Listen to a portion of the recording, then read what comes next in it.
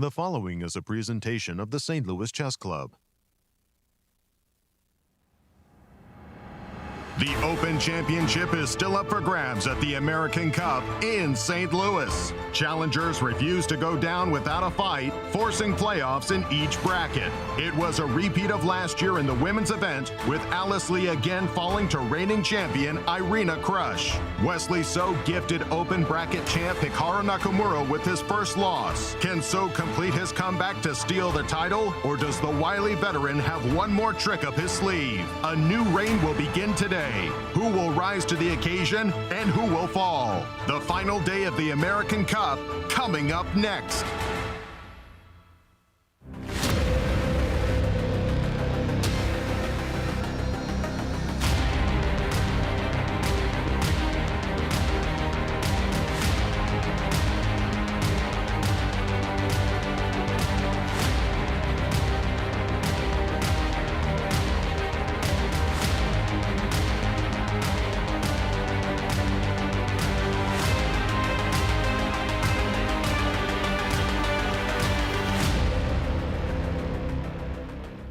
Welcome back, everybody, to the final day. It's Championship Sunday here at the St. Louis Chess Club, and we have just an incredible match day for you. It's Wesley So versus Hikaru Nakamura. Who's going to take the title home? Let's go to the studio and find out with Yasser and Joe.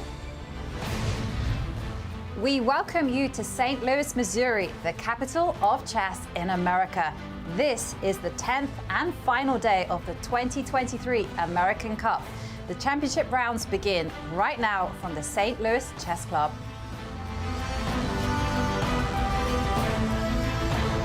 Hello and welcome from the St. Louis Chess Club. I'm International Master Jovanka Houska, and it has been a great pleasure to be sat here commentating on this scintillating event alongside the one and only Grandmaster Yasser Seirawan. Jovi, all good things have to come to an end, I'm afraid. This is it, the final day. But it's been great with you and Cristian each and every day. Thank you so much. Hello, everyone. And yes, indeed, it's Championship Sunday. And yes, I am dressed for the occasion. We are all dressed for the occasion as we're representing the great state of Missouri and the St. Louis Chess Club, where all the action happens in this grand finals. It's come down to this: one Wesley So versus one Hikaru Nakamura, because we already have a champion in the ladies. Jovi, do the honors. Yes, our hearty congratulations to American Cup champion Irina Krush, who goes home with $25,000 as well as a $5,000 championship bracket winner bonus. It's been an absolute superb tournament. She has just proved her mettle. It's just been absolutely wonderful to follow the games. And defending champion. And today, however, we're going to be crowning the Open champion. One of these two gentlemen will call himself the American Cup champion. But who will it be? Who will it be? Because after Wesley's comeback win yesterday, these two are on equal footing. And we have to definitely check out what they're going to be doing today. And what are they going to be doing in the playoff scenario that we have put for them? Yes, they are playing a 2-game rapid playoff. And it will be at a time control of 25 minutes plus 10-second increment. Now, if the score is tied, then we're going to go on to a rapid playoff of a 10 minutes plus 5-second increment. If the match is still tied after all that, we go to a blitz playoff. And finally, you might love it, you might hate it, but I personally love it. It is my favorite. It's going to be decided by an Armageddon game if it's still tied after 6 games. My goodness. And Cristian, you're in studio to drill down and tell us how these players match up in rapid and blitz. Like that and jacket. I love the way you're representing the club. I mean, you've got great taste in clothes. I like the blue shirt. I like the red one as well. I really love the one Jovi is wearing right now. But guys, I've had so much fun calling all the action with you two. So thank you very much for a couple of weeks of exciting chess, and welcome to the Championship Sunday here at the St. Louis Chess Club. We have so much amazing chess that big clash between Wesley So and Hikaru Nakamura. We also have a Blitz tournament happening in the next couple of minutes, but let's take a look at the head-to-head of this big titanic clash that is about to unfold here at the American Cup. The match between Hikaru Nakamura and Wesley So. Take a look at that. In their rapid matchup, they've played so many times. These players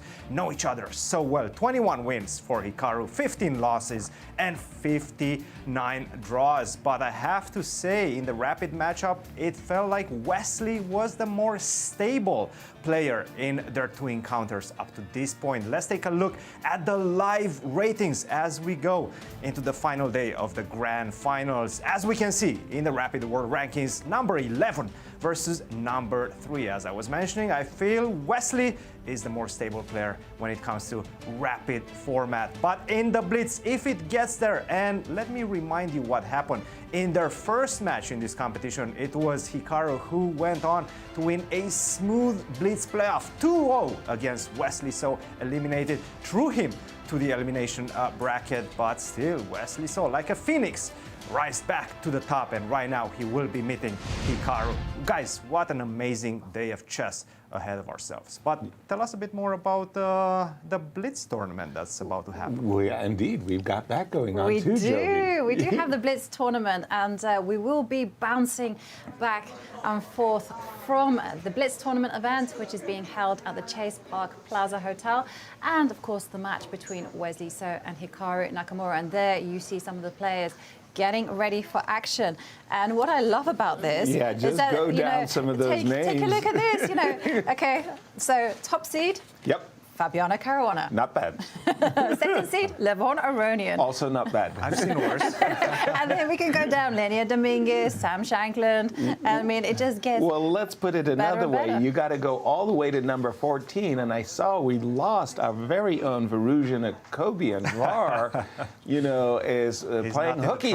He's not in the truck anymore. He's not in production. But VAR, one of the top Blitz specialists in the United States. He's really darn good. He's only number 14. I'm spotting him. There you go. Top there's left. Levon. There's Levon. But we and do VAR. have 4 boards of action, and we'll be bouncing back and forth because, of course, our primary game will be Wesley against and Hikaru Nakamura. And I was thinking, and there we see Wesley, I was thinking as I was coming into the studio today, what is it that separates these two players at the moment? Well, I'll tell you. They've both taken a measure of one another, but Hikaru won when it counted. He got the $10,000 champions bracket bonus by winning when he won. And Wesley has extended the match to today. Starts with the black pieces. And Cristian, E4, E5s? No, Nope. I think we're going to see something else from Hikaru. It doesn't C4, seem like English? he tried the C4 and he got some slight advantage. I mean, it's so difficult. I have to tell you, Wesley, in my opinion, is one of the most uncomfortable players to get ready for in terms of opening preparation because he knows absolutely everything to perfection. Every single minute detail in the opening, he will know it and he's going to be ready for it. Very, very uncomfortable player. With Hikaru, 25 minutes plus 10 seconds increment, he needs to put early pressure on his opponent, build up a time differential, and take it from there.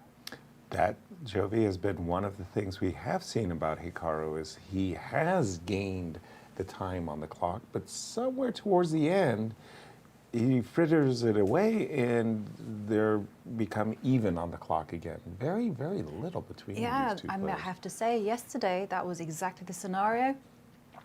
And we also saw Hikaru just burning time in very tense positions, not really wanting to strike or to take any concrete measures.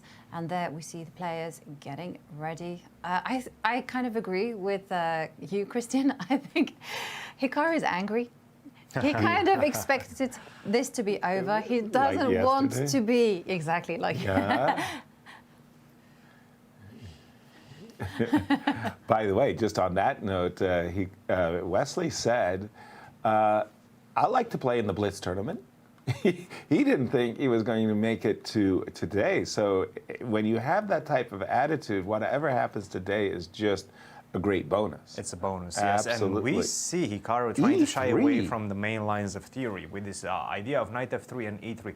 This is not a bad idea, especially for a rapid playoff. Now, this thing could potentially develop into a very sharp line. If you try ideas of, as we will see later on, c4, b3, get the bishop on the long diagonal, and then if black decides to play with the move e6, which I'm anticipating he will do, that's one of the top options in the position, then maybe, and by the way, d takes c4 is a big, big move.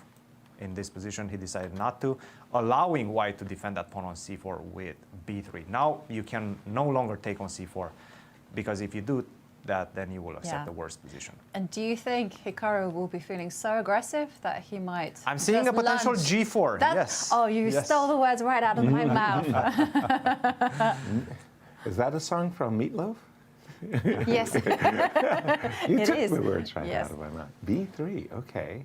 Let's see. So let's see. we have been seeing, by the way, in his streams that, and his rapid blitz chess, that Hikaru loves these B3 Larson queenside fianchetto. So B2, B3, and he sidestepped the Queen's Gambit accepted. That's already a kind of success for Hikaru. And what is it? What else could he Bishop do? e7, okay, that's a different approach. Bishop d6 is one of the main lines, and try to play in the center for e5. Now, bishop to e7 is a bit more of a passive approach, and it leads to this type of situations. Isolated queen pawn, d4. Maybe isolated, maybe hanging if you decide to play b6. Knight to c6. Like it. I do like it, and white has predominantly developed the light squared bishop. There it goes, e2. Bishop e2. Well, also through his own move order, Wesley has sidestepped the lines where the bishop pops out to b5 when the king is still in the center. So bishop to e2, and well, these are the type of positions where you start to define the, I want to say, a kind of a Tarash, where you try to put your bishop on f6 in order to neutralize the fianchetto bishop. So knight f6 would get my attention. This is the more testing move, and he played it. He knows it. And what about d takes? That's the main move. It's the main move, yeah. And now bishop f6, or? That's right, bishop f6. And we have to play something like knight d4. No? Perhaps rook to c1 first, Rook or C1? knight to d4. Those are the couple of moves that you have in the position. And from a theoretical point of view, what's the score like when you get into these games? And we do see d4. It's fairly decent for white, especially if you go for this bishop f6, rook to c1, queen a5, knight to d4. This is more or less forced, right? You have bishop to defend. to c6, rook. Yes. You have to defend that knight on c3 somehow. Right. Now, after knight takes c5, we have knight takes c6, and we transition into the hanging pawns. I see. Right? This type of positions. White scores quite well, 62% victories in this position. 62%? That's a very decent result, yes. Wow. Yes. Okay. At least according to my database. And I'm seeing a lot of very top-level games. Like Right. MVL played it. Wesley, actually, he played this with the white pieces. Magnus Carlsen recently against Dingley Ren has played this move as well. So it's a well-established line. And, well, the Hikaru is playing very quickly. I think we have a bishop f6. Yes. Just that whole line that you just said, Yes. bishop f6, 62%. 62% after knight to d4, knight takes c5, And knight knight takes takes c6. c6, b takes c6. Yeah, these players know their stuff. Hikaru is one thing. blitzing right through this opening like, oops, like he knows it backwards and forwards. But so is Wesley. Right? Both players. Knight e4, Yes. queen to c2. Yes. I think there's been Somewhat- about 11 games in this. Wesley himself playing with the white pieces against Duda, as you've mentioned, Cristian. Yes. So And- if we take, oh, pardon, I apologize, Jofi. I was just getting curious. If we take everything on c3, He took the pawn on he a2. took the pawn on The a2. players are asking this very same thing. Ooh, the first wrinkle in the position. Rook to c2 after queen a2 is the main move by far. By far. Bishop to f3 is a novelty. Okay. Right now, that does invite the move rook b8, right? Rook b8 tickles the pawn on b3. rook to b8, perhaps queen takes c6 and bishop takes d5, those type of ideas. Is that That looks pretty darn... It is. I mean, you're playing for a very minimal advantage in this type of Even positions. Stevens, I mean, 4 versus 4. Sorry, Yes. Jovi, Yeah, you think something might No, be no, no. happening? I just wanted to point out the obvious. Please. That rook b8 is forced because, well, it's not forced, but it's very ideal because rook a1, huge threat on the board, trapping the queen. Truly. You don't have time to play bishop d7, rook a1, and parting with the lady. Rook b8, however, I can't imagine anything better than winning these 2 pawns for a pawn on b3, but that position sure doesn't seem to promise much. And I was also going to ask the other Please. question. What happens if instead of playing rook b8, you just simply play queen a6? With the idea that, you know what, let's go into an endgame where I have 2 weak pawns, but you have a really bad pawn on b3. As well. Are you going to win this one? Everything is very, very close to equality. That looks like a I pretty can tell you that even- much. Everything is very close to equality. Maybe in the best scenario, you will get a rook 4 versus rook 3 Right. on the same side, But- which everybody, all these elite grandmasters, they know how to make a draw with their eyes closed. I once played a match with Wesley Ivanchuk where I was white in the first game and I got rook and 4 pawns versus rook on 3, same side of the board.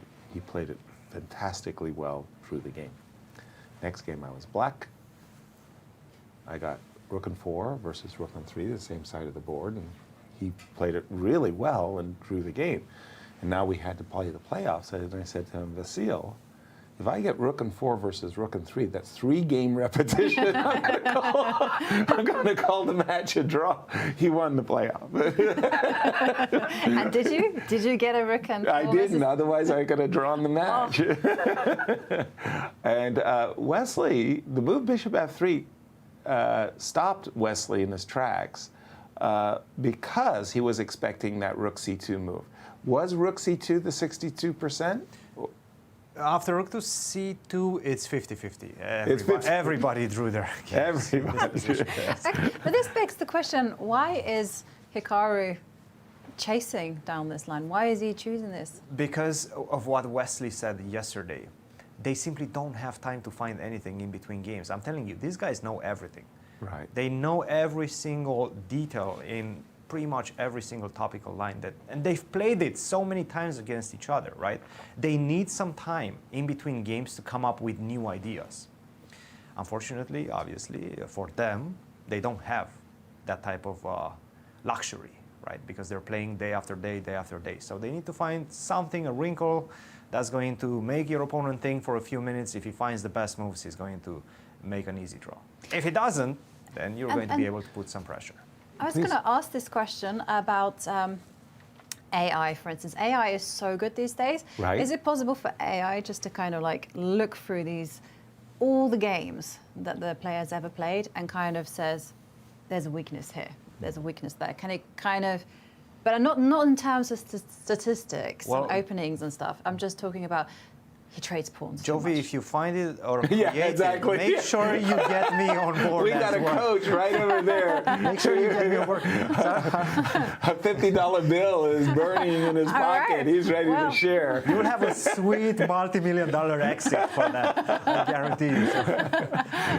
Well, Yeah, there you go. just call your GT. On that note, I wanted to say that's why so many chess lovers look forward to the World Championship matches, because in those World Championship matches you have 3 months, 6 months of preparation where they get together with their teams and they really pour their hearts and souls into their preparation and come out with fantastic ideas. So World Championship matches were usually like opening up the curtains to innovative ideas, because of exactly what Cristian has been saying. Between the games, these fast-paced tournament games, they don't come up with the ideas. They don't have enough time to get together. By the way, on that GT note, seriously, if you put together a program that comes up with how to play against the Hikaru Khan, how to play against the Queen's Gambit Accepted, boy, there's a lot of people who would like that. And I lose my job as a second. And as a coach, it wouldn't be fun. as a commentator. But it really wouldn't be fun to kind of like have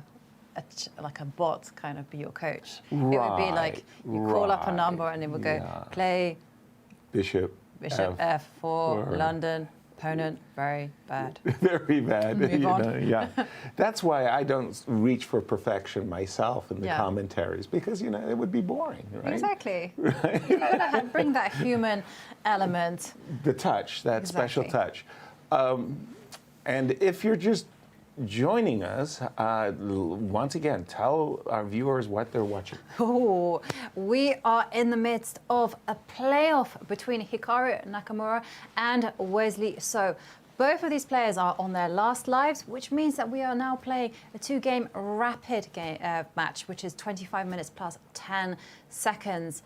And whoever wins this, well, walks away with $50,000, the championship title, and the honor of being the American Cup 2023 champion. Wesley has been in a deep freeze after this novel move, Bishop F3.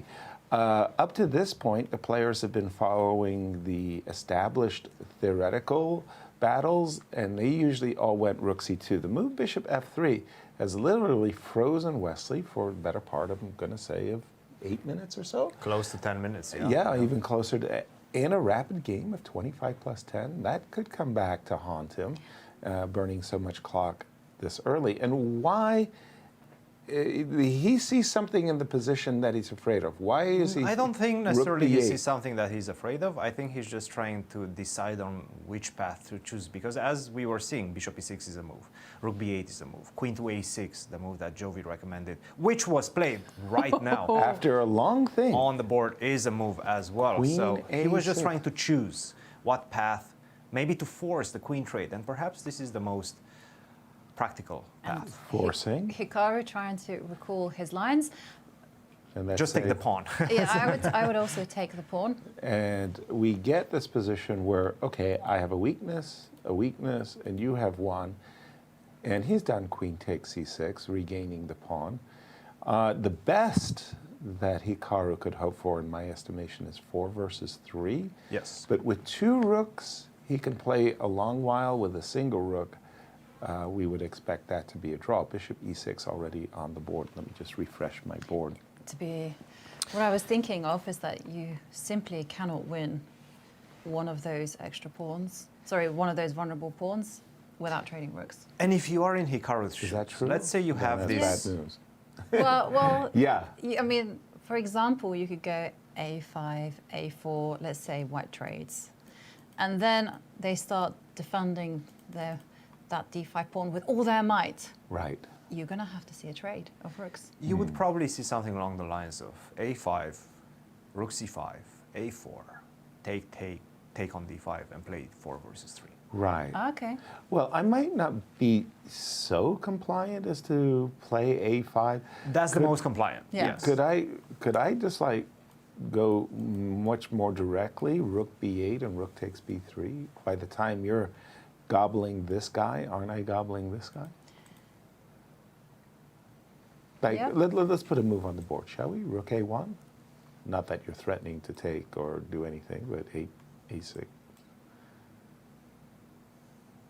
And, okay, he played Rook to D1, immediately going after the pawn. Okay, let's try to find something that gives black some problems. I have this Okay. idea. I take on D5.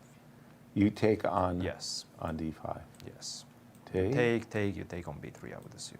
Yes, correct. The problem is, right now I don't have time to put one of the rooks on the 7th. Correct. So this is kind of annoying. But let's just play Rook D7, and you play a silly move, you don't checkmate me. Or Okay. you play G4, and then you play a silly move, you don't checkmate. You defend the pawn from A3. Correct. This is, after Rook to C7, This maybe is the play. most dangerous thing that This Hikaru is can play. see. Yes. I would really, maybe the table bases say draw or whatever, but I would feel uncomfortable directly here. If I with the manage full to get pawns. 2 rooks on the 7th, Right. If I manage to do that, even if he's 4 versus 4, I can just push my pawns Yes. towards e6, that e pawn that doesn't have an opponent on the e file, get it to e6 and try to open up the 7th rank for rooks. That is an end game I don't want, which brings me to Jovi's point, which is, yeah, you're going to win my pawn, but I'm going to force a trade of rooks whenever you try to take the pawn on d5. I want to make sure that the 4 versus 3 will be a single rook ending, not a double rook ending. And that makes a lot of sense. Rook c7. Oh, hold on. We do have a move. Rook b8. Pardon me. Bishop e6, rook d... No. Rook to d1, and then rook b8 on the board. Mm-hmm. And very quickly, rook c7. So Hikaru is inviting this for 4 versus 4. How are you? But hang on a second, there are some back rankers here. For both sides. Yes. For both sides. So, Don't think about this. Can we go back just one move? I'm not going to take on a7. I'm going to go h3 or... Yeah, let's go h3. Okay. Could you go h4, please? Sure. Sure. We will meet your wishes. H4. Anything you want, Joe. Why? Position why, is... Now this one, Okay. Rook takes a7. I just can't imagine anything but a draw. Rook d8, rook b8, rook b5. I mean, you're going to have to take on a7 someday. I'll go rook d8 and h6. Yeah, okay. This is Now, a complete draw. It's funny, Jovi, as we were coming on show, you were showing me some positions where h4, king h2, king g3 was the winning sequence. That's right. Well, we can get our king to f4, but are we really that impressed? By the way, Wesley's not impressed. Wesley's saying, look, I'm with Jovi on this one. I'm just going to trade one pair of rooks, and we can call it a quick draw. I like it, yes. Rook takes b3, rook takes a7, rook b8, current position with rook b1 on black's agenda. Okay, so say, for example, Wesley gets that beloved Rook trade. Rook trade, trades off the bishops, and you have rook versus 4, rook versus 3 pawns. And look at that. He doesn't want to see that beloved. There are some constellations of where it's actually very difficult for the defending side. Tell me what you would like again, please, Jovi. So from this position, he just played rook a1. I wasn't expecting rook a1. So I was expecting a kind of scenario where rook h4. I really like h4. Let's do it. Let's do it. I'll do h6 to let you. Yeah. Then you're going to take, then I'm going to go rook here. Right. And then I'm in problems. Right. So And then I'm in problems. Because I obviously have problems with the bishop. the back rank.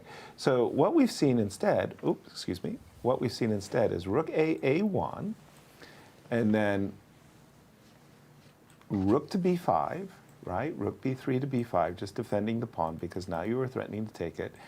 Hikaru is with you 100%. He's played the move h4, and Wesley said, okay, let me bring my king quickly towards e5 so that you can't play king f4. I can understand if you get rook d4, king f4, maybe a little pressure on the well, d5. this is what you were aiming for. I'm thinking that Hikaru is aiming for. He is aiming for that rook 4 versus 3. Yes. But he's aiming to do it when the pawn structure is really good for white in the sense that it's not easy for black to trade pawns. Okay. But how are you going to do that? That's the problem. Well, he's put his pawn on h4, right? I want to put my pawn on h5. And I'm he's not done, sure why he's not putting his pawn on h5. By the way, Cristian is 100% right that oftentimes black does play h5 very, very quickly. Yeah, in this particular case, what I like about Wesley's play, specifically here, is he's put his king on f6 because there are times he might prefer h6, g5 to h5. The easiest way right now is to just go rook b6. Yeah, we play rook b6, exchange the rooks, give out the pawn on d5, and play h5. And everybody knows how to make a draw in that position. Apologies? He goes for it. Rook a6? Yeah, rook b6, just give up the pawn. Yes. Forget about trying to hold 4 versus 4. Just give up the pawn, take on d5, exchange everything, put the pawn on h5. you are 2780 or Right. whatever he is right now. You know how to make a draw in this one. Exactly. And he's done it. And Yeah. he's put the pawn on h5.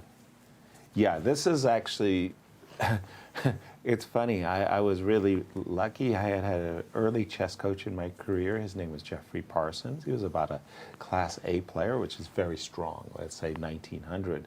But what Jeffrey was he just absolutely adored studies and endgames. And the endgame studies, he enthralled me with. And so I learned how to win king and pawn endgames before I learned what the scholar's mate was. I mean, like, what? So, yeah, in 4 versus 3, he said, Yasser, these types of exams are they're like cheating on an exam. You know you're going to get them. And you know you're going to get 3 versus 2. You know you're going to get 4 versus 3. You might as well learn them inside out now so that when you get them at the board, you'll play them perfectly well. Yeah. Okay, so just for the benefit of doubt, Yes. how is it possible to draw this as black? What is the technique? Well- and what is the technique for white to So- try to push forward? You said it very well yourself. White is going to try to push forward. White is going to try to put his king on f4. He's going to try to drive this king away from f6. So precisely what you said, so that he can go or meet with his king forwards. At the same time, he's also going to try to nurse his pawn up the board. Why did black play h5? Because when you do get this position with your king on f4, you don't want to see g4, g5, and you're getting crowded away. So anytime white offers a pawn trade like move g4, black is going to take it. And anytime you go f4, f5, black is going to take it. So black is looking for pawn trades, white is looking to press and squeeze his way forwards. Oftentimes, black just leaves his rook along the 6th rank so that you can't play check and you can't push the king away. You're going to have to play e5 check, which is usually a move that you would like to keep in reserve. So the only thing that you could try to get in this position, though it's extremely difficult, is a position in which you have the e and f pawns as white on the board remaining against the g pawn. Mm-hmm. Unfortunately, that's almost impossible to get in this certain situation. And look what Wesley has done. He's gone rook to h1 to provoke the move g3. Why is that important? Well, you can simply sit with your rook on g1 and say to your opponent, well, now your king is forever tethered to the g3 square. Yes, you can check me. Oh, pardon me, let me just put the rook on g1. Yes, you can check me and force me back. And he's done precisely that. But then, anytime your king tries to move, I'm going to cash the pawn, with rook takes. So what Wesley is saying, for you to make progress, you're going to have to play g3, g4. I'll trade. Mm-hmm. I'll trade. I really liked your king e7 move, by the way. You did? Yep. I was don't gonna think take you it should back. be playing king to g7. Because? Why I felt that it was a concession, because you do have ideas of rook d7, followed Okay. up by King e5. g8. And then you're forcing my king Yes. to go backwards some more. Okay. Yeah. But rook g1, I also like the lines where you keep your king, you keep your rook on the side and you check the white king whenever you get an opportunity to do so. By the way, e5 check on the board, asking Wesley right here, right now, define where you're going to put your king. Will you I put think your he's going to king- tuck it in on g7. You think, I think so. So check that out. Coach over there saying king g7 might be a better. I'm not saying it's better. I'm just saying Oh. it's. I think he's going to want to tuck it in.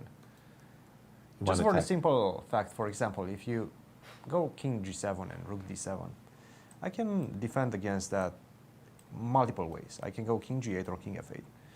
Or I can just simply go rook e1. I like rook e1 as well, because a moment ago the pawn on g3 required protection. Now after rook e1, it's the pawn on e5. will require protection. King G7. And we do have King G7. We do have Rook D7. And I think at this point, time, oops, I think I lost my screen. Time is not an issue anymore, right? There are a few things that black should be very careful of. Okay. And that is, for instance, if white were to go rook to d6. Okay. And say you just make a pass move, I don't know, rook e2. Okay. e6. E6? Is an idea to Okay. be aware of. The whole thing is that after pawn takes pawn, Okay. you can step forward. I wanted to go rook d7 check. You know what the problem And you is? want, after the king goes backwards, Yes. So this is what you have to fear. exactly. Don't If you get allow this, this. if you get this, then it's going to be bad news. Then something. Jovi, you know what the problem is? I can take with the rook on e6, and I think that pawn and game is just a very easy draw. Right. So I This is the agree. one thing that you should be worried about. But if this pawn and game is a draw, then nothing to worry. Let me just. I agree, but in this circumstance, it's a draw. So often, what's going to happen is these crafty endgame grindmasters, as we call them, Yes. they trick you. They move their pieces. They move the rook, doing nothing moves, and Right. before you know it, You're e6 down has on the come, clock, and you're and suddenly you've suddenly facing, put your king somewhere ridiculous, and you're thinking, ah. Right. I find it intriguing that Hikaru just now played the move rook a5. He did have an opportunity of playing rook e3 and then playing what you wanted to play was e6. Hikaru did not do that, and rook a5, rook e2 on the board. Of course, e6 will get 3 versus 2, and once again, we do know that's a pretty straightforward draw. Rook e1. Pardon me, rook a6, inviting rook e1. And he goes for it. Exactly. When they need to wait, they know how to wait. They know how to not do anything and create any weakness in the position. By the way, in that classical game where Wesley sacrificed his queen and suddenly ended the game in stalemate, that was like a snap finish, right? I don't think we caught the queen takes h4. We didn't catch it at all. I know. And it was on the plate. It was, so to speak, for, I don't know, 5 moves. Right. It never even occurred to us once. Exactly. And when he put that down, I was like, you know, my snap, you know, that was great. Rook e1, we don't think time, that the difference in the clocks make any difference. However, I do think it's 23 minutes for... 23 minutes, yes. Hikaru started with 25. Let's remind everybody. Oh, here we go. And he finally has played rook e4, so he is... I'm anticipating this is going to drive the rook to the G file so that you don't have king G5. G right? file or the E file or the A file, Right. sorry. Okay. Yeah, the A file. He's played it to the side. He wants to stay on the side. anticipating e6, and he'll get a checks on the side. One thing you don't want to do as white Please. is go king G5, rook A5, and now F4. That would be awkward. And That F4. would be a bit awkward, yes. Yeah. Actually, that looks like a pretty good puzzle rush tactic right there, you know, just to be observant that you would walk into a checkmate. That was, I don't know, Coach, that's a bad sign when you're seeing everything that can go wrong, you know, paranoia, you know. Yeah. Right? Let me just refresh my board. It'll just take a And quick second. Hikaru trying to confuse the game by just moving his king backwards. Yeah. That's not really going to get anywhere. No. This is just trying to create some... King to F8. Fog, Now is your yeah. chance to go E6 if you really want to. Well, in a moment, you may not get the chance again, right? Because if I put my king there, the moment you play rook e3, that is a drawn rook and king and pawn endgame very, very quickly. So after the move king f8, it's almost one of those now or never situations. And the problem is if you go E6, I can give you a check. Oh. Wait Throw a you minute. to the We're first going to get rank. into Jovi's line. Wait a minute. Jovi might suddenly be happy if... I would be very happy. Well, but I don't think it's Rook A3. that matters too much on the result of the game. Commentators' happiness is not a part of the tournament complex there. Yeah, no, it's still, what can I say? It's still pretty clearly drawn after this rook a3. And Wesley, in fact, decided to take pause, go check on the Blitz games, see what's happening in those. He's not at the board right now. He's not at the board. No. No. He's not allowed to do anything other than stay in the playing Oh, well, area. absolutely. Oh, absolutely. Rook e3, and Hikaru is very happy that his opponent's clock is ticking. How much time does Wesley have, by the way? Wesley's got loads of time in the world, so he's got just over 12 and a half minutes.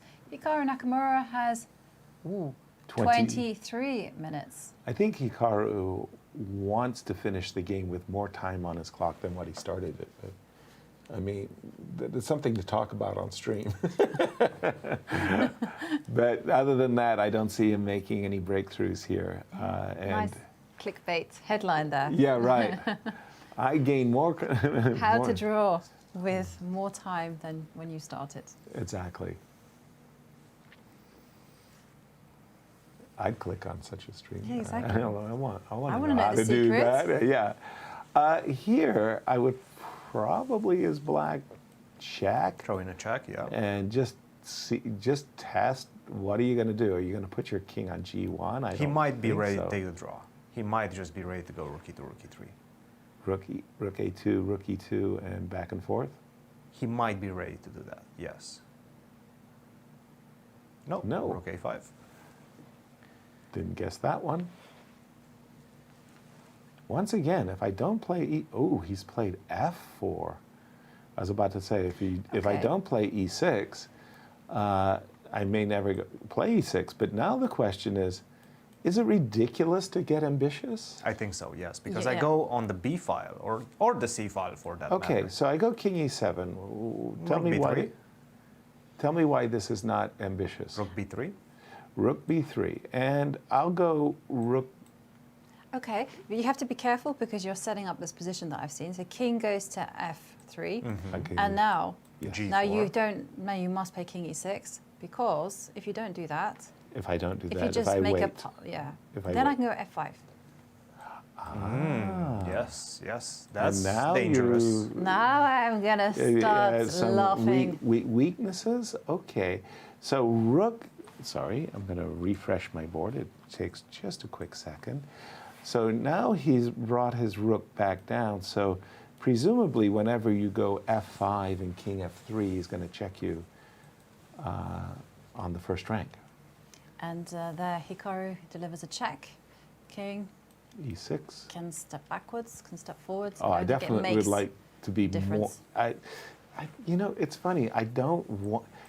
If you ask me, I wouldn't want to allow this That's a type great of, point. So if you're going to imbalance.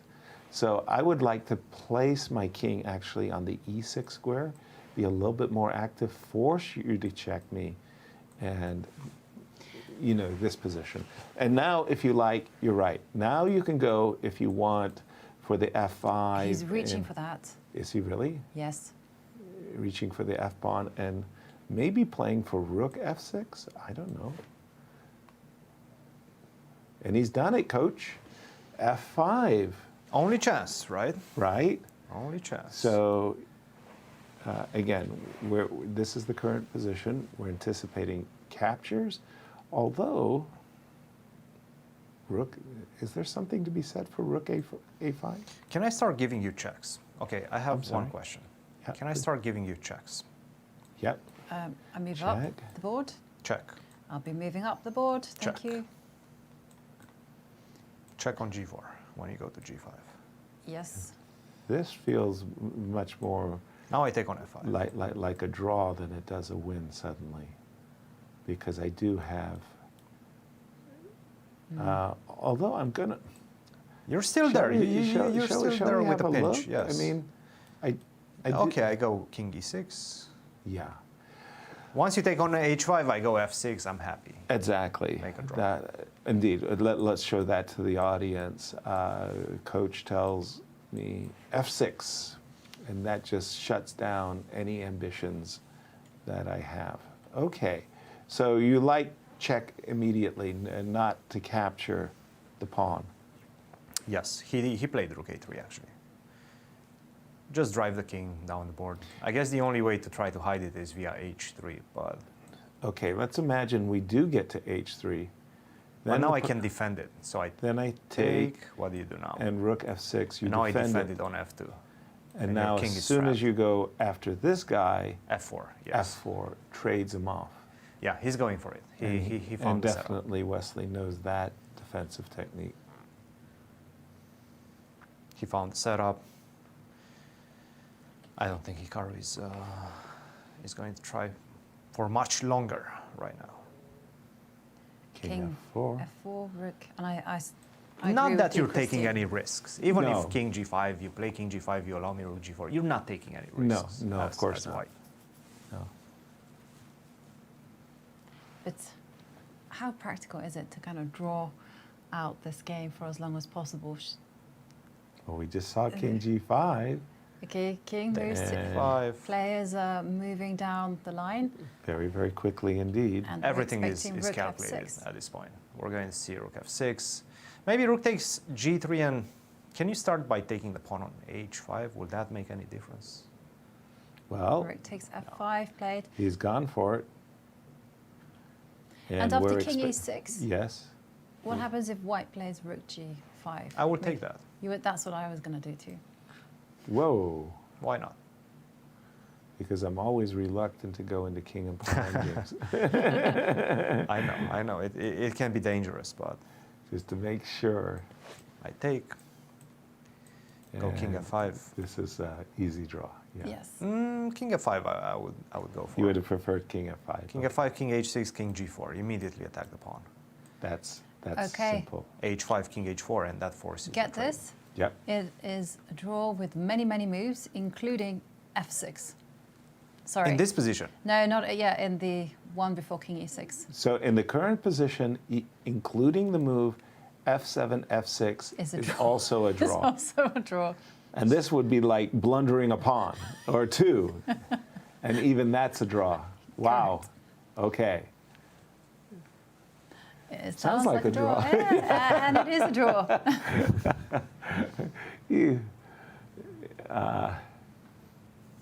Even without Verusian in the studio, Just to give you an update on the Blitz tournament, Verusian actually drew Lanier in the second round, so it's a start. he's doing well. Good start. Well, I mean, VAR has to uphold the honors of the production team. You know, I mean, he's in studio. Each day, he's telling the production what's going on. You know, And you know, he's got to earn the respect. those pesky commentators and Yes. podcasters. Right? The lowest of the Below. low. That's us. Right. And No, I think podcasters are just we're It's the one worst. we're, It's we're, the we're just half a step above. do you think so? Commentators are half a step above podcasters Why? because we're more challenged. we work longer hours. We use our brain more. Oh, That was uncalled for, Jovi. Okay, I take it back. I take it back. Uh-oh. What does he play? He's found another way of forcing a draw, has Hikaru, and he's gone for, well, I don't even know what would you call this. This is hardly a winning attempt. Rook g8, I think is the easiest. Rook g8, you take my pawn. Why wouldn't we play king f6? F6? Well, you can actually look at this. Because I want to Every move. force it. I want to Every go- move draws. You Right? have a Except table rook base a3. I have a of table like base, 20 and let me moves that tell all you draw. the losing moves. The losing moves are rook a3. You're not going to play that. Rook g5 a3. and rook g6. There. Anything else? So you have 3 moves that drop a whole rook, and everything else draws. Exactly. Just don't blunder your rook. Rook g8, threaten rook h8, and that's it. Yep. He goes for it. We're probably going to see king h6, rook h8, rook h7. No. Hikaru says rook h7 first. There was a movie made on the racehorse Secretariat, and Secretariat wins the Belmont Stakes by like 30 lengths. And the trainer, John Malkovich, shouts out to the guy on the horse, "Don't fall off." He's crossing the finishing line. Don't blunder your rook, Wesley. Yes. Don't blunder No, the rook. I mean, this is impossible. Okay, now King king goes to G7. G7. Okay, Wesley doesn't want How that. could you not play King G7? That's funny. Whoa, whoa. Whoa, I'm just making sure. Well, one stalemate brought about another stalemate. That was intriguing, to say the least, as the first game is a draw. It is a draw, and I do feel that Hikaru, playing with the white pieces, will perhaps be disappointed with that outing, because you do want to put your opponent under a little bit more pressure than Hikaru Duress, did. yeah. The opening novelty, well, it was kind of a bust. I mean, nothing happened. The players played all theory, got into an isolated queen pawn position, and right here, Hikaru played the move bishop f3. All the pieces came off, and it was a very, very comfortable draw. Very comfortable draw, so they're going to do it all again. Colors reversed, and the winner of the next game wins the whole thing. Yeah. Unless It's a 1-1. draw, and then we're going to go to playoffs. And a lot faster time control. But in the meanwhile, do we pop in There we on go. the Blitz? Let's take a look at what's happening in the Blitz event. And we are looking at the game between Sam Shanklin And Aram Hakobian, who actually defeated Levon Aronian with the black pieces in the second round. This is round 3 round 3. of 9. Okay. $30,000 3, in prize money. 2. That's a pretty significant prize fund 4 for a Blitz seconds. tournament. Yeah, to a minute 30. I like Sam's chances. He's The also clock. gone up as well. Rook f8, push the pawn. Oh, he could have played rook check and taken the pawn on b3. Oops. Ooh. Now think that's it a doesn't. no-no. You got to make sure that all the pieces are properly on their squares by the time you press your clock. Oops. Check. That was a E5. check. Now you can just take Let's that exchange pawn. that. Yep. And push. Okay, the white and king does no, run back. no. Oh no! The it's problem a is you can caterpillar. promote your pawns only There you with a go. The rook. caterpillar. Yes. Okay, you just crawl up the board. And so there you see a Sam handshake. Shanklin has won. Nice win. By the way, Fabiano Caruana versus Benjamin Bach on board 1 is still ongoing right now. Right. I don't know if we have camera feed for that one. There you see the Letterman's jackets. Here we go.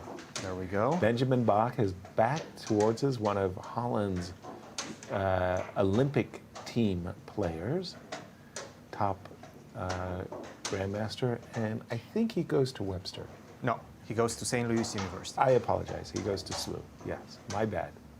And Fabi, that's a nice passed A pawn I'm looking There's a at. couple of nice pass pawns. D pawn and the A pawn, 2 pawns up. Oh, but you yeah. have to be worried about the check rates That coming on the was, A that was Coolly what Benjamin defended. had set up. A7, that's supported by the queen, queen to C8, trying to avoid promotion. But to rook A1, oh, This that's is a over, nasty yes. move. That forces the queen trade, which is the one thing Benjamin Now the didn't knight want. comes in. Rook to B1, rook to B1. B8, and Yep. that's it. And that's all she wrote. Knight to C7, rook Rook to B8. B7 first. D5 followed by D6. That's it. And a hardy Fabiano hand, wins. hardy hand clasp.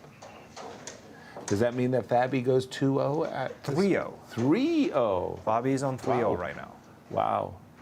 I just wanted to say that $30,000 in prizes is brought out. The best in the universities, the locals, all coming. It's a who's who of American chess playing in this competition. And a big shout out to St. Louis Chess Club for sponsoring this event and the result of the first game. Yes, the result, it was a very hard-fought draw between Hikaru Nakamura with the white pieces against Wesley So, which does mean that whoever wins the next rapid game will be the winner of the 2023 American Cup. And 30 minutes from now, they will play again. Yeah, the goal will start game 2, and as you say, it will be sudden death. The winner wins. But in the meanwhile, let's check in on our friends at Q Boutique. 5% And yes, discount for I'm going friends to and miss family. this segment so much because I love it when you do the modeling. You do it so well. Look, I'm the eye candy on the show. I accept the role. What can I say? What is the special? Okay. As a thank you for watching the 2023 American Cup, please enjoy 20% off 20%? all regular That's priced ridiculous. merchandise today, only with the cup and Cup 20 at checkout. Offer valid only at QBoutiqueSTL.com. So 20% off everything. Sweet. That is amazing. Wow. Yeah, do exploit the moment. The American Cup 2023, our last day. And as we get ready for break, we're going to be saying our thank yous to so many people behind the scene. We'll see you on the other side of the break.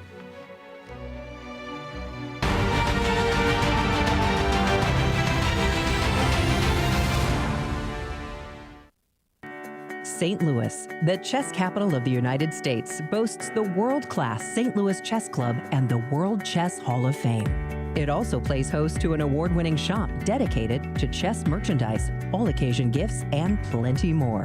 At Q Boutique, you can shop both in-store and online for chess merchandise, autographed collectibles, chess campus souvenirs, and much, much more. From quirky greeting cards to luxury chess sets, there is something for everyone at Q Boutique. And all purchases go right to benefiting new exhibitions and programs at the World Chess Hall of Fame, dedicated to exploring chess and its immense impact on art and culture. Located on the first floor of the World Chess Hall of Fame, enjoy a shopping experience like no other and become everyone's favorite gift giver. If you can shop in store, make sure to check out QBoutiqueSTL.com for a wide variety of gifts for everyone to enjoy. It's 2023, and the Grand Chess Tour is back for its 8th trip around the world.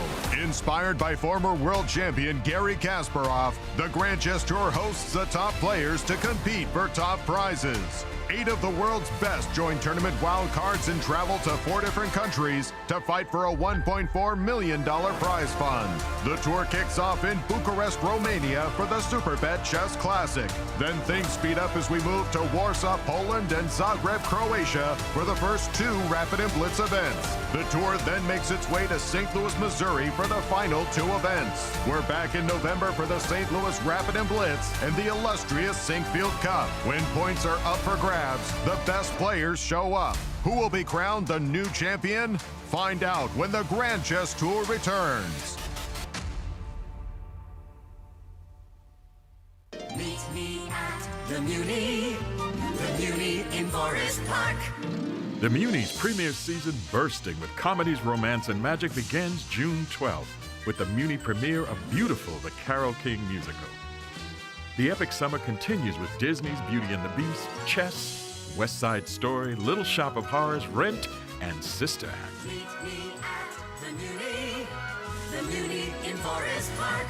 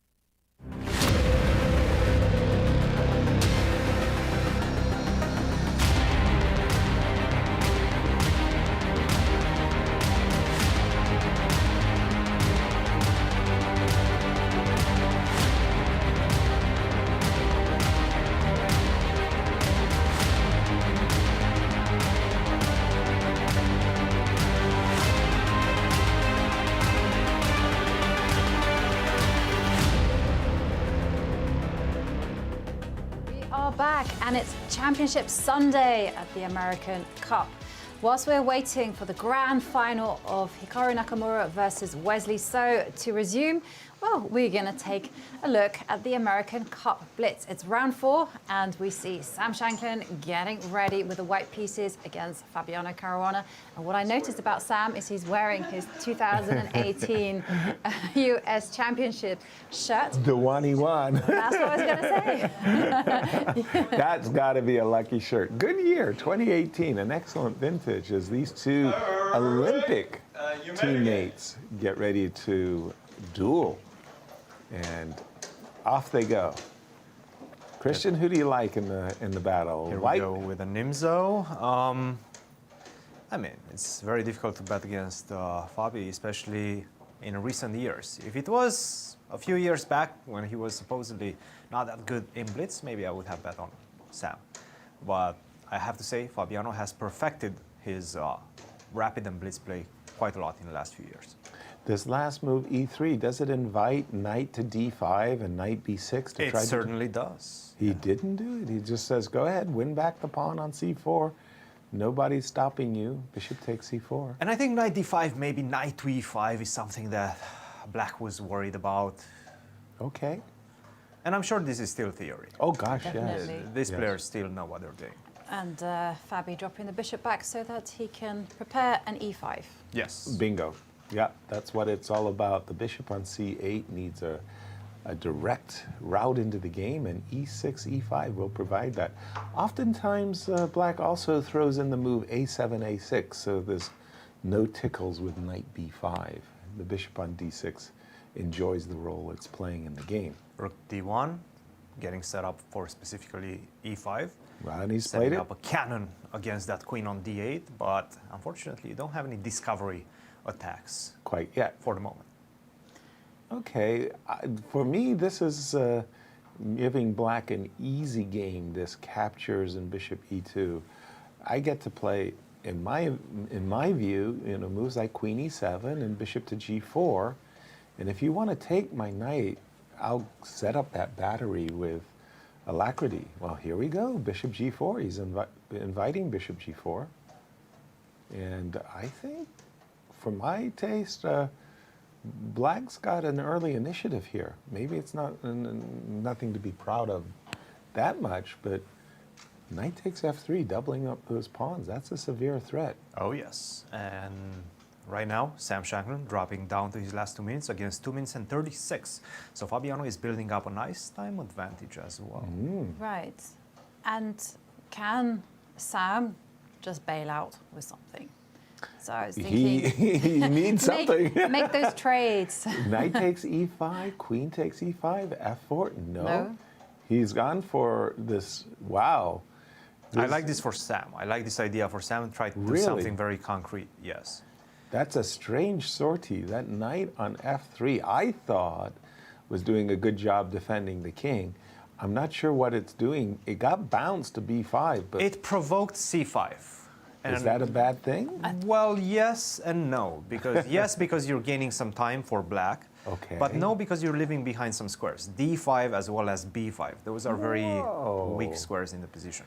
H3. Now again, I'm super happy here as Black. I'm playing bishop D7. Yes. Keeping the threats of bishop sacrifices of bishop takes H3 alive. Then I come back with my queen. But I'm also eyeballing A6 and sending that knight on B5 into purgatory on A3. Where do you... Whoa! Whoa! F4. Now that can't be right. A6? No. That's too much. That has Whoa, to be too much. Whoa. A6 might have just won the game there. You take on E5, queen takes E5, I'm hitting H2. I'm winning back the knight on B5, by the way. Well, the knight is going back to A3 anyway. B5 on the board. No, this is going wrong for Sam Shanklin. Rook A7. But I really think that move knight G6 was not needed, that he missed a winning moment there. And the problem is you don't have bishop to C3 setting up that bishop on the long diagonal because of B4. So the knight is offsides on A3. Clear. You're not doing anything there. But the bishop cannot go back to cannot go to C3. Probably will have to be rerouted via E1. It's not looking comfortable for white. Yeah. I think the white knight, but it can. Okay, you can just admit that it's gone on an erroneous journey and just go back to b1 and go, hey, look at that. Okay. By the way, I thought this move, c4, was setting up for queen c5 and maybe some awkward things. So this move, e3, e4, defends the bishop. And, well, queen c5 check maybe still is good. Queen c5 check and knight d7. He wants to play bishop c5 check. Makes sense. Makes a lot of sense. But you're right. That knight on a3 is just an eyesore for me. He's got to bring that knight to b1 to c3 and back into civilization. Bishop e3, rook c7. Not even bishop c5. I'm not going for the bishop trade. Right. Which I'm not convinced whether it's the right thing to do or Somehow not. Sam has righted the ship a little bit here. You think so? I think so. The knight, once the knight gets to c3, I don't see why he's not a happy camper. He will have ideas of e4, e5 himself. Once you put the knight on c3, I want to go b4 as fast as possible. Okay. And what happens if you just like get crafty with the queen and put her on h4? That's aggressive. Yeah. Very That's my aggressive. name. Very aggressive. b4, not even waiting for the knight to show up, but just stopping. But also inviting knight d2. Knight d2, c3. He needs to do something. But knight Fabiano, d2, that is. c3, On the knight queen side. c4. The knight kind of look. Oh, you might You've have got bishop b5. Okay. Don't you? Yeah. You've got bishop b5 ideas. Knight d2, c3, right? Right. You can start with bishop b5 if you want, but I think c3 makes the most sense. A bishop b5 At a played. certain moment, maybe I just take this pawn and just challenge you to prove And Sam now under Maybe right 30 now, yeah? seconds. right here. maybe right now is the moment. Right, down to 20 seconds. Uh-oh. And what's going to happen Rook is that f2. yeah, just Okay, that sidesteps c3. Sorry. I know I was going to say just wait for it because Sam now is feeling the pressure, he's feeling the heat. Yes, he is. And he will play great and then he will just crack. Not just him, but I mean in general this happens. You know, you can play 20 good moves and then at some point when you have seconds remaining, it happens, it all falls apart. And It you all lose your falls apart. mind. That's when you make the mistakes. Yes. Yeah, knight f1, and it does feel like Fabi is using his majority to effect, and at the moment the pawns on e4 and f4 are just simply stuck. Question is, what do you do with the knight on g6, or do you just sit with it there? Well, He's taken for the bishop moment- and maybe knight g3. It's just sitting. Knight takes f4 was a threat, so he sidestepped that with king to h2. Right, unpinning the rook, which now defends the pawn on Rook d7. Knight g3. Knight is perhaps coming into f5. And so far, there's a three-way tie for first place between Sam Sevian, Fabiano Caruana, and Sam Shankland. And bishop takes All f7 3 does points. not work because The the rook on pawn- d7 is in fact protected by the bishop on b5. You don't see it very clearly. No, that bishop on It's b5 hidden, but it's nicely there. hidden. It's but lurking. it does feel like an awesome extra pawn for Fabi at the moment because Maybe on rook d3. yeah, something maybe to be said for bishop to d3 to g6 I want a rook d3 just But if you Yeah. go bishop d3, queen c1, and bishop g6, just making sure that. Oh, there's- he's taking that Whoa, pawn. whoa, whoa, whoa, whoa! He Ooh, that took was not Bishop necessary. to g6. Well, it threatens rook g5, and I do like that idea very much. Where is that? C2. Don't take on c4 because of rook to e8. Hakimati. That would be very bad, yes. And this move sets up rook h5. Rook g5. Rook h5 would have also just kicked the queen. Rook c5, trying to promote that c pawn.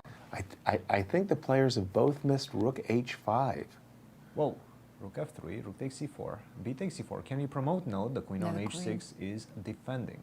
Queen f8, just get out of there. And there you go, rook. Bravo, bravo. That broke. Somebody started it at 4-0, and that somebody is. And it seems like Fabiano. Operin versus Sevian. It's going Sevian's way, Okay. and Sevian might be moving on to 3 out of 3 as well. 4 out of 4. 4 out of 4, excuse Just me. to. and players on seconds. Yep, he's got this. Rook is going to go to cf8. That's and a lot that of is pawns. is a mate, and I've seen enough. Bravo, Sam, as Sam keeps the pace of 4 out of 4. And in this field, by the way, scoring 4 out of 4 is crazy good. Yeah. I mean, just take a look. Higher seeded, Fabiano, Levon Aronian, Lenia Dominguez, Sam Shankland. I mean, Ray Robson, Sam Sevillain, Gregory I would Rivera, say, like, Benjamin Bach, Darush Schwartz, who made it in the U.S. 24 Championship. Grandmasters in a 37-player field. Wow. And a lot of ladies, too. The ladies, all from the American Cup, joining the action as well. And just to remind everybody where we stand in the grand finals. Yes, the first game between Hikaru Nakamura and Wesley So finished on a draw. And because of Wesley's comeback match win yesterday, it means that the players are on equal footing. Whoever wins this match is going to take home the title of American Cup winner. I'm with you all the way, though. I'm looking forward to an Armageddon and a blitz throughout to keep us entertained. But we're going to take a short break and come back for the second game of the playoffs. The St. Louis Chess Club is the premier chess facility in the United States and is among the best in the world. Thanks to co-founders Dr. Jeannie Cairns-Sinkfield and Rex Sinkfield, the St. Louis Chess Club is a non-profit organization committed to promoting the game of chess locally and internationally. We bring the educational benefits of chess to thousands of students across the St. Louis area, promoting cognitive development, critical thinking, concentration, and analytical skills. The St. Louis Chess Club welcomes chess lovers of any age and skill level to come and enjoy the game of chess. We also promote chess at the highest levels, hosting all levels of the U.S. Championships and the American Cup, as well as high-profile tournaments that attract the world's best players, including the prestigious Sinkfield Cup, Cairns Cup, and many more. All tournaments can be streamed via our YouTube and Twitch channels that also include over 2,000 chess lectures for anyone to enjoy. Become a member and enjoy perks such as free classes and lectures, weekly tournaments, merchandise discounts, and so much more. Visit stlouischessclub.org to claim your membership today.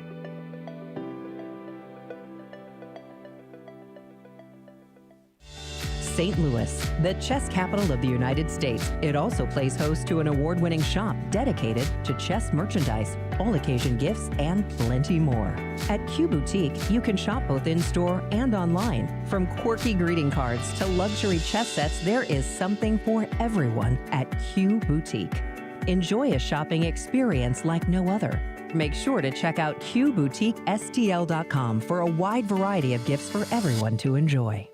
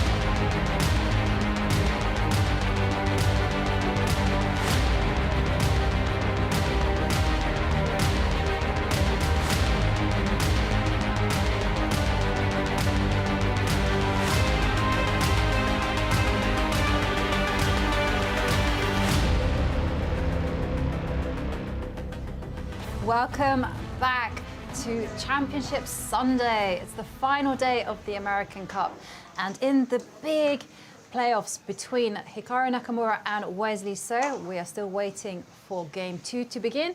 And in the meantime, we are going to go and take a look at the American Cup Blitz event, round 5. And we are going to look at, what game was it? I believe it was this game between Alejandro and, I'm going to say, That is Robbie Kevlishvili versus Levon Aronian. the Georgian Keshishvili. I'm going to get that wrong. Levon will be black. And are they... Wait a minute, I thought it was Sam Sevian and Fabi who were 4-0. Wow. But, okay, this is going to be a marquee matchup. And what are we expecting? Do you know something about Bobby? Oh, I know Robbie very well. He's an opponent at St. Louis University of our university, at the University of Missouri, and he's a very good blitz player. That's actually one of his specialty. Okay. When it comes to short time controls, I think his chess.com rating is close to 3,000. So Wow. he's good. He's definitely good, and yeah, he's no pushover even against Levon Aronian. H4. I like the fact that Levon, is playing the Najdorf Sicilian against a non-Wesley, non-Hikaru opponent. No Berlins for you. We want to play really, really sharp. But And the inclusion of H4, Jovi? I know, and now Like what? F4. I mean, Like what? I like the disrespect. You do? The disrespect. Queen to C7, just to sidestep F4, F5. It looks strange to see both H4 as well as F4 on the board, and for Levon as well. Levon says, when you play H4 and F4, you can't defend the G4 square. I can secure that square for my knight with the move H5, which he's done. Keep in mind, Robbie is also a Najdorf player himself with the black pieces. So he's showing something that he might be afraid of in his own practice. Exactly. He knows some details for sure. Okay. Bishop This to move, G5. Bishop D7 is set up for Bishop C6, followed by Knight D7, and there's a big fight for D5. No Jovi. knight d7 yet, because actually, yes, there might be a knight d7 soon. I was going to ask Cristian, and perhaps you, Yasser, might know as well. Do the students at the St. Louis universities help, some of the world's strongest players? Like we have Levon living here, Fabiano. I mean, is there a nice kind of synergy of talent? I would say absolutely, absolutely yes, because of course, as we all know, universally, around the globe, students are starving. End of story. So if you've got these starving students who are really, really talented down the street, you go to them and say, hi, dude, come and work for me for a couple of hours each and every week. I'll make sure, give you some pizza money and keep me in shape. That's a bit harsh, yes. Students are starving. Absolutely. Come on. What else do you learn about university life? I mean, you learn where you can go and have the buffets. Yeah, but you do that when you have like student loans and you pay yourself for university. Most of these grandmasters, they come here, they get full rides. That's true. They get full rides at the best universities here in Missouri. They get to play chess at the top level, and indeed, they do get to train with the best chess players as well. Well, it was Wesley, I think, that he mentioned during one of the interviews that he saw Fabiano hanging around with Grigory Oparin. And he was afraid of his Catalan, and that's why he shied away from Catalan with the QGA. So there's definitely some synergy, as you mentioned, Yasser. Bishop E7 on the board. And again, if I'm black in these Najdorf positions, I'm not absolutely eager. I'm not absolutely eager to castle and declare my intentions. But kind of keeping my king in the center, that seems pretty decent. Rook C8 by Levon. At a certain moment, aren't you playing for B4, B5, B4, and A6, A5, Cristian? Yeah, that seems like a good plan. Big moment right now for Robbie. How do you meet this potential expansion on the queen side? Knight to D5. Okay. Knight to D5. Changing the character of the position and of the structure. I'm surprised by that move, I must say. It seems to clarify everything that's suddenly gone on. And It is, but how do you continue right now as black? You don't have a5 because the pawn on the b5 is pawn on hanging. b5 is hanging. But okay. e4, I would be shying away from that because after e4, I get to hop with my knight via d4 either to c6 or even e6. Yeah, I must say, I wasn't sure about this queen b6 either. Maybe something like queen c7, but okay. In any case, bishop to d3, inviting e4 and knight e5. Whoa. I guess e4, bishop e4. No, just knight g4. Ooh, and knight here we've g4 seen inviting that trade on e7. maybe a benefit of keeping the king in the center by. I like it.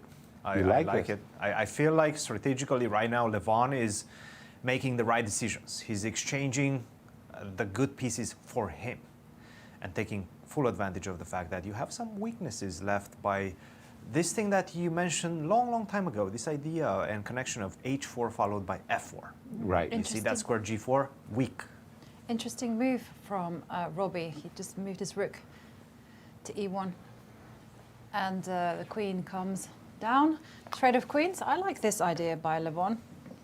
Queen Once f2. your king is in danger. And sorry to break away, we're just going to take a look at the opening moves between Wesley and Hikaru, but we're not going to leave you hanging on the result of that blitz game that we were just watching. All right, we see Berlin. Knight f6, Berlin, no Kalashnikov Castle. for you today. Okay, are Knight we takes. inviting?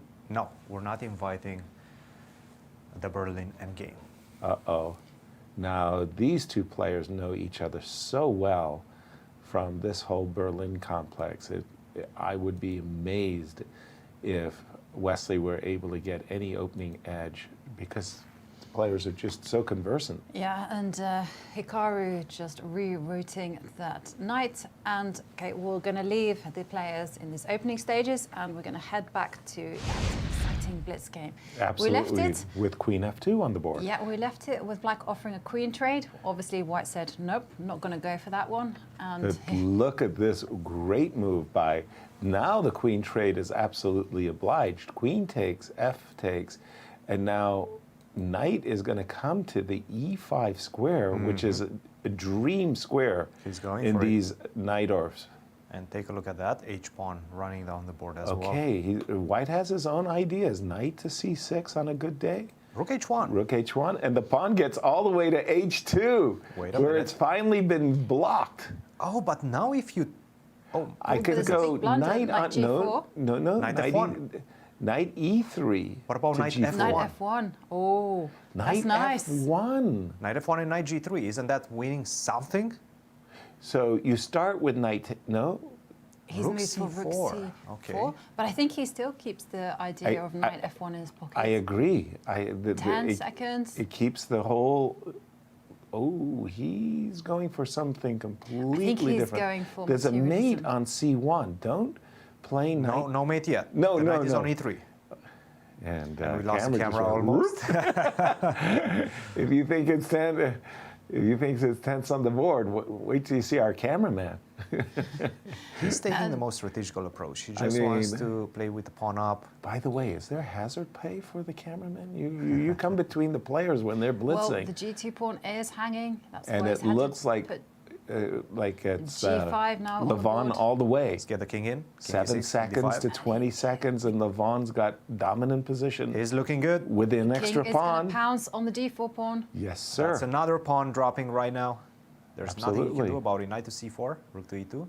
And rook to that's a nasty move. Anytime you can transpose into But wait a one knight second, ending. the tricks are still on the board. B2 is hanging. Take. Yes, but if you That's a munch. Knight can munch. come back to c4 as well. g4. Knight can come back to c4. Give me the a3 pawn. That's another munch. Yes, sir. And Levon is just stripping white of all of his pawns. well, picking knight is up going to every come to single one. e2. King to e4 perhaps. No, Knight to b4. c2. Yeah, but you can I have run with another the B complex pawn. of pawns. I love it. I love it. Run that B pawn. Push him, baby. Check. B3. That He wants move. to take on f4 with the knight and go knight to d3, stop the pawn. The problem is knight c4 is coming. And so is A5, A4, A3. This forces resignation. And there you have it. Well, very nicely played game by Levon. Let's jump back to our finals. And we have this rookie, too, from the World Championship match. Before that, can we Yes. hop to the Fabiano versus Sevian game? The last moments of that one. Yeah, There's I just a don't few know if our seconds. and camera's set up that's for that one. The two players with 4 out of 4. Yeah, but who wants to watch the winners play against one another? I'm not sure we're set up for that. But whoa. Here we go. I was wrong. Don't We doubt are our set up. producers, Yasser. Come on. Never doubt the production team. Rook f7. Isn't that a piece up? What's on C6? It is a pawn on. It is a piece up. I was yeah. going to say, is that a piece up or is that a bishop on C6? Well, now he has to move the rook. Can I go knight g2, rook f2? Well, it suddenly became a little bit tricky unless you have Is it? knight h3 to g5. Well, That is a tricky move. You're threatening knight c3 check, Where do you put the rook? and knight c3 check will pick up the pawn. That's good Suddenly. enough. And that's and These that are will our be two perfect leaders for the moment. well. Somebody's going to be imperfect. I can tell you that. 4 out After of the- 4 for the moment, and it does seem like Fabiano is probably going to keep the streak going. That's a check. Be That's careful a where you put the king. very nice check. Just forces you to declare and leaves the knight ready to. That's another check. Oh, At some point, I will have to check on e4 perhaps. Yep. hide the king And on rook h7. f5, and take a pawn pawn. drops, and that should be game. And that's it is Yeah. Fabiano winning Take again. the pawns. Take the pawns, Jovi. Jovi, take the pawn. Feel the force. I do. I do. Yes, I'm trying my best. There you go.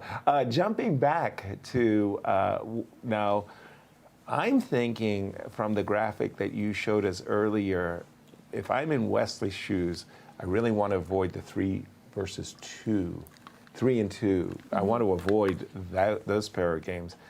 I'm trying to get something out of these 2 games. Does Wesley have anything with the white pieces according to the engines, Cristian? No. It's even? Even Steven. Yes. Even Stevens. Even if I get in a move like c4 and bishop c3 and d5. And by even, I mean a 0.2 advantage for Okay. white. But I would recommend that as even. So I'm thinking that I can at least stifle the bishop. You That's know? a nice word. Oh, thank you. I'm working on my on the knowledge. c4. All right. Let's try to exchange everything. Rook to e8. Yeah, bishop to c3. Now, I see what you're trying to do right now. I'm Well, going to fall for it. I kind of waving a red flag over here. Okay, can I exchange? Sure. Let's take. Trade. I don't actually have to do it yet, but let's trade. Trade. And now you want to. I'll continue trading. Queen e6. But Yes. you can force. Sorry, you can force another. Oh no, you can't. Sorry, back rank issues. Back Queen rank. e3, Queen e6. Sure. And this is where by just trading everything, I've got a wedgie, but it's nothing. Maybe even b5 right now. Even. He has a b5. You go b3 perhaps. Wait a minute. Aren't you making? I take on d5. Yeah, but aren't you making a imbalance that could potentially boomerang? Might cost me. I agree. I probably Yeah, shouldn't give you this. but yeah, if you were going to play something, C6. I like you breaking up the team with C6. And Sorry, yeah, and Jovi. after c6, you can just take it, and there's really nothing. Exactly. And by the way, this position has been reached before No. Yeah, it between has. Shirov and Kramnik in 2016. We're still in the throes of theory. Some sort of Yasser. obscure Wow. theory, yes. What? Yes. Guess. How did that game end between Kramnik and Shirov? Oh, just a second. Let me exercise my mind. I'm gonna say draw. No. And you would be right. Oh, right. Barely. Again, the first game was a draw. This is the second game. If this one is a draw, they'll continue the playoffs, but the games will accelerate, or rather the tempo of the games will accelerate. Rook e6. Okay, so this was 2016, Kramnik versus Shirov. Wow. Yeah. Two great names from the past. I always feel with Wesley and Hikaru that they play very slow games to begin with. And then somewhere at the midpoint, the matches always heat up. That's right. They get better and better. And it's like somehow there's like a mutual agreement between the two that they're not going to bring the heavy weapons until game 3 or something. Right. This is my theory. Okay. What you call the heavy weapons involve some sort of a systemic risk. Right. So whenever you play that, you know that you're most likely going to be worse, or at least allowing your opponent, if they play perfect moves, to be worse. But as the time gets shorter and shorter, those perfect moves are more and more difficult to find. Right. So this is what I think the strategy is for both of these players, specifically for Hikaru, in my opinion, in these particular matches, because we've seen him as the Kalashnikov whenever we get down to the Blitz. So I think we're going to see something similar in this reiteration of their encounter. Christian, Yes. these two players, to my mind, very, very different approaches to chess, different styles, and yet they're so close to one another, rating-wise, score-wise. How do you account for the fact that they can play such a different brand of chess and yet be so close to one another? I think the differences have evened out over the years. They're not as significant nowadays. All of these top players are very universal in their approach. They can play very different types of positions very well at the elite level. Attacking, and you have to do that. Defensive, Nowadays you positional, have to do strategic. that. As a 2780, close to 2800 level player, you have to be able to play every single position given and make the best out of your circumstances. And how would you categorize Wesley So's style as opposed to Hikaru Nakamura? I always thought of Wesley as a very objective player, very pragmatic player. He's not trying to force the action, but his positional judgment is simply outstanding. You don't see him getting positionally outplayed, but he's doing it all the time to his opposition. Now, maybe his tactical ability, is not up to the standards, to say, of Vishwanathan and Anand, but on these positional levels, he's got it all. By the way, they are following our analysis, but are they still following the Kramnik game? That would be remarkable. No, they're absolutely not. The Kramnik game actually continued with white playing c2, c3, just solidifying the pawn structure. Much more solid. Yeah. And c4, a little bit more ambitious. Again, this was the space-gaining ideas that I had seen. Cristian just traded the rooks a moment ago against me, and then traded the queens with queen e6 as well. And I got an endgame only felt was minutely better, if that. But there is something about this position. The players are not allowed to agree a draw. Right. No draw offers at all in any of the American Cup games, regardless of the time controls, whether it be classical or Armageddon. Right, exactly. No draw offers allowed is what I meant to say. And this means that the players will have to play on, even in the most tepid of positions. And there was a couple of those games where one player was leading 1-0 and wanted to draw from a winning position, would have offered a draw just to clinch the match, wasn't allowed to do so, and they had to win 2-0 to move on. And one of the most annoying things about the no draw offers Yes. is that sometimes, you know, a lower rated player is playing someone super high rated, maybe a Right. super grandmaster, and somehow or other you find yourself in a winning position. Happened to one of my friends. He was Right. playing Vishian and found himself 3 pawns up. Oof. That's a That lot sounds of like a pawns. lot. But then it became 2 pawns up, Uh-oh. and then he could feel that the flow was not going his way, and so he really wanted to offer a draw. Wasn't allowed? And yeah, it wasn't allowed because it was Corsican rules at the time. Hate it. And then it became 2 pawns, became 1 pawn, and he was like, crikey. Oh, When is it I can offer a draw? He ended up losing. 3 pawns up. That Yeah. hurts. That hurts. Bishop C3. Cristian, any tactics here that the players have to? No, no tactics. Queen Queen to F4, I really F4. like this idea. Queen to F4, force G3, and now Queen F3. Exactly. Well, yes. that's what he's done. Yes, And he that wants to force forces the queen trade on his terms. That is to say, if you want to trade rooks, let me capture towards the center. In the meanwhile, Queen F3. Bishop takes F3, and You- I have a feeling you we're were going just to one- see massive simplification. One ply away from playing D5 and, perhaps getting some kind of a clamp on the position. Rook takes We're E6. going to see massive simplifications right now. You mean takes and I'm bishop expecting G2? rook takes E6, perhaps take, bishop G2, force another trade, and then move on to the next stage, the 10 plus 5 stage. Again, I always talk about that of trade on your own terms. Like in this particular position, I don't know if you would want to trade. Maybe you find it all right.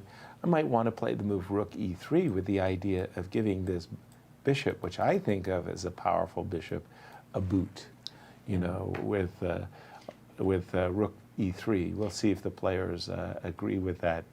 I agree assessment. with you. I also have to say it depends on how ambitious you are, because I feel like rook e3 is a winning attempt for white. If you just wanted to clinically finish the game as quickly as possible, maybe you can even go bishop g2 and say, let's trade off everything. Exactly.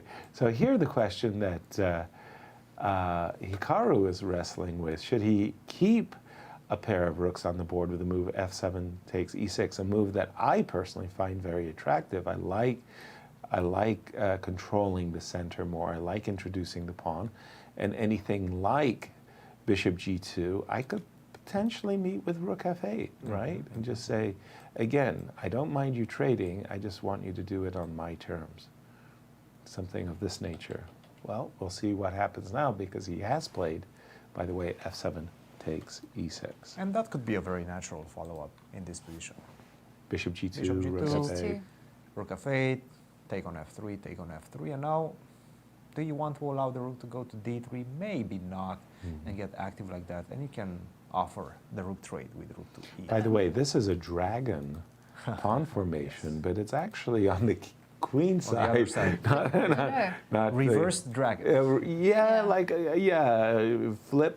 flip the mirror kind of dragon. Sorry, I can Debbie. just see, I like your observations. I could just see a repetition. How? Okay, so bishop g2 Yeah. is in your line that you mentioned. Yep. Now rook f8, Yep. bishop takes bishop, Yep. rook takes, and you can go king g2. There you And go. here I have to stop Go rook d3. because that's the move I want to And play. then king f1.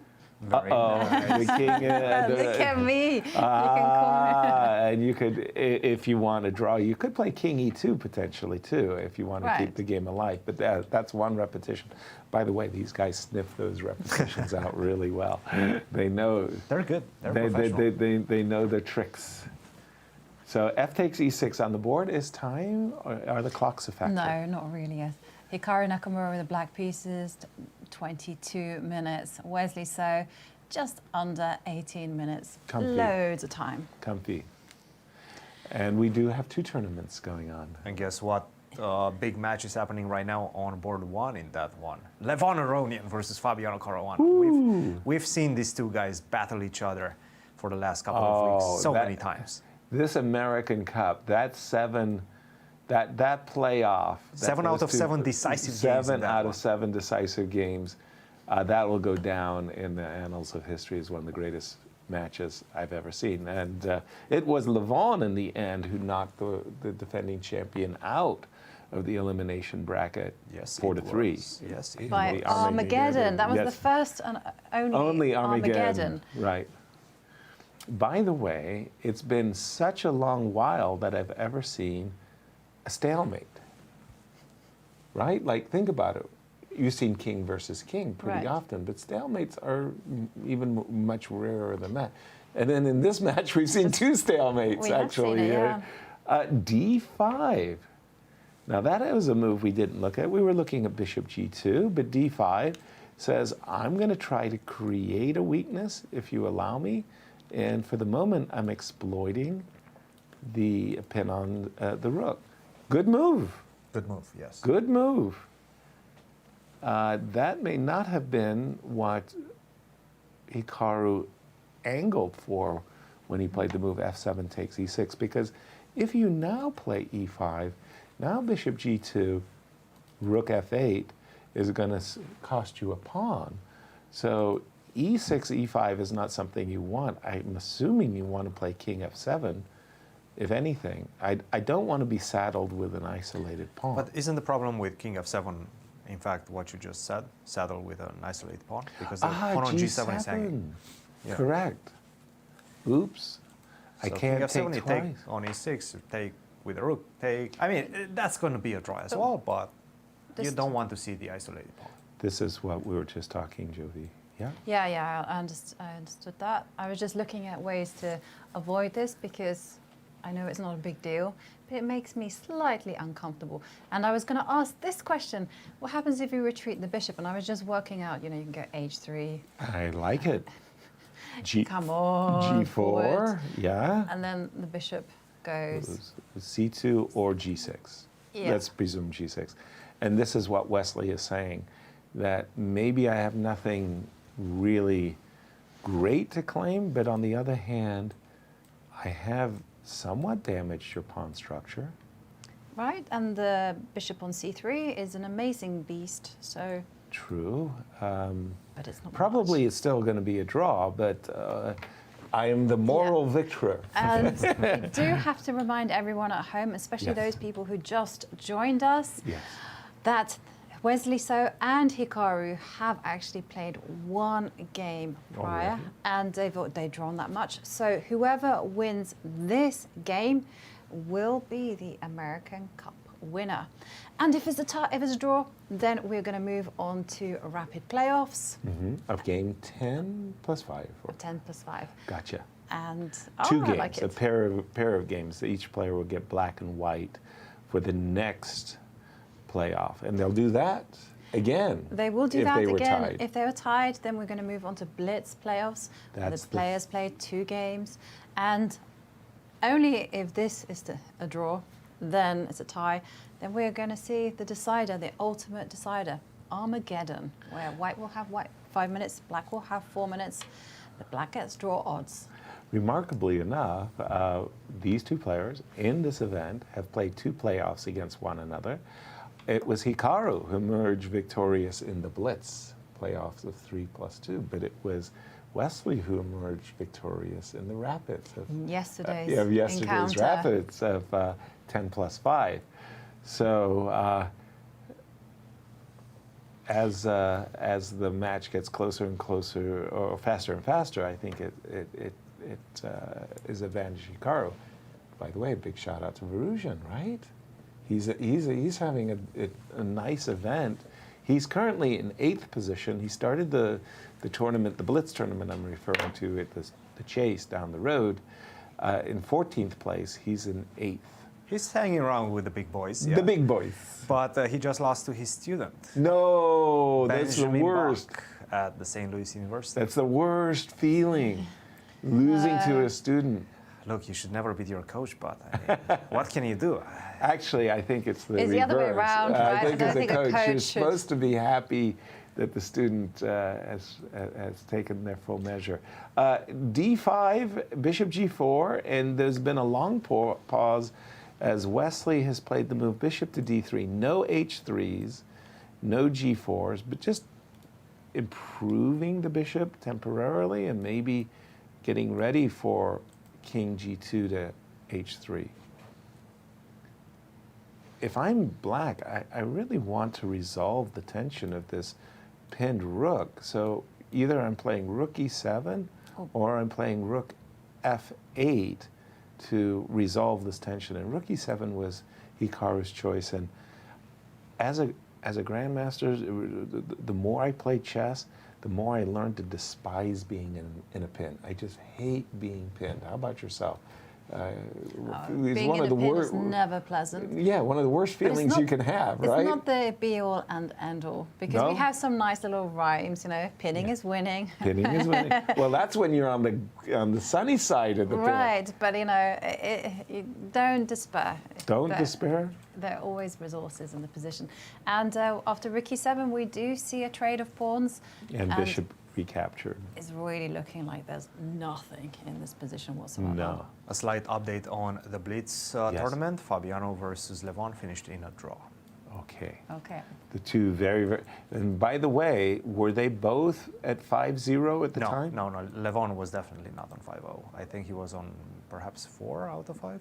But wasn't Fabi? Fabi was on 5-0. Yeah, yes. Fabi was streaking. Fabi is on 5-0. This is the in a nice draw. way. Yeah. Across the tournament hall.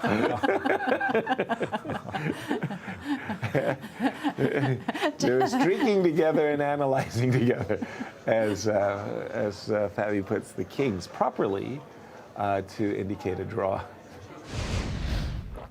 Okay. No sporting event No is sporting, without a good streaker, right? I'm sorry. Do you have some experience with Well, streaking? Yasser? well, yeah. You need the special Nike shoes. It's all about the shoes. You know, you really want to carry yourself across the field in a proper way. When those security guys are chasing you down, They're fast. you got to be fast. They're fast and they're angry. Experience has taught me. Bishop takes e6. Everybody, hello. Any chances for anybody, Cristian? No, It just sure looks like a balanced game to me. It's a very balanced game. I mean, And you have the B2. majority of pawns on the king side. I have it on the queen side. This is, yeah. I would say it's easy, but it's not yet that simplified. Nevertheless, I don't see any future chances for these top two players. Let's take a look at what's happening next in case this game does finish in a draw. Jovi. Yeah, we are going to go to an accelerated, rapid two-game playoff where the players are playing with a time control of 10 minutes plus 5-second increment. And if the match is still tied, well, it gets faster because they're going to play a two-game blitz playoff at the time control 3 minutes plus 2 seconds. And if the match is still tied after all those games, then it eventually is going to be decided by everyone's favorite or everyone's most hated, an Armageddon game. 2023 American Cup is going to go down as really one of the great fighting tournaments that has ever been held in St. Louis. If this match was to go to an Armageddon, I think it would go into kind of a World Chess Hall of Fame event for fighting chess. What are the chances of an Armageddon finals? I think it would be fitting, actually, I think because it would be fitting, actually. Because these two have pushed each other to the limit. Right. And, you know, it's nice to see them just kind of fight it out neck and neck. And then Armageddon. But what I wouldn't want to see is I wouldn't want to see, like, 6 bland draws and then an Armageddon. That's not fun. I want to see the players. The first draw, the first game today was, as you just described it, is bland. This one also kind of fairly bland. And it didn't offer us that much in terms of, you know, exciting variations. But okay. Is there something to play for? Is my question. Is there anything to play for right now? Well, the space. There's activity. Space for white, right? Yeah, King F3, G4. I mean, Jovi will tell you she likes to push her pawns forwards, and White's king is a little bit more prominently placed. I mean, again, it's nothing, you know, that's a decisive tilt in anybody's favor, but I think White's enjoying the proceedings. I tend to agree, yeah. I feel Wesley has gotten a little bit of something. And if you play d5, I appreciate the fact that you have a passer, and I will call it a passer, but it's not a passer that's blasting through, and it could easily be blocked. I mean, I'm thinking that it might be more in Hikaru's interest to first play h6, bring the king in the center before playing the move d5. White is not going to be able to stop d5. Right. But one of the downsides of playing h6 Yes. is that White would I would like to play like h4, h5, g4, set up that pawn formation. Sure. So let's just do it, shall we? We'll put it on the board. And now you're clamping. You got the big clamp on Yeah, the king, exactly. on the king side. And I'm going to try to get the best type of passed pawn possible. With G5 and H6. if allowed. Exactly, exactly. But like I said, only when my king is in the center and I feel like, you know, I can play H5, pardon me, D5 under conditions where I can keep the pawn well protected, would I do that? Maybe what you've just described is something that Hikaru might want to stop by playing possibly H5 and only allowing H3, G4. So H pawn can be dangerous. Past F pawn, less so, right? Right. So maybe H5. I kind of like H5 actually. And also, I guess something that's running through both players' mind is Sure. which set of bishops do you want to Right. keep on the board? Right. I was thinking the same thing. Should I, as White, be aspiring to trade light squared bishops? Should I be trying to trade dark squared bishops? It seems to me like all four bishops are really good. So, I mean, you know, catch as can, right? King F3 on the board. Again, ticking clocks. What's the 16 minutes for Hikaru, 13 minutes for West. Nothing there on the clocks. The clocks Not yet. are not deciding the outcome of this game. But I think the setup, H5, King F8, King E7, makes more sense than H6 because of what you said, Jovi. And he's reaching for his H pawn. And stopped. Will he? He's picking up the G pawn. No, G7, G6. Okay, that's a different setup. G7, G6. Do you go F5 now, or do you try to continue slowly? You with always G4? are looking at the pawn breaks, right? And F4, F5 is certainly one of the ones that you would want to look That's at. on my radar, right? Right? And I would really like to do it in a way where I would force black to play pawn takes pawn. So that your bishop would take up a superior square. And I have that outside passed pawn that is always so good in an endgame. He did play the move G4, and that's fine. Nothing's wrong with the move G4. As a strategical player, I'm always motivated by the desire to improve the scope of my pieces. I personally would have found the move bishop b4 very attractive because I'm thinking if I can put my bishop on d6 and blockade your pawn, and, you know, maybe on a good day even, you know, tickle the queen side. I was wondering when you were going to throw that in. Get to the pawn, right? But bishop b4 would have been on my agenda. G4, I think, Jovi, you like this push 'em baby, you know? I like both plans. I Both didn't plans. even think about maximizing the bishop, but when you showed it, I was like, Yeah, very yeah. good. Because you don't need to rush with G4. Right. It's something that you're going to do. By the way, A5. But now your Intriguing. plan... Stopping this, but inviting... Whoa. Inviting bishop F2. That is suddenly getting a little spicy. It does, doesn't it? Wow. I didn't expect that one, My Coach. guess is after bishop to F2, what he wants is to, once again, try to simplify everything on the queen side with B5. Okay. Exchange as many pawns as possible. And even if you lose one of them, for example, even if you exchange those A and B pawns and you lose the D pawn in the process, that's an easy draw. Is it? Yes, that is for sure an easy draw. You will be able to create some sort of a blockade on the light squares. We've seen this in the game in the Berlin, The Dominguez fortress. versus Aronia. Yeah. Yes. A very similar situation. You will be able to find the blockade on the light squares. Put the king on f7, white is not going to have much. Okay. Learn something new every day. You watch a chess program. Who knew that you could learn that the 3 versus 2 bishop ending? I know it's a draw with the rooks, but with the bishops as well? Bearing in mind, I mean, I Yes. do feel that a5 is so weakening. So bearing in mind that black wants to play, Wesley, I'm too long-winded in my Explanation, he played a4. Yes. He didn't even allow the possibility of Right, b5. because the bishop can actually, if you're not careful, sneak its way to h4 and d8.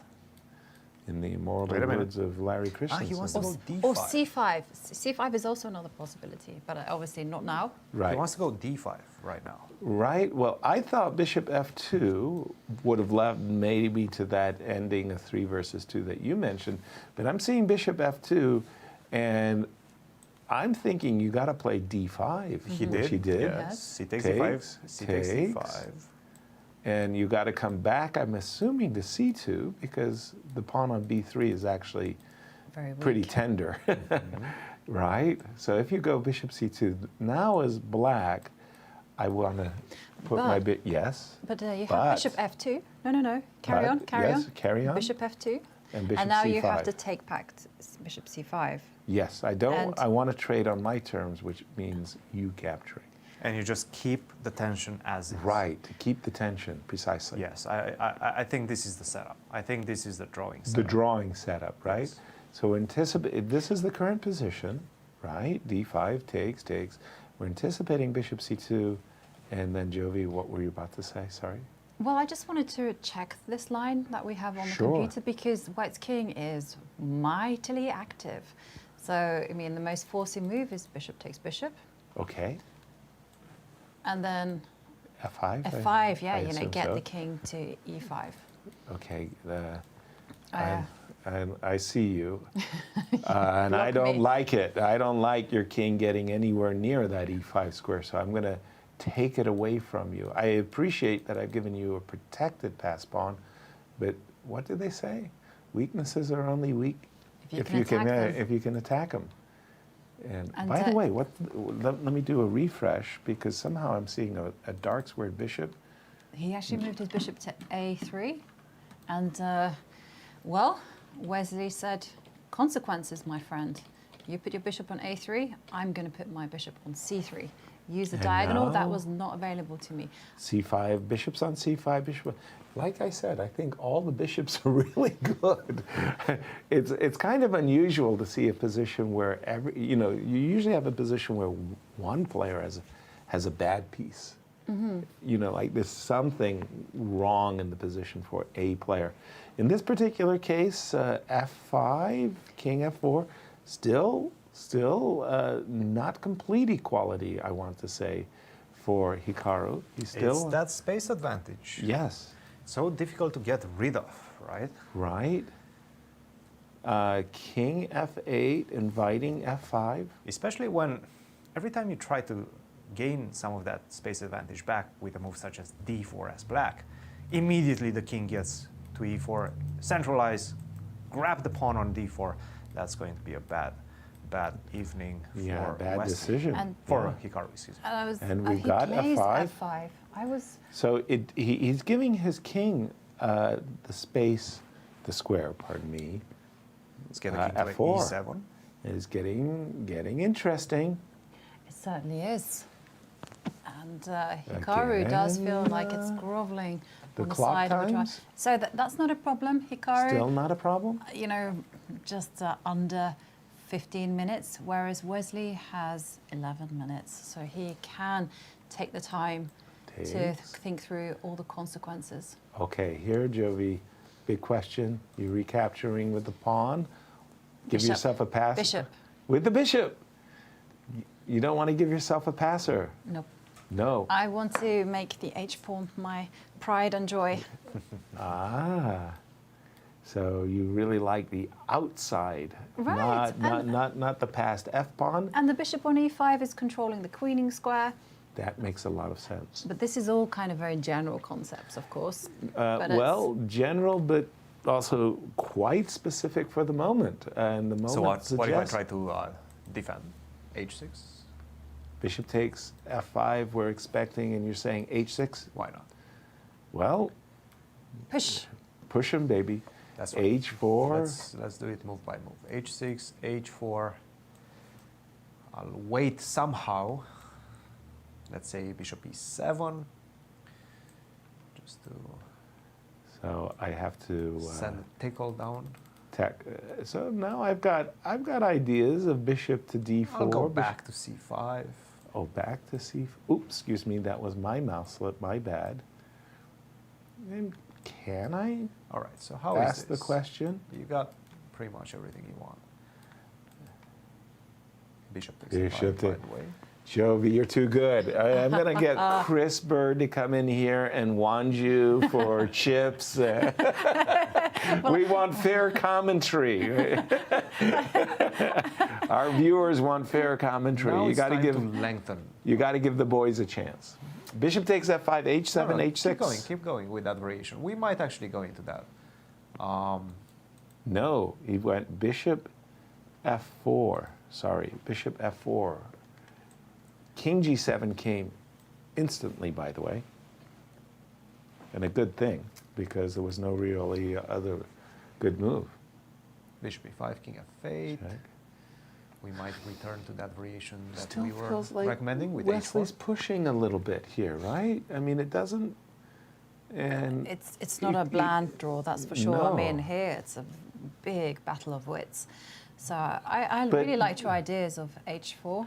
But by the way, one thing that we did not look at, and maybe we should have. What about the counterspiel? Exactly. Drop the bishop back to c2 Okay, I've and got say counterspiel. under control. Counterspiel. Okay, you have to take the pawn. You don't want to see the pawn No. rushing that far up the board.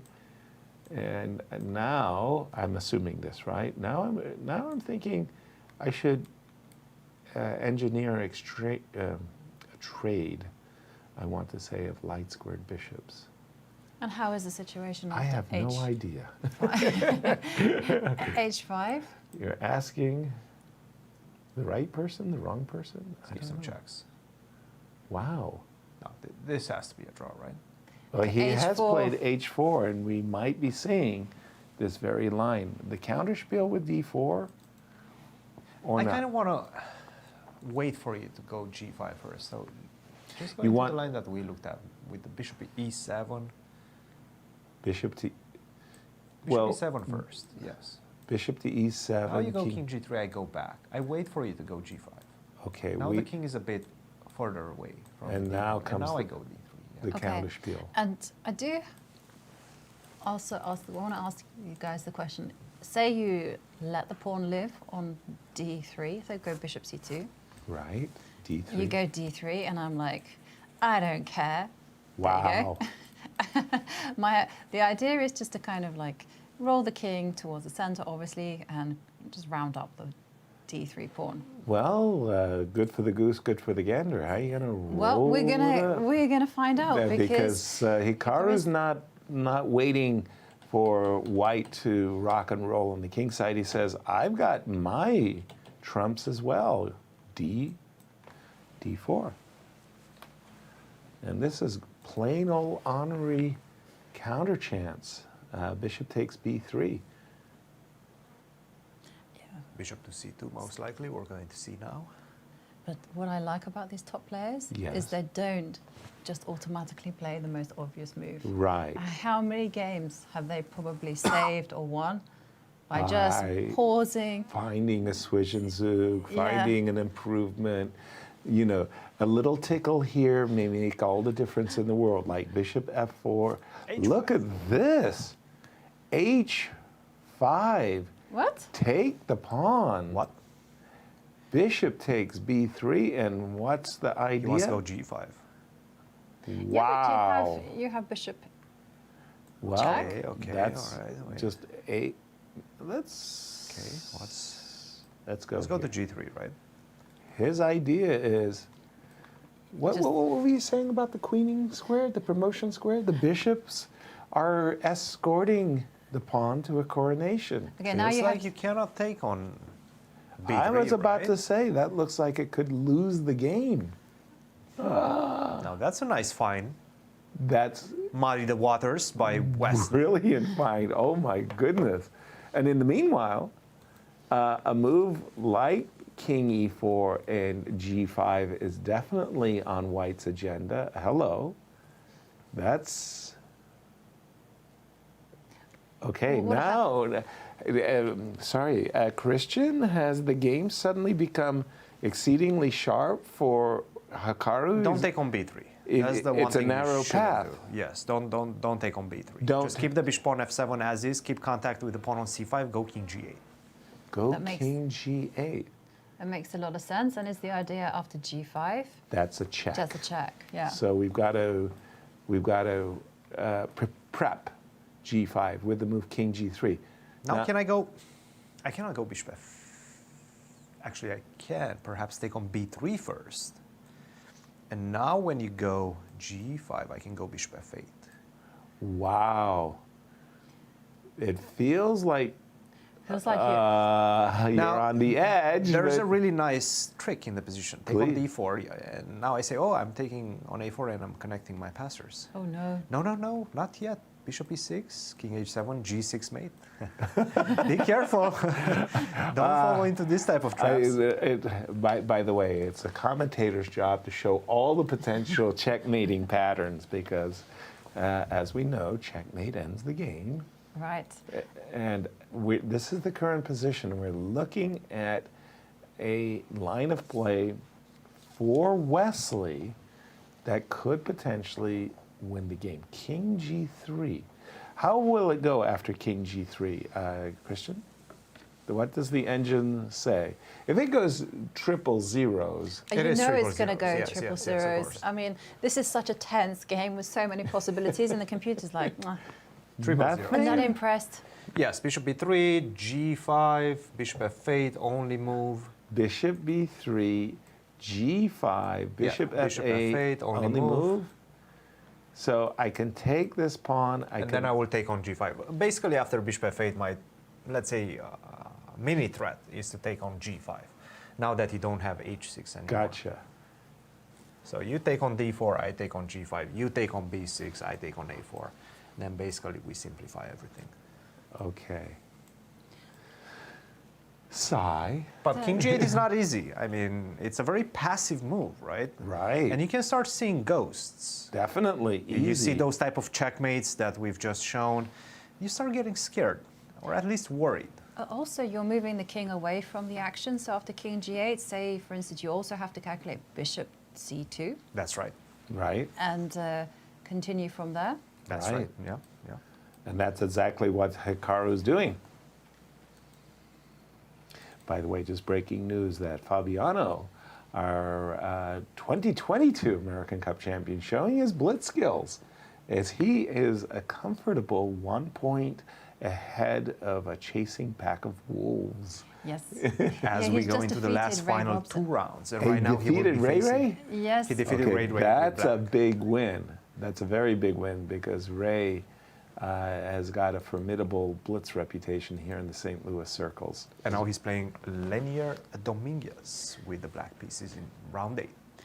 You know, it's just amazing how all those top guys always are hovering at the top, isn't it? Yeah, well, they do say cream always rises to the top. It's true. And The creme de la creme King of the chess world. G8 played by Hikaru. He took his time to come to that decision. He But did. It's a good one. It's Sorry, the best one.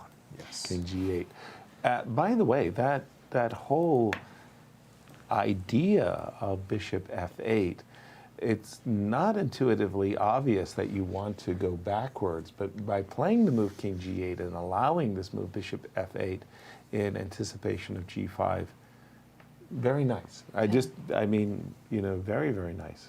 This is one of those games that you study whenever you learn about the structures and try to get a deeper understanding of the structures. And you're thinking, hey, I could potentially end in this particular endgame. This is how I have to defend it. And you look at this game, it's one of those history books type of endgames. Exactly. By the way, can I take a different approach? We've just seen the move d3, anticipating bishop takes d3, bishop takes b3. I'll put my bishop on b5, basically saying your pawn structure on the queen side is fixed, you're not doing anything, and maybe on a good day I'll be able to... I'll stay connected to that pawn on g4, bishop e6. Bishop e6, you'll stay connected to the pawn on g4. Gotcha. I don't want to allow you to go something like bishop d4 in one. And bishop f4, king g7. King g7 and,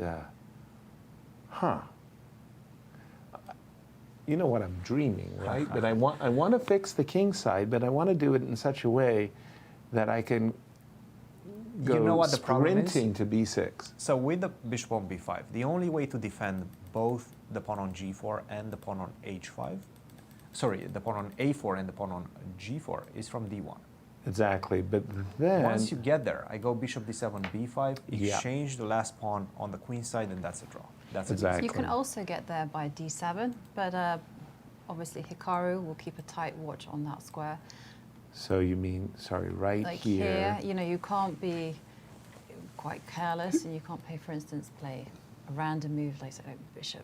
I'd say king Yeah, h7, some you know. silly move. Exactly, And because then you park now- your bishop on this beautiful And then square. I do have dreams, right? Right. Exactly. That's key. That's why Cristian was quick to suggest the move bishop e6 and keep me tethered. Oh, by the way, your bishop d1 was Wesley. It's made an appearance on the board. Exactly. Oh, but them's fighting words That's from Wesley. right. Now, Jovi, I want you to speak a little bit softer so the players can't hear us. Bishop d1, and coach, jump in. What's happening here?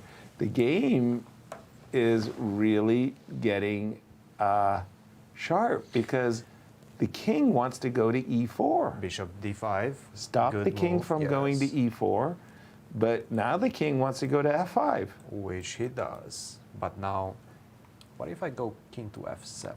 King Just to stop you like f7. that. I Try want to to go match king you on the f5. king side. Check. Right, D6. but oh no, what's I can't do next? that.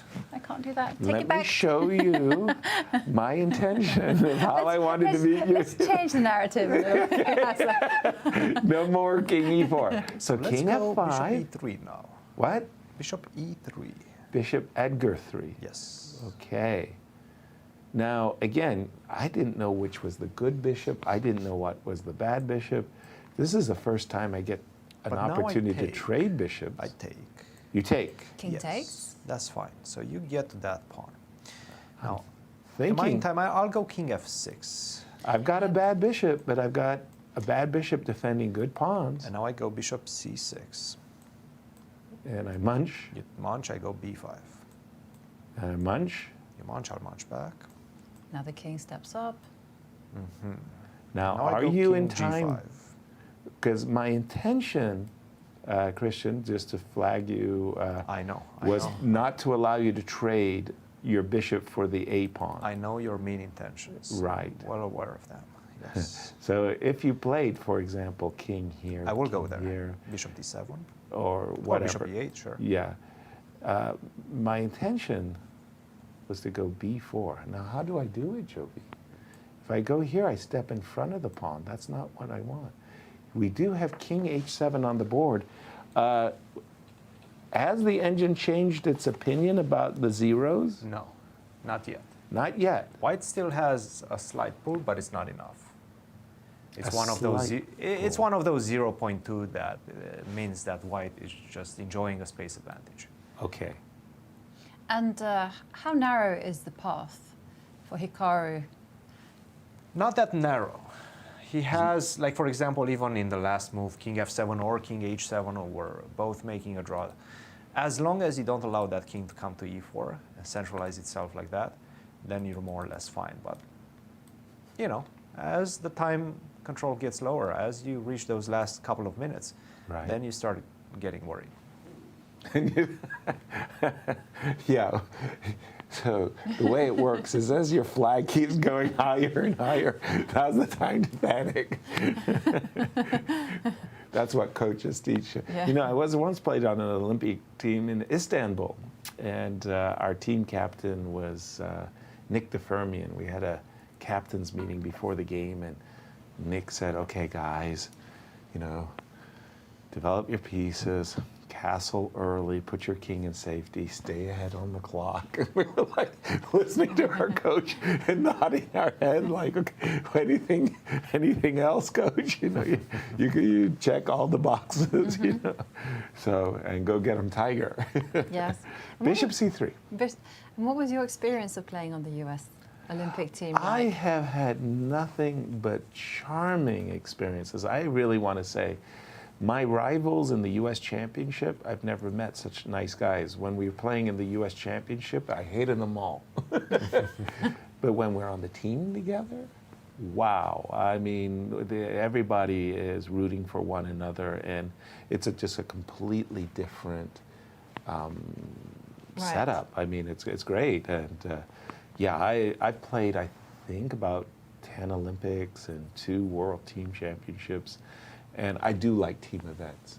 I find them more stressful than individual events. They're very stressful because if you mess up... Yeah, you mess up for everybody. Exactly. And you feel it. But it's very important not to have that mindset. You just have to say, you know, we work as a team. So if I lose, someone has to cover if you're... Right. By the way, Bishop G2 on the board, keeping an eye over the E4 square, but potentially allowing King E5 and Bishop D4. Anything there, Coach? Bishop F3 right now. Wait a minute. Bishop F3. How is that one? Well, I didn't know which pair of bishops to trade, but this is the first time I get a chance to even make such an Wait offer, a minute. right? Bishop F3, Bishop F1. Bishop F1 came instantly. No trades for you. But now King E4. Well, you can put your bishop on E2. Sorry, I thought you might be running out of moves. There's an interesting idea. Try to get closer to the bishop with King G3. King to G3? Not sure where I'm going, though. But wait one second. So Yes. you go king. We were looking at King E4. Which I like, yes. And you were suggesting Bishop E2. I'm wondering what else I'm supposed to play. The greedy pig in me goes Yeah. Bishop takes Bishop. Good for you. Yes, excellent. I love it. We can't play Bishop E2. I apologize. It was my bad. And that's why I want to go King G3. Because my plan is, after King goes to G3, I go Bishop D1 next. Then I follow that up with King F3. And then I go King to E4. Dude, why didn't you just put your king on E4 and your bishop on D1 right away? Because you're not in time, I go Bishop B4. Sorry, what? I go Bishop B4 if you go King to E4 first. Ah, okay. If you need I to go be King within E4, touching distance of the he pawn. goes I go bishop bishop to B4. B4. And Bishop takes. I'm still confused. I take and take. And, King E3. Right? And now I'm perhaps in time, right? I go King G7. Whoa. This is this is Yeah, but you quite have the bishop race. E2. And now we calculate King F6. This Perhaps Bishop E2. Wait a minute. But Do I have Bishop Bishop E2, right? I have Bishop E2, I think. Bishop E2, good for Yes. you. Okay. Because, boy, for a minute there, I thought I was faster on the queen side. I'm still not Yeah, I'm still not 100% convinced sure of this. either. But in the meantime, Wow. Wesley is It's just getting- under the- 3.5. Well, he's getting the- close to 3.5 minutes, whereas Hikaru is just around the 5 minute 45 By the way, I second really mark. think the game is turning. There's opportunities here that have suddenly appeared after this move, bishop to F1. I like what you were saying about King G3 By and the way, bishop King G3, D1. you only have one move. Oh, What? Now the path is starting to get Very more and narrow. more narrow. Okay. Bishop to E3 is your only move. Only move. Only move. And after your bishop D1 idea? After Bishop D1, you have to go back. You have to wait for me. no. I get the King to F3. Okay. And now, once again, you have to be very precise. Let's go Bishop H3. Bishop 8. This does not look like the move of precision, Bishop H3, yes. Christian. King E4. Bishop- And then go back to F1 and try to survive like this. Wow. Not easy. Very, very strange move because, again, the bishop looks so forlorn over here. Like, what are you doing there? Makes no sense to me, this. Either. I'm wondering, oh my.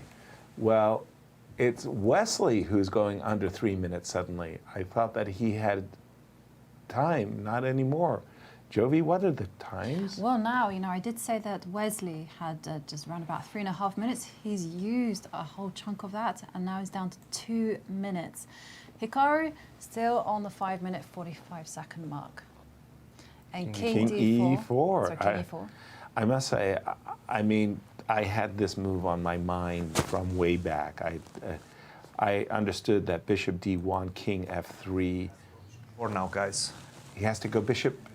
Is that the only move in the position? Not the only move, but the second best, King King G8. G8, he didn't do it. I wasn't going. Yeah, King G8 is not an easy move to make. Bishop to D2. It was the second King best G7. move. Bishop C3 check. Just to gain some time, Wesley's playing it like the professional he is, gaining a little time on the clock. But how do we round up? How do we win material? That's my question. So get the bishop on the C1, H6 diagonal. So bishop back to D2, bishop to E3. And maybe bishop to E3 or bishop to F4. Bishop to E3, bishop to here, bishop F4. Sorry, Jovi, jump in, Yeah, please. I was going to say bishop D2, and there is the idea of walking the king to C4, and then rounding it up that way. The problem, I'd love to simply go here, right? But if I lose too much contact, there's going to be a bishop E2 that's going to mess me. In other words, my king goes wandering too far. I've got to deal with bishop E2 as a consequence. King back to G7. Maybe we're going to see G5. Well, at some point you probably have to. Bishop F4. He's Bishop playing F4. like the engine right now. Really? Putting a lot of pressure on Hikaru. Okay. Anything? Can I get away with bishop E2 now? You can try, yeah. Bishop E2, let's go G5. Then you play G5. Yeah, don't ask me why.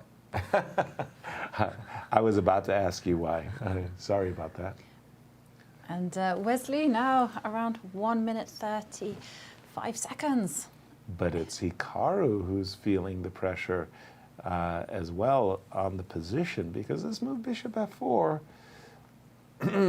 I mean, your king can't move. The bishop on F1 kind of tethered to the pawn on D3. The bishop on B6, pardon me, the bishop on C5 is guarding the pawn on B6. You start to feel uncomfortable when you feel you're running out of moves. Where I is he think going? Hikaru seems to be reaching for the bishop and putting it on going? B4. It does, If after you all, go- threaten D2. Is it a big threat, though? Bishop to B4. I understand. Bishop B4, bishop E3, challenging you to play the move D2. My bishop on F3. Well, you do have bishop G2. Ooh. Little tricks. Ooh, nasty. Nasty. Okay, Bishop F2. Whoa. Okay, once again, he's kind of inviting these bishop trades. And this bishop is kind of trapped on the F1 square, right? Bishop E3. Bishop takes E3, king takes E3, king F6.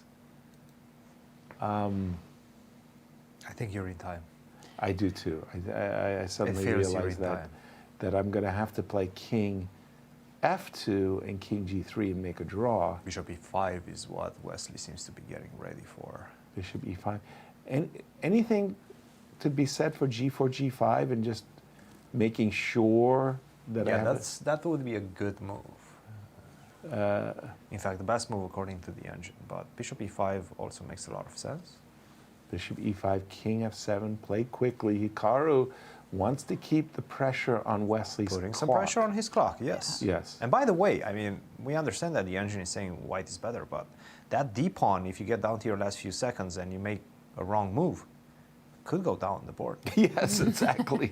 Don't forget, it is a passer after all. It's a huge Bishop passer. back to C3, stopping the pawn. And again, I have to ask you Yeah. about the clocks. So Wesley 1.5 minutes. 1.5 seconds. minutes. 50 seconds right now for 50 Wesley. seconds is what Yeah, sorry, my apologies. I'm Okay, looking- yeah, yeah. they're looking at the clock, and the bird's eye Hikaru view. Yeah. is Plenty of time. 3 minutes, 4 minutes, right? Something like that. 4 minutes and 20 42 seconds, I think. seconds. Okay. So Hikaru has done what we always expected him to do, stay ahead on the clock, but the position seems to offer Wesley some chances of, it's easy to go wrong. Bishop to c5, just returning. Again, I think bishop to d2 just to gain a Bishop move. E1. Bishop E. Wesley seemed uncertain. Did you see that he just held back from pressing the clock for a full second or two? I suspect he did a quick blunder check just to make sure nothing was awry. Well, I see that in scholastics where the little kids keep their finger on top of the piece. You know? Bishop E1. Again, are you going to tell me triple zeros, Cristian? Of course. Of course. Why do I even ask? Not yet triple zeros, but it's 0.1 if you go bishop b4. Okay. Again, is bishop b4 the only move? I know it's the best one. No. Bishop b4 is the only move to keep this 0.1. If you go king g7, maybe that's 0.8, but it doesn't really matter. It doesn't seem like white has a clear path forward to improve the position. I have to say, I But think I bishop feel- b4 is not going to happen because You it think kind so? of changes the dynamics. Right. It seems like Hikaru has been He might go playing for it. bishop, king g7, bishop g1 kind of moves. He's been reluctant to offer trade of bishops. I think he's going to go for it. He's nodding his head. That's That's king to g8. See? By the way, you were in Berlin where they're measuring the heart rates. It just feels like this is a moment where the heart rate seems to have popped up a beat or two. Definitely. g7. Whoa. He's Claiming a draw. claiming a repetition, I'm guessing, with the move king to g7. Okay, so this is what I think that Hikaru should do. He should say, I claim a draw with the move king g7. Arbiter Chris Bird will go and check that the claim is accurate. Now, let's imagine the claim is inaccurate. Yes, it It is is accurate. inaccurate. It's And Chris, accurate. the It's players accurate, have yeah. agreed to a draw. I've checked it, it's accurate. It is accurate. It is accurate, yes. Okay. But imagine that it was inaccurate. Wesley would get a minute. That's the worst thing. Just a minute. And then Hikaru gets the information that it has been 2 times already. And Right. then he can parlay that forward. Intriguing. It is intriguing. A lot of and questions remained unanswered at the very But we do end. have one more final round in the Blitz portion, so perhaps we could Well, go to let's that. go Right. there. But as we jump to the chase, let's remind our viewers, we do have 2 draws. We the do. players will continue the playoff. Exactly, and we're going to now play an accelerated rapid format of 2-game, 10-minute plus 5-second increment. And as we saw yesterday, Wesley was resplendent in this time control, so it'd be interesting to see how it goes. And in the meantime, let's have a look at how Alice Lee is doing in the Blitz. Against Alshan Mardawi. Alshan, of course, played in the U.S. Championships last year. And, well, Alice is crossing swords with some of America's finest in the Blitz. How is she doing in the competition? Do we know that? I don't We'll think have our crack production team get on these key questions right away. And Yeah. it's one of those classic bishop versus knight setups. Look at her go with the Bodvinnik, rook a2, rook e2, f4. Learning from her game against Atusa Pokashian in game 1. Exactly. Of the first match. But I do think we should probably move to the Fabiano versus Aram Jacobian game, because that's the championship game. That's the championship game? That's the championship game. This is the last Dang. round. Fabiano is leading in the competition. Aram, with a potential victory, could maybe catch up to the leader. Dang. And it's not an easy position. No, I don't have the position. Sorry about that. There it is. Hold on. Is this? That's the this it? position. But it's a completely different board exam. It looks ugly. My eyes Are hurting. they're hurting. Okay, we're going to just stay with the bird's eye view. I'm going to keep it there. By the way, Fabiano with the black pieces. With the black an pieces. extra minute on the clock. And I see a wiki on the C4 square. Yes, he's See going a to pick pussycat. that pawn up very soon. As Tweety Bird would say. I see a putty tat. It seems like Fabiano might be clinching the title of, how do we call this tournament again? The American Cup Blitz. Yeah, that's an easy one. That's an easy We didn't want to confuse anybody. By the way, does he have a 1-point lead coming into this game or a half a point lead? What would set it up for us? I want to say half a point, but I do not have the official standings. He At did one draw point, the we know last he had a game, full and point Levon lead. won. So my guess is that Levon was probably 1 point behind him, and now he's half a point behind him. But that's Gotcha. just a guess. Okay. Educated guess. Last move was C5, just giving that bishop the boot from the long diagonal. Rook 88. Fabiano playing very classical and very pure and very By the way, clean chess. That rook AD1 move, as desirable as it looks, would have allowed knight B2 with a pretty nasty fork. So queen C2, a little bit more quiet, let's say. D5, black is more than equalized. Probably he's just No. a pawn up. He's Black much is a better. pawn up, Pardon me. Yes.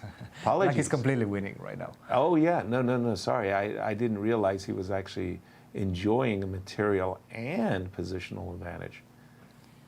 Yeah. Yeah, and also a clock advantage as well. White has just 20 seconds, and now And another pawn entering falls. an endgame. We see Aram not very happy with Not happy at all. his position Dennis right now. Boros popping his head into the position. And White with 16 Bishop seconds. C2 attacking the pawn on A4. That's another pawn dropping. Well, that is a delicious pawn on A4, I The must release say. the rook gets to E7. And that's Okay, what he's enjoy the asking. temporary happiness of well, I will. A5, let's go. And the bishop will either go to C2 to I like it on C2 because it I like it on controls C6. it controls the knight. I want to go Rook A8. Big threat of the board of knight E7. Of course, Fabi sees this one and Well, puts the again, bishop if he had on. played bishop to C2, there would have been no knight F5. There would have been no fun. But what about Rook A8 now? Good spot.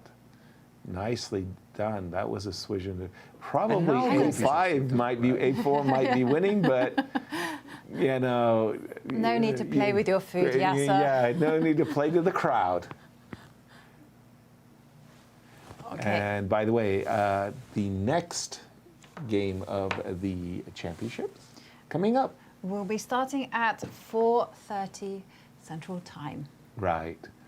And our congratulations to Fabi. We'll get a confirmation on that, but I do think he won the event. We'll Yes. again, Yeah, just- absolutely. He Yeah. won that position. He won the event. And in the key game between Wesley So and Hikaru Nakamura, they are now moving on to the 2-game rapid playoff where they're playing 10 minutes plus 5-second increments. The match is still tied. We're going to move on to the Blitz playoff. And finally, it's a little bit of a Marmite solution, but everything will be decided by an Armageddon game. I'm going to ask you about Marmite, but I want to remind everybody that Wesley won his playoff in the next set of rapid games coming up, and it was in the Blitz that Hikaru won won. his playoff. And well, let's have a look at Wesley's path to the top.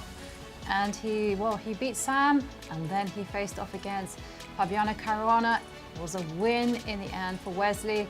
And then he met Hikaru Nakamura. With the champions bracket. And in that match, it was Hikaru that was triumphant, knocking Wesley down, into the arms of LeBron Aronian. Well, also went to tie breaks there, but Wesley So, woo! Shot up to the top, to the grand final against Hikaru Nakamura. Now, yesterday they played a big match, and Wesley So was in a must-win situation. Wesley has said, hey guys, I get no free days, and we'll see why. He's played a total of 22 games. That's a lot. 6 wins, 13 draws, 3 losses, and wow. That's a lot of games. It's a lot of games. I wouldn't have guessed that. And I have to say, Wesley just keeps playing better and better. I mean, he said to us, you know, that he's been playing for 2 months straight. Right, from Tata Steel to Dusseldorf to this. You wouldn't have guessed it from this last match. He feels fresh. And yes, we're going to take a quick break, and we'll be back in. Well, we'll be back and shortly with action from both playing halls.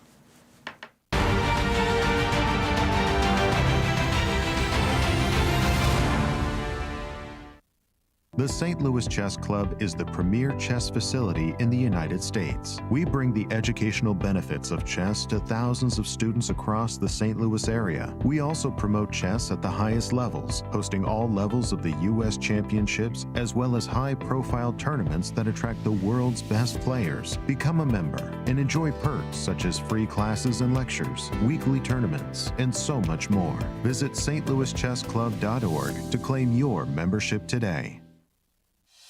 The World Chess Hall of Fame, located in the heart of St. Louis's historic Central West End. Want to know why chess has intrigued people around the world for nearly 1,500 years? Stop by and learn about the impact of chess from our 3 floors showcasing the art, culture, and history of the game.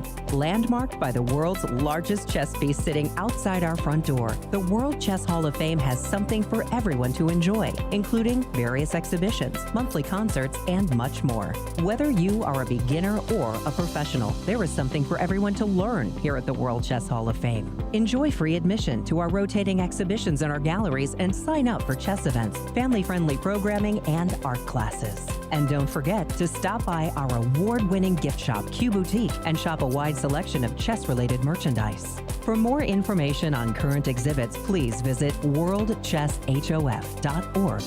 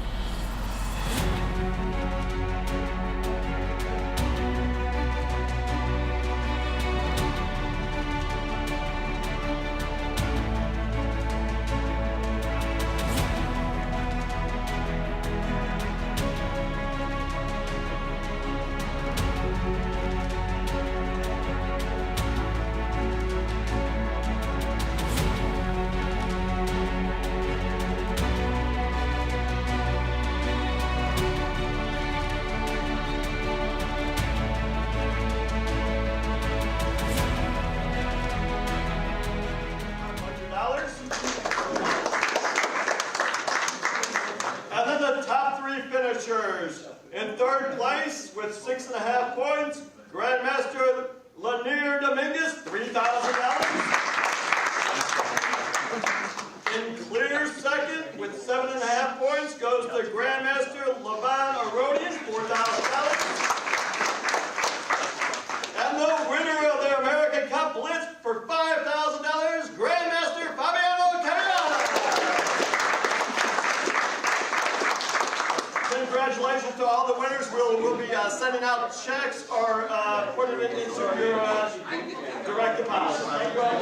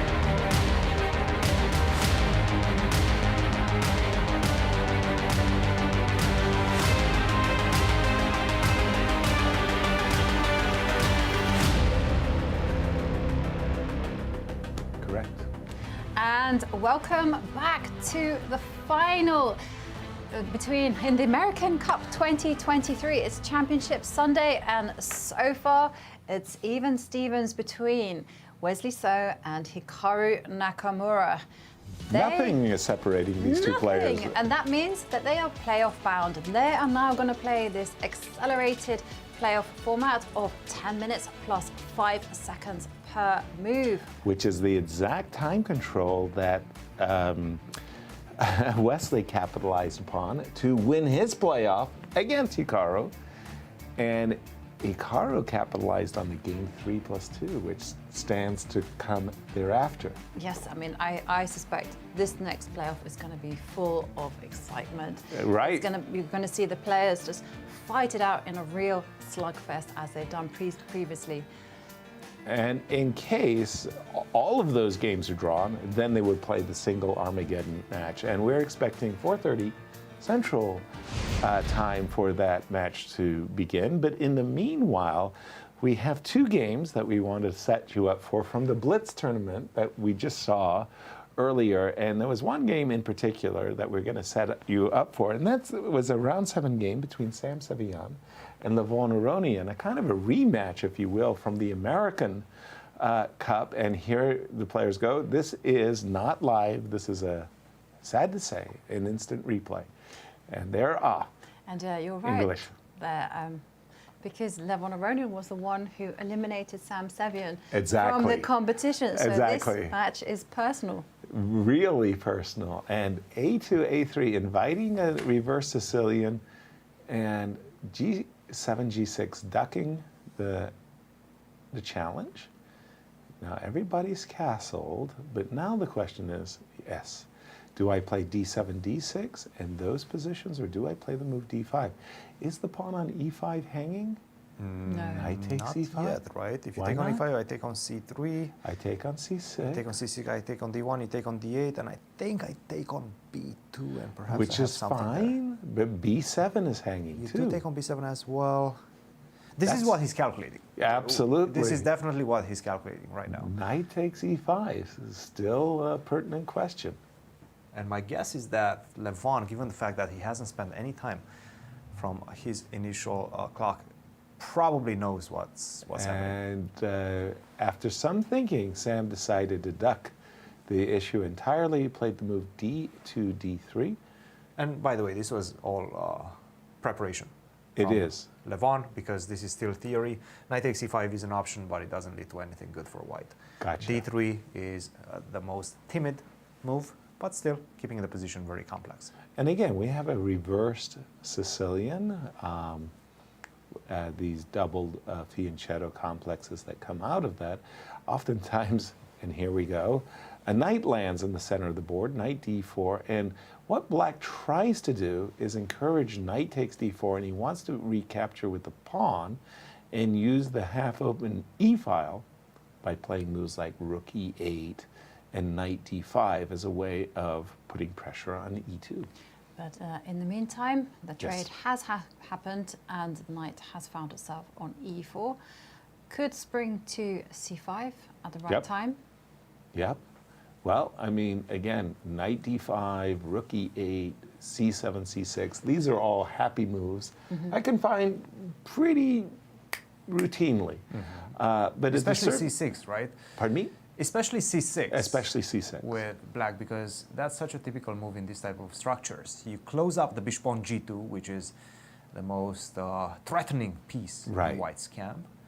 And you're also getting more or less rid of the weakness on c7 that the rook on c1 is set up against.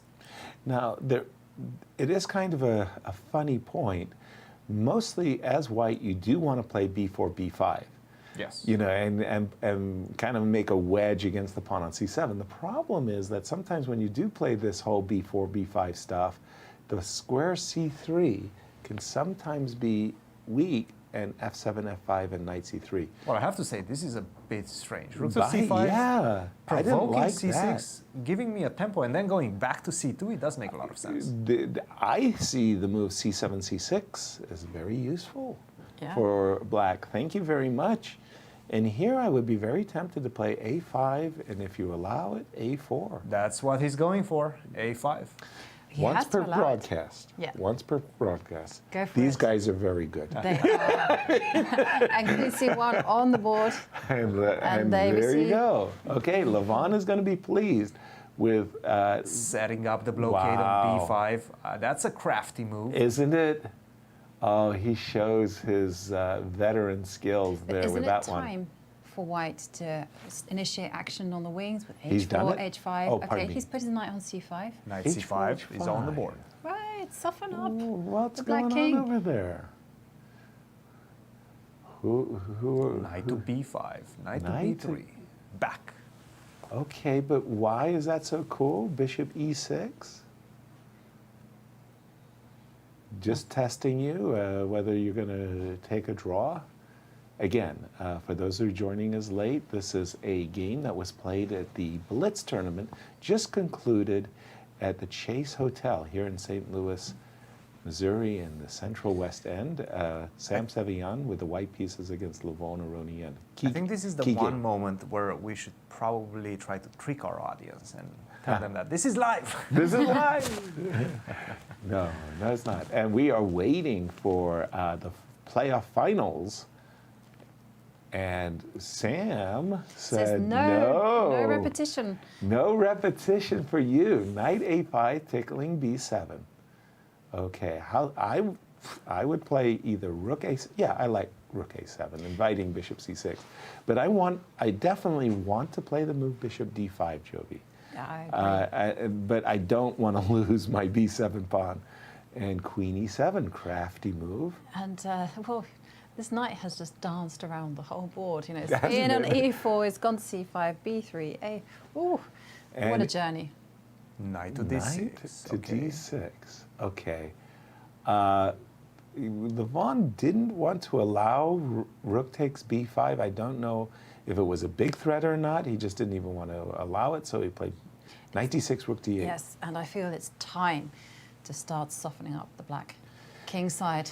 You've I been really- aspiring h4 for some time. Right. Do you think about bishop c6? Is bishop takes c6 on your agenda?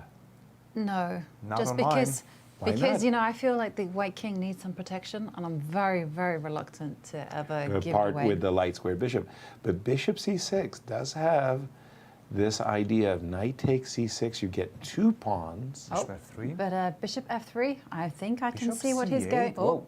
Ooh, some now hesitation right there. Yeah, you don't oftentimes see Levon doing that. When Levon reaches and makes a move, he's usually certain.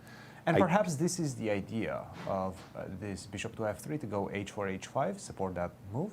And that's why Levon plays this move bishop to h3, stop h4, but also put that king in some sort of danger on g1. Well, Jovi would have said, well, in that case, play h4 immediately and don't allow bishop h3. Yes. And would you throw in a dummy? Dummy, what are you doing? Now trades. Ooh. And well, Sam extending the potential of the light squared bishop. Right?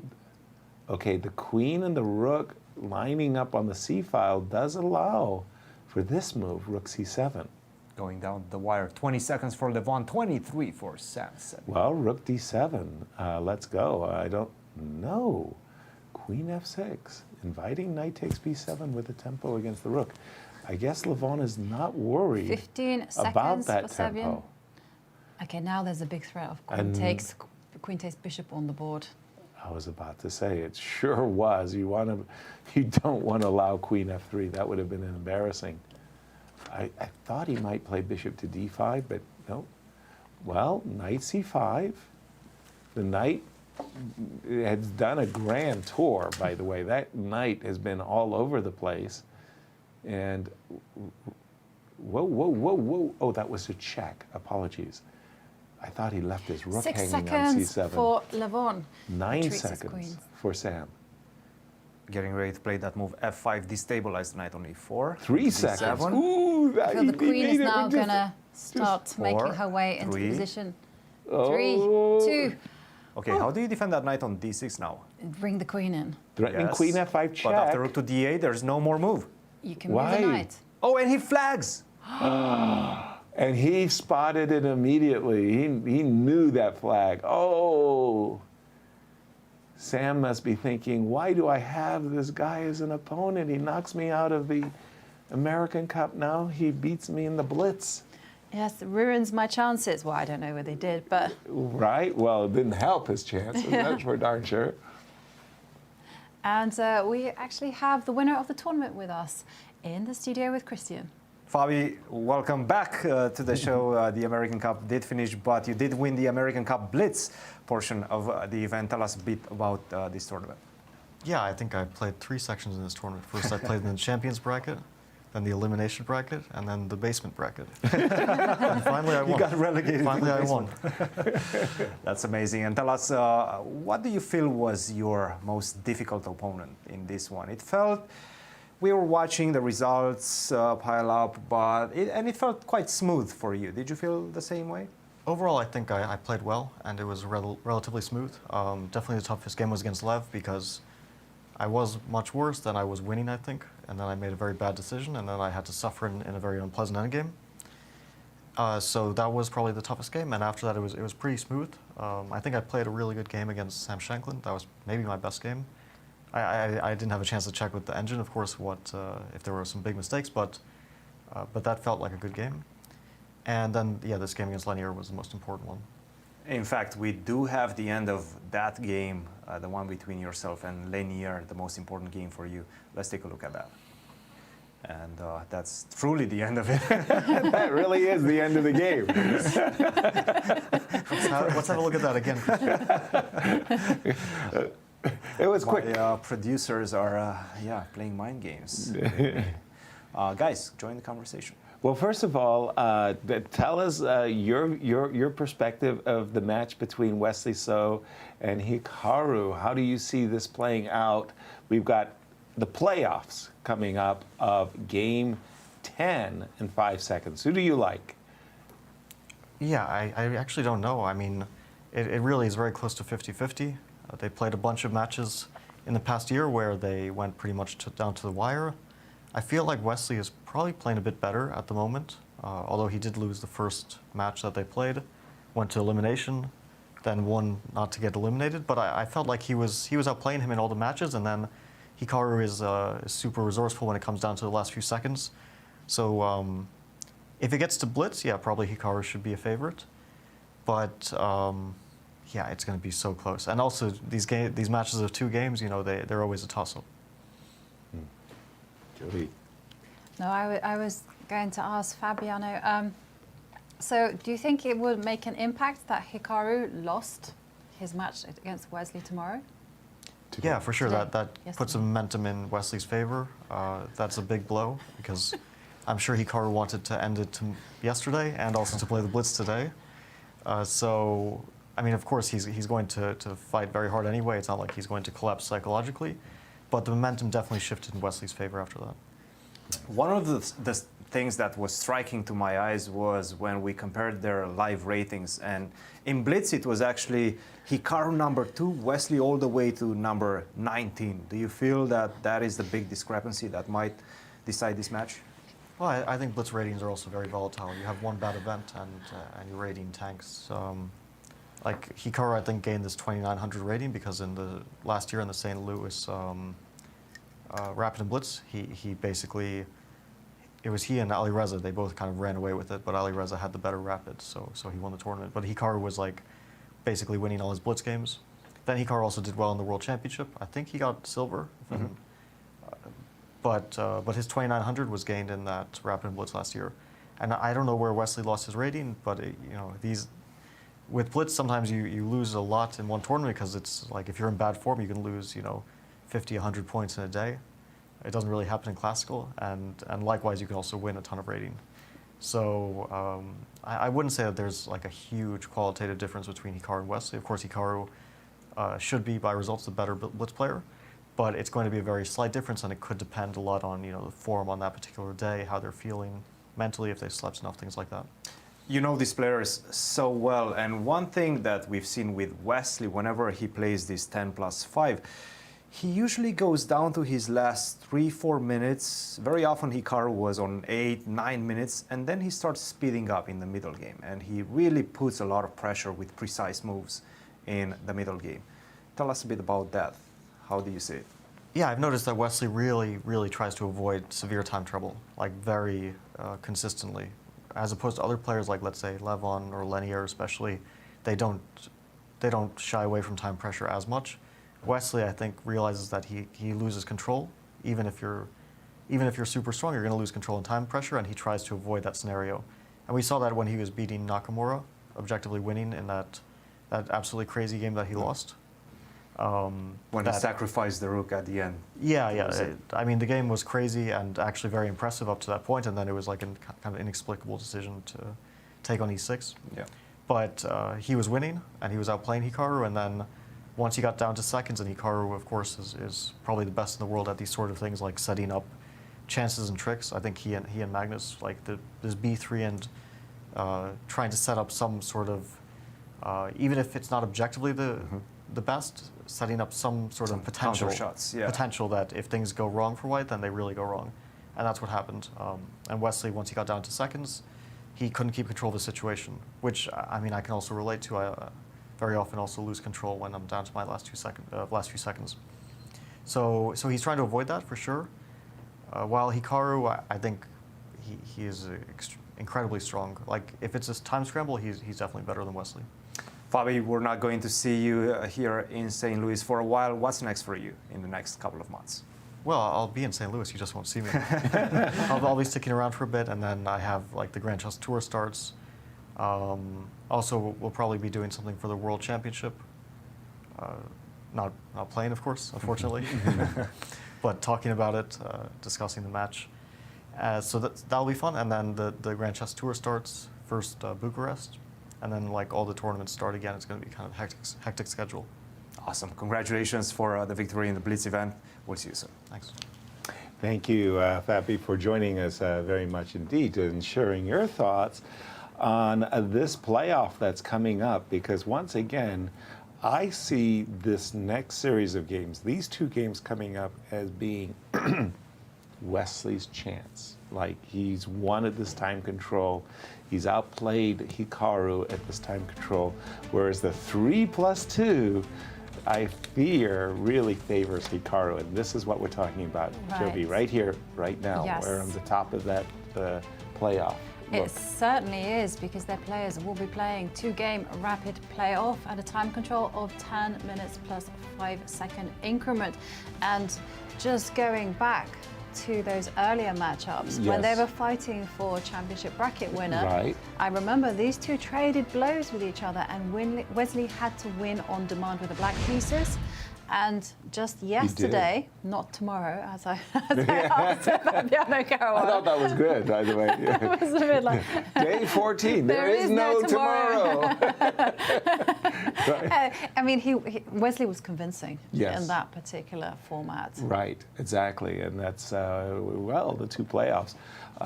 And, well, this is the decider coming up. And for me, I wanted to say that I had chose Wesley as my pick because I saw him as being consistent in the classical chess, consistent in the rapids, and consistent at this time control as well. 10 plus 5. Hikaru is a generational talent where Blitz and lightning is concerned. Oh yeah, well, this is what we're talking about. I mean, Torment is already over, almost over. Well, we knew it was going to come down to that, and VAR is polite. VAR is not even in the clock anymore. VAR is playing Blitz. VAR was playing Blitz. Yes, it's over. Yes, and well, okay, well. Well, again, I mean, right. yeah, well, I mean, you know, Cristian had to go with his pupil. I mean, otherwise she would have beaten him in the trainings. But I'll get you guys back. Don't worry, I'll get you guys back. Yeah, I'm sure you will. I wanted to ask Fabi, we have enjoyed this format tremendously, and I hope our audiences have as well, because it gives us so much action to call, whether it be the Blitz going on, the eliminations, the champions bracket, and what have you. But this format has been used for the American Cup stop, but would Fabi like to see this format used in events like the National Championship? That would have been a question I would like to ask, because I'd love to see this format used more often as Wesley joins the table. He does. It's the shoes. It's all about the shoes. It is all about the shoes. And Hikaru, obviously, just setting the board and simply getting into the zone, visualizing the perfect outcome. And they are off. E4. And Wesley opens with E4. And we're going to see another Berlin, because that last Berlin, even no though Berlin. No Berlin. Wesley had a little pressure at the end, but not enough to really scare Hikaru away, and we have a Joko piano. Yeah. Wesley kind of falling back on his chessable course. Yes. Bishop to A7, shying away from any sort of D4s. And I must admit that my brain turns to mush, because there's now, in this moment, they play the move A5. And somehow that's, you know, really, really clever, and I have no explanation as to why it's so clever. This is a very classical way of, in fact, playing the Joko piano. Black is just trying to get bishop to E6, exchange light square bishops, go and play for a D5 at the right moment. And White is going to try to say, okay, you can play your D5. I will try to do something on the queen side. This is exactly what we're seeing. I wanted to say I've seen Wesley playing the B4 systems with bishop takes E6, F takes E6, bishop B2. You said it very well, Cristian, yourself earlier. You said these guys know each other and they know the positions so incredibly well, they can't surprise one another. And this is still very long theory and very well known at their level. Yeah, there's been many games, in fact, and I have to say that it's all looking relatively... Actually, White doesn't have a very good score here, actually. Not convincing. After Hikaru's last move. Wow, just look at this. Hikaru must have just played 3 moves in less than a second. He went like knight G6, knight E7, knight G6, knight H7. It's as if to say, Chris, Little John, and I have been looking at this position all day long, and it's now incumbent upon you to play the move knight F5 so I can show you my homework. But knight G3 was the novelty in this game. No kidding. Everybody was playing c4 in that position with the knight on f1, trying to stop black from going d5. And immediately after knight g3, Hikaru played the move knight h7. But why not d5? Make the break, d5. Why not go for it? I mean, look, you've done everything you wanted. You've reshuffled your knight from c6, where it was getting hit with b5, all the way to g6.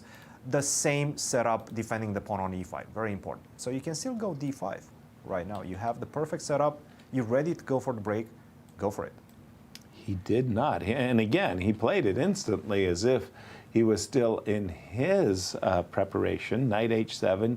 White decided, okay, if you're not going to play for d5, I've got to do something. I'll cut your bishop out of the game. I'll play the move d4 myself and knight g5.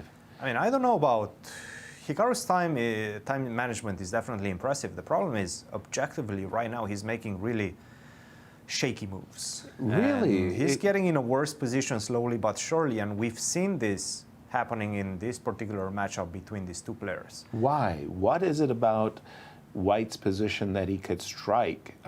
I can get the perfect setup right now. So I already got d4. I already have the Yes. space advantage in the center. So Yes. right now what I can do is take on g5, Which he has does. done.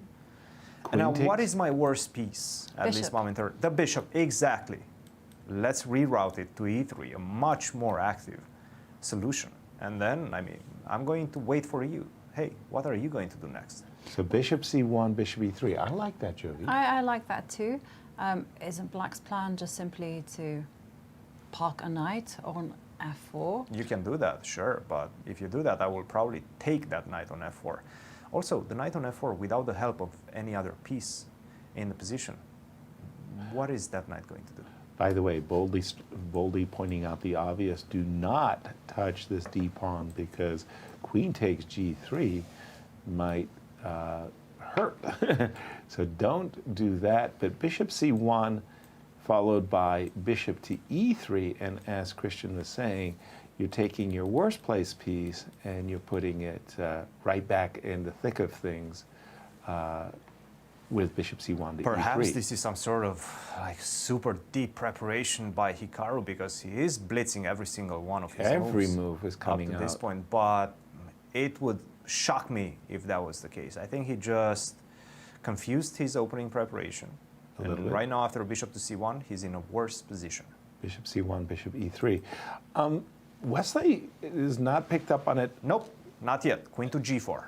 He did not sense opportunity there, and he played queen g4. Jovi, I like what you were saying. Like, you want to park your knight on Right. f4. You want to go rook g6. You want to gnash your teeth and threaten, something. So I would find myself drawn to the move queen g4 just to, I don't know, force the queen back.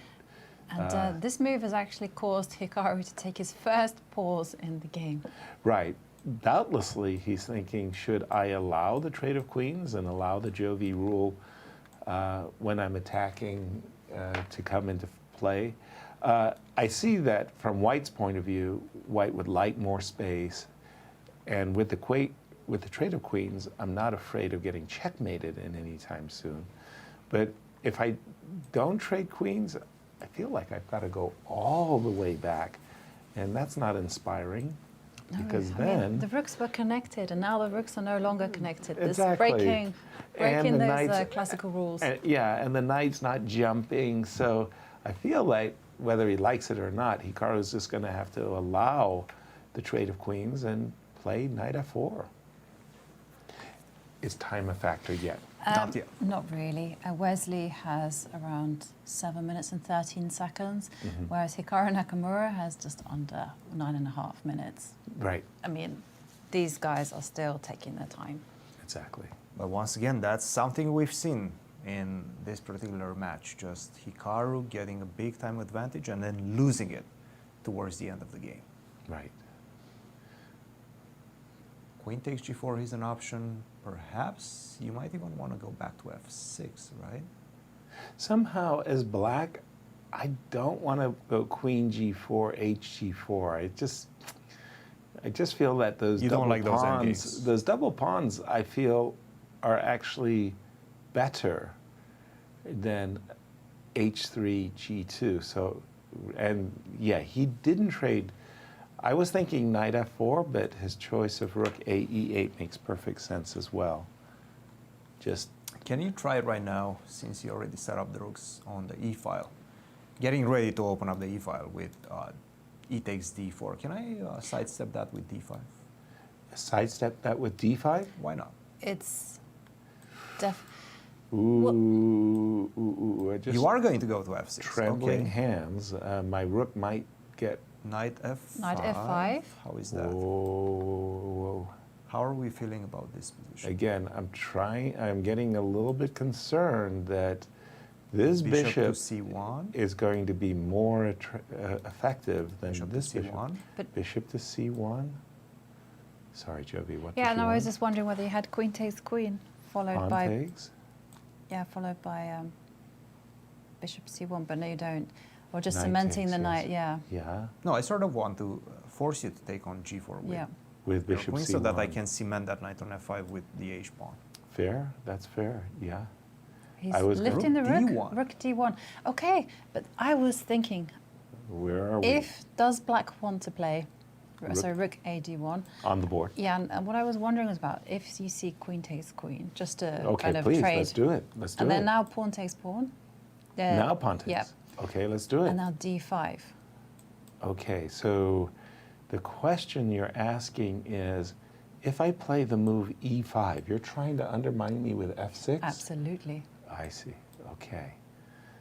But You don't have f4, so that might be a problem. Well, And He's going for it. he's taking it. asked and answered, right? I always 'cause get a they bit have nervous gotten- no, when no, the no, players no. play like this, because I'm thinking either I'm playing 20 whatever, or 3,000, please. I mean, give yourself a little credit. Or they are making natural, but perhaps imprecise moves. Okay, so here's the question once again. If we play the move e5, pardon me, and you play f6, who's undermining whom? And for the moment, Hikaru this is just a better? pin, No. right? This pin is very, very nasty I think Hikaru is just better now. after f7, f6. So After d5. yeah, We well, don't know if he's going to go e5, which he he has doesn't. just played the move king f1, saying, I invite you to take, I want to play d5. And if you drop your rook back to e7, then I say hello to my little friend. That's right. Knight f5 and knight takes g7. So is perhaps on. you have to get ready for that with the move f6 first. Ah, but that means, dun, dun, dun, dun, dun, dun, dun. Go for it, yes. Can I win a pawn? And then we exchange everything. you got a fork, actually. We You got a- exchange everything. I get the knight to f4. Knight maybe I f4, get the and pawn. he's done that f7, f6 move. Has Hikaru. Once again, putting some pressure Can I on play his rook. f3? Again, inviting you to take on e4. And I like that move d5 a moment ago. It seemed to just open up my radiant bishop. f3, I will go c6. It's all about maintaining the tension. f3, in the c6. position. By the way, I think c6, in fact, has a hidden threat. Bishop to b8. Gotcha.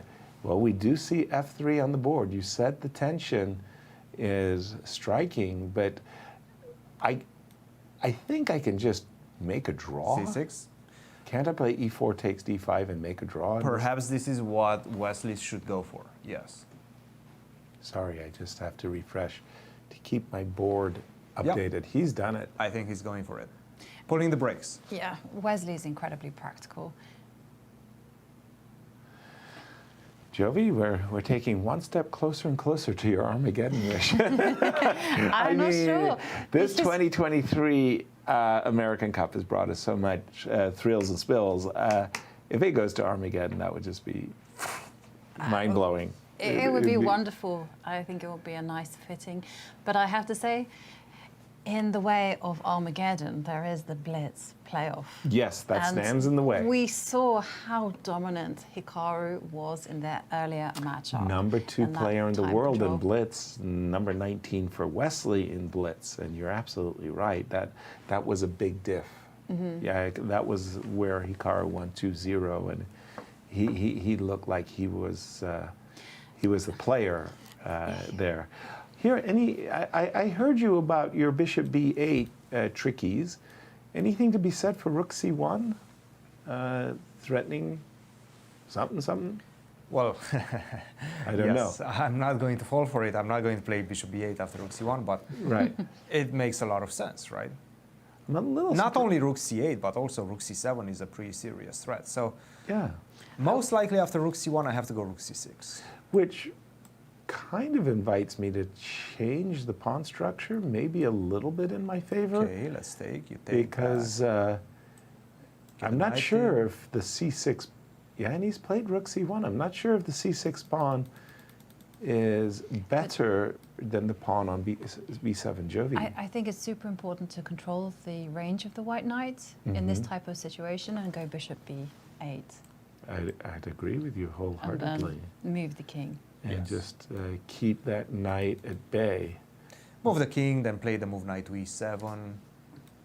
He's That done it, feels- rook c6. That feels safe. This is the current position on the board, as he didn't want to see this rook coming either to the c7 or the c8 square, so he's offered the trade of rooks. And that means I've got to trade rooks and put my knight on c5. How I get the knight from g3 to c5, that's going to be a tall order. Well, you can go Rook takes c6. knight e2, Well, knight he- c1, knight d3, Okay. but that's He's very played efficient. knight Knight e2. f5. Okay. So he's on his way towards c5.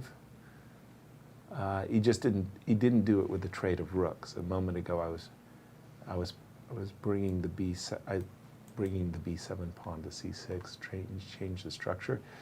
Clock Time times. Yep. So Wesley is just over 3.5 minutes. For Hikaru, he's lots and lots of times. He's 6.5 minutes. I mean, talk about the trend. The trend has been the same. I mean, almost a 2-to-1 time advantage.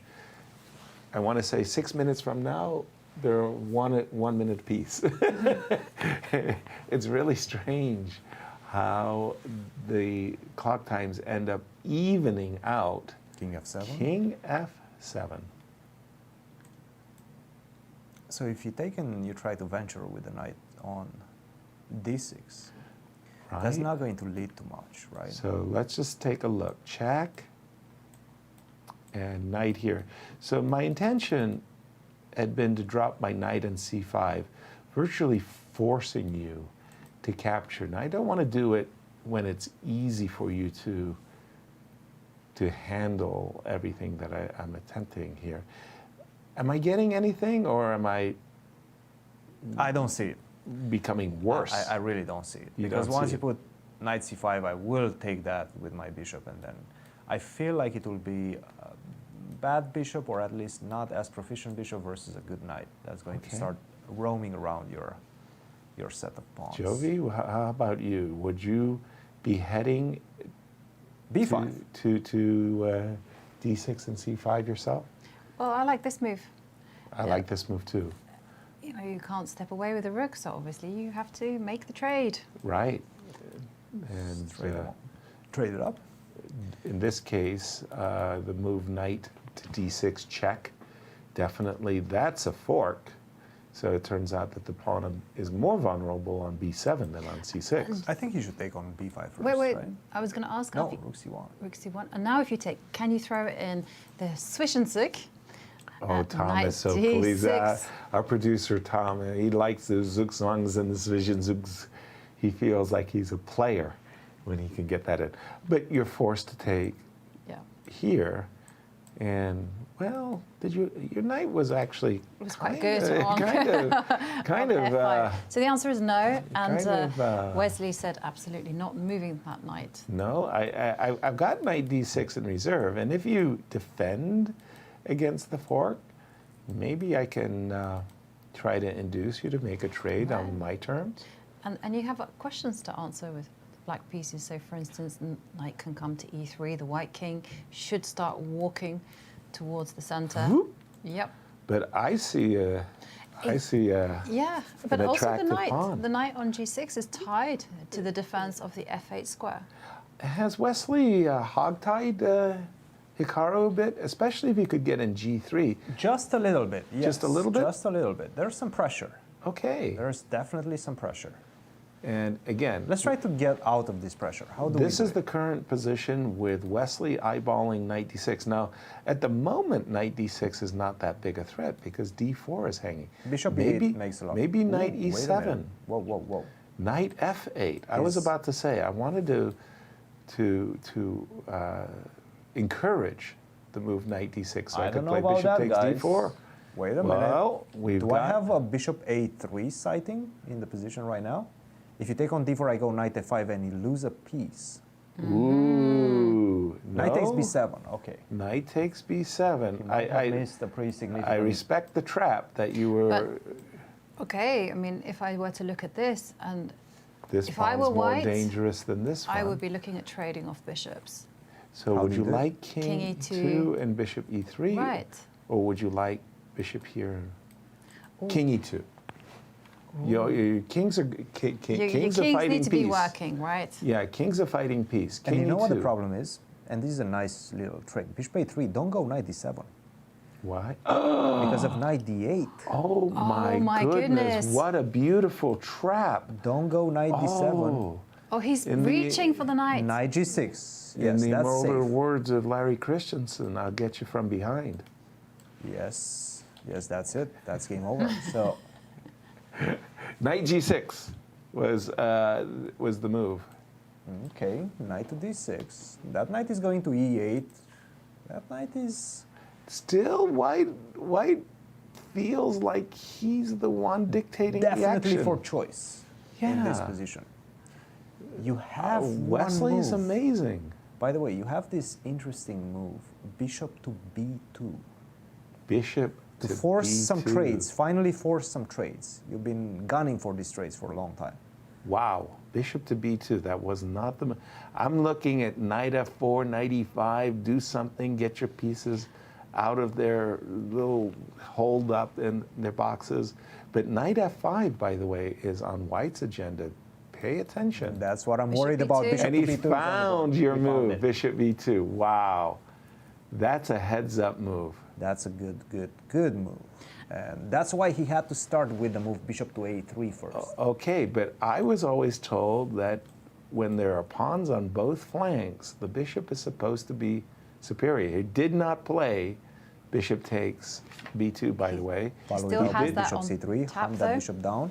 Now, Something- after bishop to a3, we might see a repetition, or will Wesley try to play for a victory? Well, it's always very practical to repeat the position twice, and then, Bishop, Bishop to c5. c5. and now it's decision time. Okay, if you go back to a3, bishop b2 will be a 3-time repetition. Yep.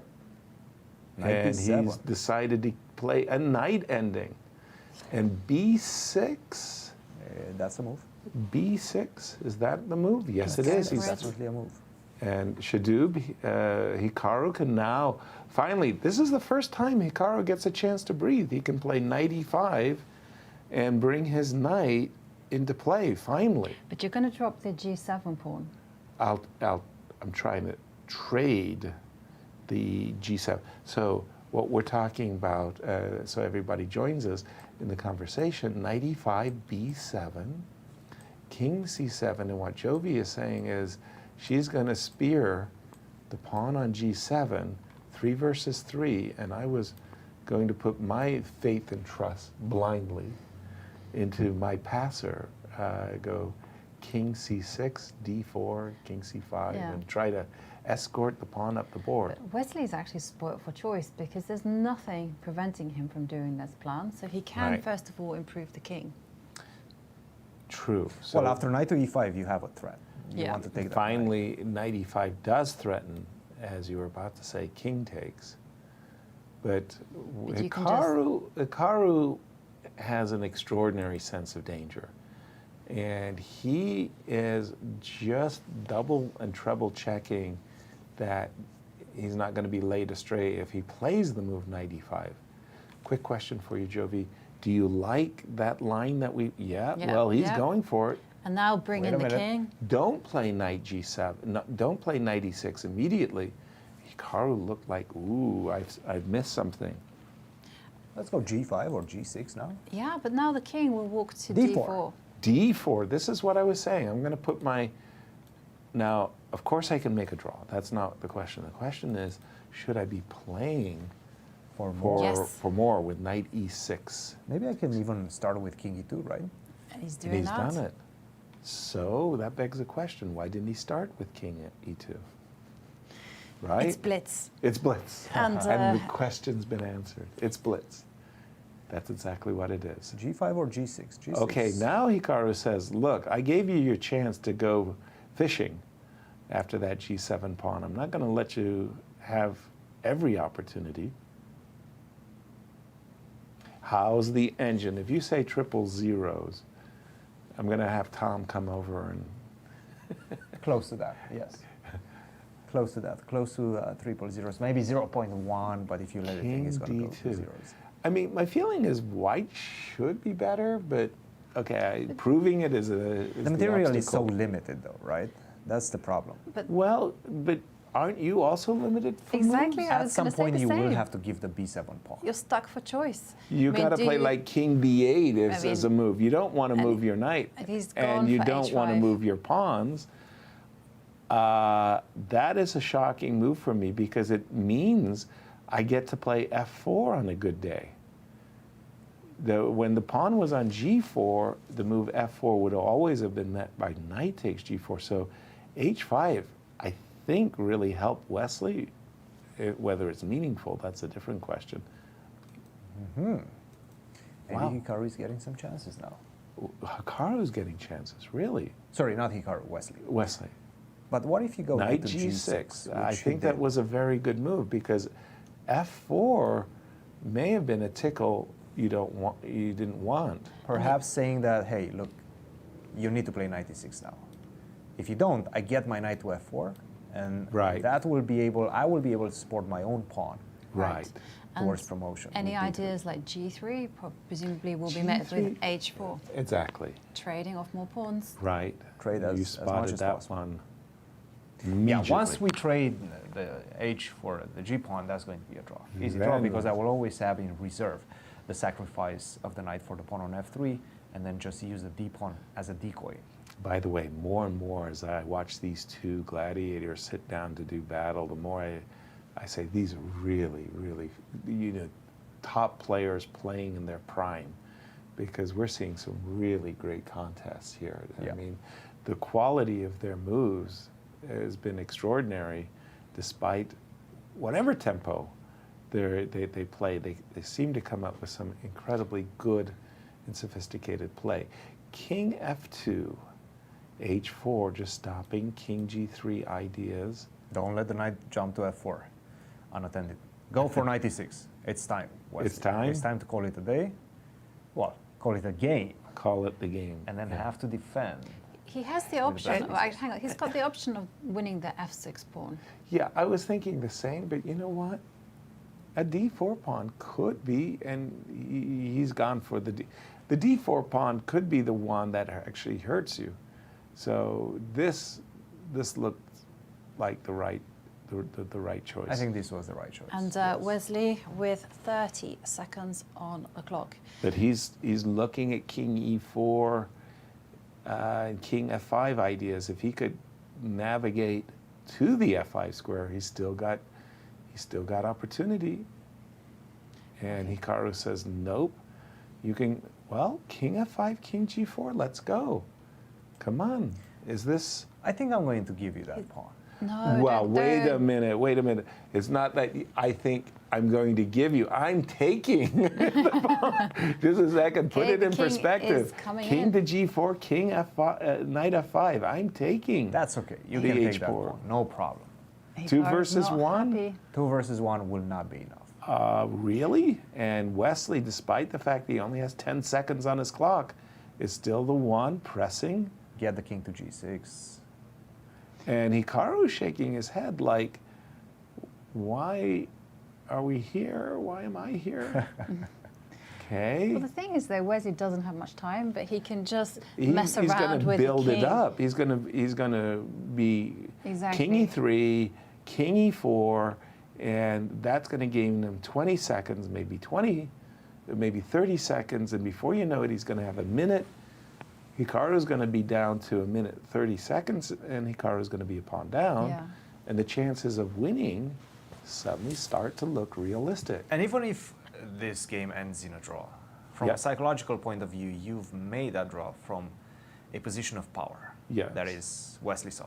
So he's going to be happy going into the second 10+5. The moral victor. Don't you feel terrible about the fact that you were suffering a pawn down? Is I don't the think it's so engine easy. okay? Is it?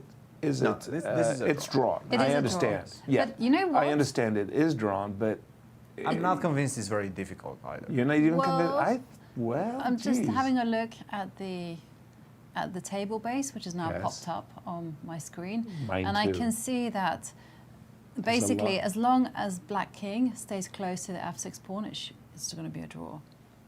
Okay. Well, more saliently for me, the question is, where should I be defending the f6 pawn? From the e7 square, from the g7 square? Like, should I be allowing White's king to go to d5, to d6, to e7? Or should I be trying to stop the White king from going to h5 and where have you? 95. Okay. Don't nice. exchange. that would be Yes, that would be That would be disastrous. an error. 97 makes the most sense. Okay, knight d7, g3, just keeping the king at bay. g3. Let's Yeah. give some checks. Knight And c5. I think it's very instructive that Hikaru just doesn't push the f5 pawn, even though it is a draw. I think it significantly makes the task much harder because the king and knight can surround the pawn easier. Knight c5 check. Get the king. Get the knight to d3. Whoa. Whoa. I thought he was going to go king d4, but okay. 7, 6. And g3, that came Knight f4. a move or two late. Knight f4 check, king e4, Knight e2. knight e2. Don't go knight e5. f1. Yeah. Anything but that one. No, oh. Knight e5 would be a horror show. 10 seconds? Yeah, Wesley on 10 seconds. Hikaru, well, 1 minute and 10 seconds. Again, you were saying, And I believe keep your he's king. also considering f5 right now. Yeah, you were saying keep your king close to the f6 pawn, and I'm thinking if I'm white, if I could go king e6, king f7, and get in this move, f4, I'm golden. I can't say I'm a big fan of allowing that pawn to come to f4. I really like the move knight f4. It's still a draw. Like, Oh, of course. For sure it's we still were a still draw. in the table-based draw. by the way, can you play f5 right now? Yeah, you can. That's one way to draw. Another way to draw is just Really? simply just move the knight I would to be anywhere. I'd be so reluctant Me to play too. f5 because the move king d6 followed by king e6. I like this move. This move has my attention because, whenever you move your king, I've got knight e4 as a way of tickling. And here we go. This was my question. Yeah. Probably I going to go put Wes- my king to e6 and e7. Knight e4. I play g4. G4 and give a check on c5. Go king e7. Knight oh, f1, okay. Knight h1. Now I'm not happy because after f5. No, but f5, king e5. Oh, then king e5. And you have Thank to move you. the knight. Again, you can go back to f2 and then start giving checks. That should be enough. Right. But you're getting down to your last 20 seconds. True. Now, your position gets a bit more passive. I don't know. True. I'm not a big fan of what Hikaru is doing right Ooh, now. I can see that the path is narrowing on the table base. And Considerably. now, it's still a draw. But, king Hikaru has to be e7, king accurate. f8. King e7, king f8. I mean, knight d5, what do you do after knight d5? Knight Knight c5 probably? 4, 3. Ooh. She almost pulled an arena crush. and zoned out and let his time tick away. But he's got the 11 seconds now. Perhaps knight to e4, G4. Now you have knight f2, right? And f5. Just in the nick of time. This is going to clinch the draw. G5, knight takes G5. That Okay, clinches. yes. He found it. He found it. Right. Very 6 nice. seconds, 4 seconds. Very And- nice. There we go.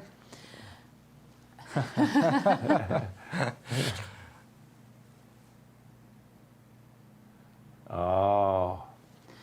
Wow. There's nothing between them, is there? Right. The Not rapid yet. playoff starts off with a draw, and now the players will play another game with Switch colours colours. reversed, and oof, whoever wins that will walk away with the American Cup title. Wow. Okay, great stuff. Another very, very hard, well-fought game makes a draw. And 50,000 for the winner, 35,000 for the runner-up, and already a $10,000 in Hikaru's pocket. So he has the potential of winning 60,000, and Wesley has the potential of winning 50,000. So everything to play for. What do you say, Cristian? Just a very well-balanced game, a little Big opportunity chances? for Wesley. There was. Big opportunity right Where here, did he right miss now, when it? he took on b7, which makes the most sense, obviously, especially with only 2 minutes on the clock. But bishop to a3, if he would have stopped and thought about this idea, very difficult position for black, because right now the only move, one of the only moves not to be completely losing, is king to d7. You cannot take on d4. That's going to allow a double attack. Knight f5, attack the bishop on d4, the knight on f8. You're going to lose a piece, game over. So what you can do is go king to d7. What are the chances that Hikaru would have just given up the pawn like this with the move king to d7 in this situation? Knight to d7, this just loses. Right. Bishop takes d4, knight to d8, king to e5, knight to c6, game over. You cannot do that. So this is the only path for equality. King to d7, take on b7, knight to e6, allow knight to c5, allow the two passers like this, and now hook them up with the move knight to d4, and maybe you will be surviving this after b6. King to c6, set up some sort of a blockade. This is not easy stuff, guys. No. Because this bishop can go back to b2. It's not that easy to take on c5. The b pawn is going to run down the board. So this would have been a real chance for Wesley So to take the full point home. He did not find it, and after that, Hikaru defended very accurately. But still, very little to separate these two players so far, guys. Wow. What an opportunity. And I think Cristian pointed it out at the time, and you can't blame Wesley. Knight takes b7. That also did net him eventually an extra pawn, but it wasn't enough, Jovi. No, I know. And now we're going to move on to the next game where Hikaru has the white pieces. Right. And then bearing in mind what happened in the earlier playoff, Yes. in the when they were fighting for the championship bracket Bracket. win. And there, Hikaru was dominant when it came to the blitz, Right. Completely. It felt like Wesley was a child, and that doesn't really ever happen. No. So in light of that, I'm thinking that Hikaru is going to just force a draw very One. early on. No need to struggle, and then get to the blitz. Well, Also- Hikaru, I must say, Hikaru has been sitzfleisch. He's been seated at the board well before the game, and he's really putting everything, all of his efforts in it. And we're getting closer and closer to a possible Armageddon. Yeah, we are. Because there is still one more rapid playoff game to be played. The players will have 10 minutes plus a 5-second increment. Hikaru begins with the white pieces, Wesley has the black. And if that game ends in a draw, then we will see the blitz playoff. Yeah, and we don't know what's going to happen, but I think it's a very, very good time to give a shout out to the St. Louis Chess Club and Scholastic Center. The staffing here has just been fantastic. Everybody makes us all feel welcome, and we're going to name names, except for the fact that they are off and running, and a repeat of their earlier game with knight f3 and e3. Now remember, in that game it was like knight f6 and b3 and that whole c5 sequence. Wesley, well, he got the isolated queen pawn, and Maybe it's time to repeat it. I mean, he didn't have any problems in the first game. yeah, he made, I want to say, a comfortable draw, and he's repeating that entire line because Rook C1, that's the wrinkle. the previously it was D4 and knight E4 is what I Right. want to say. And by the way, Hikaru choosing a very combative line in the sense that the pieces are usual. still all the pieces are still on the board. And if he wanted a draw, like I was predicting, completely wrong, he would have just simply gone into that famous Berlin Or what? Yes, to begin with, repetition, or some, repeated entirely their first game. Yeah, Exactly. yeah. By the way, does this allow? I'm sure we're still in theory. Does this allow the move D5, D4? Because let's face it, the move D2, D4 did stop, and Wesley's having a think about it. I mean, if you take knight B5, it's like, you know what? You're going to win this pawn, but it's going to be an awkward thing. Your king is still stuck in the center of the board.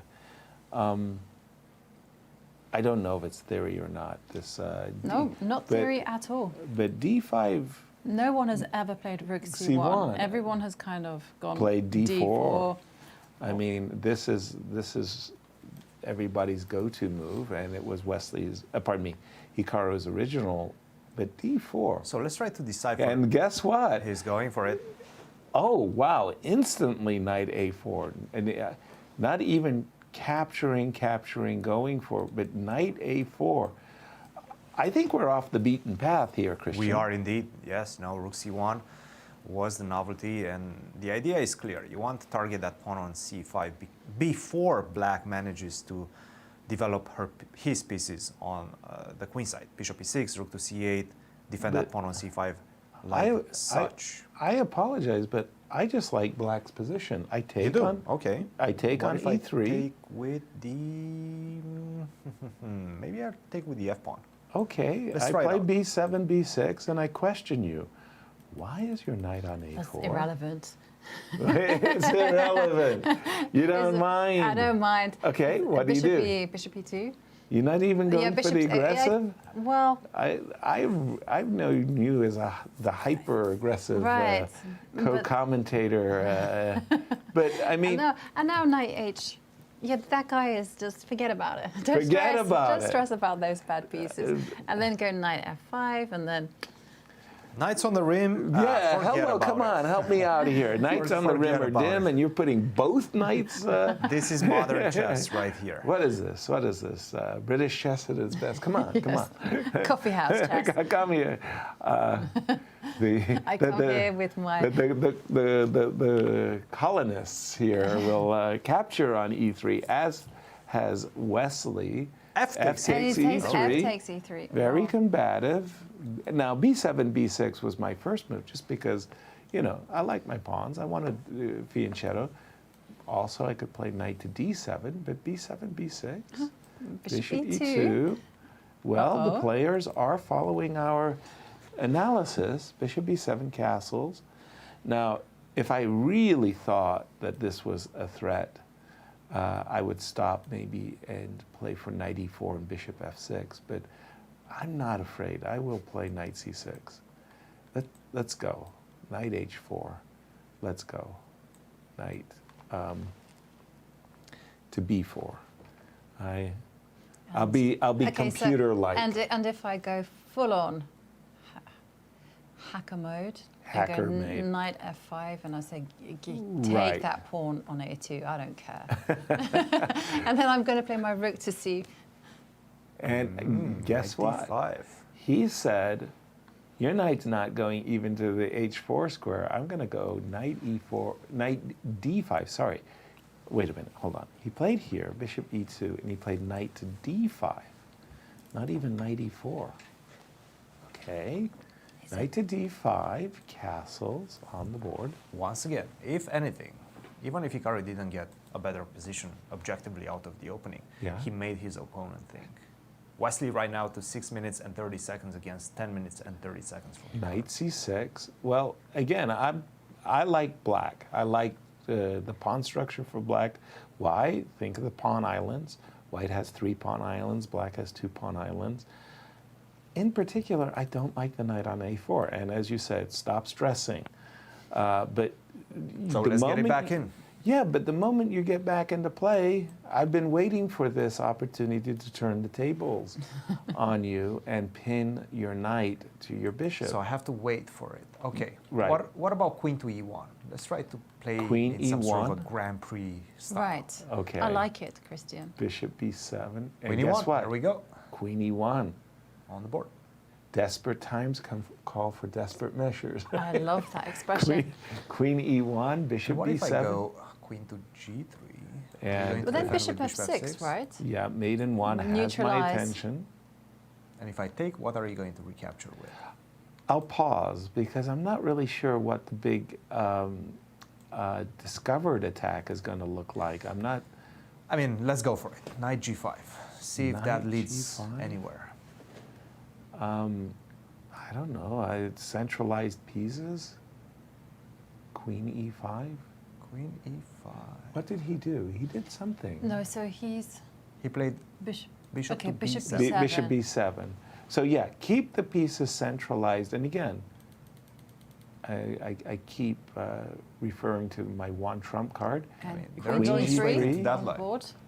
Again, this is the current position. This is where we expected bishop f6. He played And in case of a trade, I was recapturing with the queen.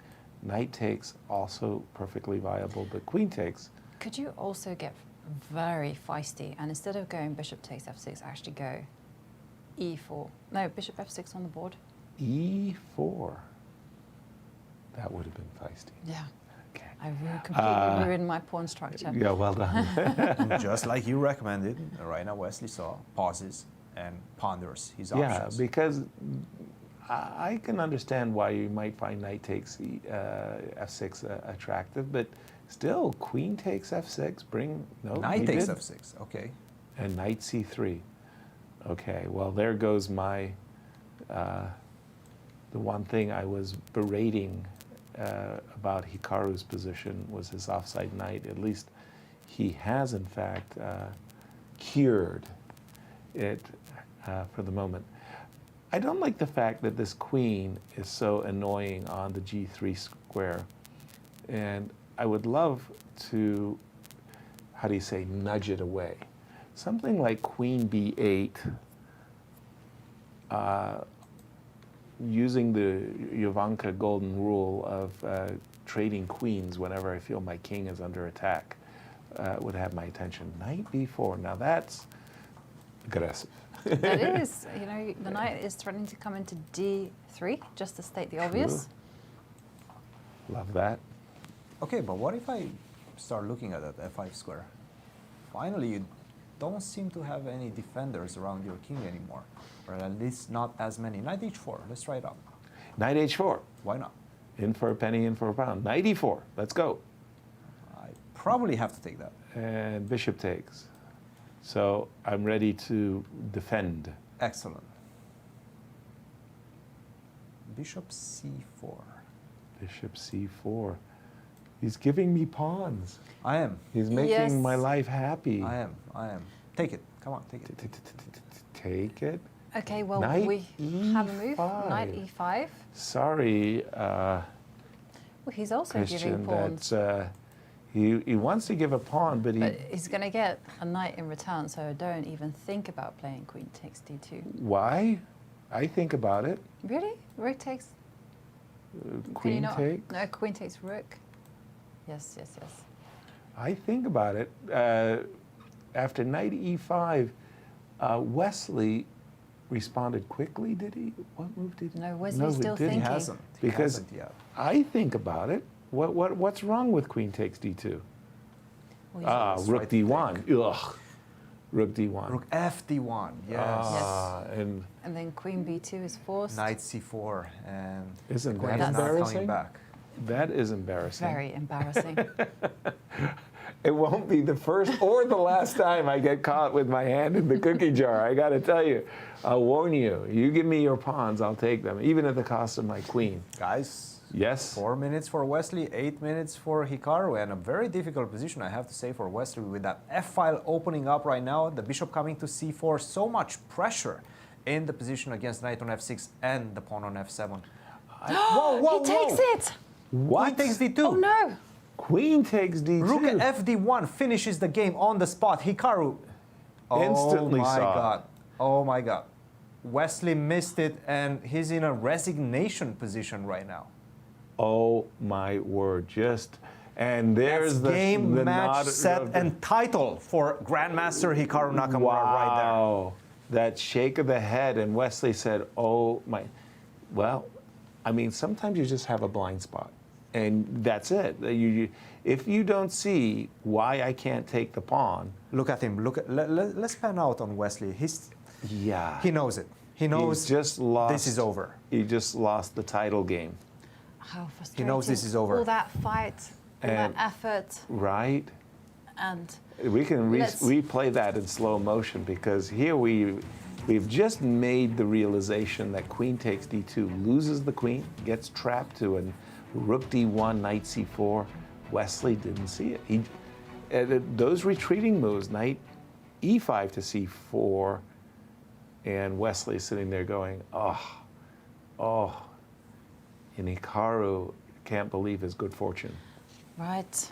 So queen b2, knight c4. Is there any way Nothing. Absolutely nothing. I can Yeah, get just- something? Well, you can give up the something? queen for the rook, but you Well, know, I'm trying. Queen e1, knight takes c3. queen b2, knight c4, e4. I'm trying. Nobody ever won a game by and resigning. that's it. and He's he resigned. Hikaru Nakamura is American Cup champion. Wow. Wow. What a finale. What a finale. Because they've been playing such great chess, it's remarkable that it was the bad blunder that decided the outcome. But our congratulations, nonetheless, to Hikaru Nakamura, as he pockets a very smooth $50,000, as well as the honor of the American Cup champion. Congratulations, Hikaru. And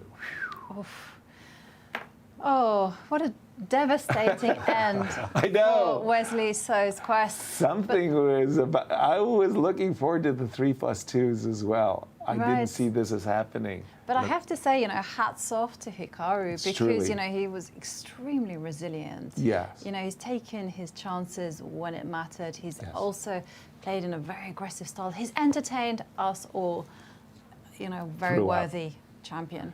And that's even- what it comes down to, right? In these final moments, it's all about resiliency Right. and the nerves. Yeah. And we've seen the nerves play out for Wesley So in this one. And even in the game that Hikaru just drew, I mean, I know it looked like it was very easy and he could make a draw pawn down.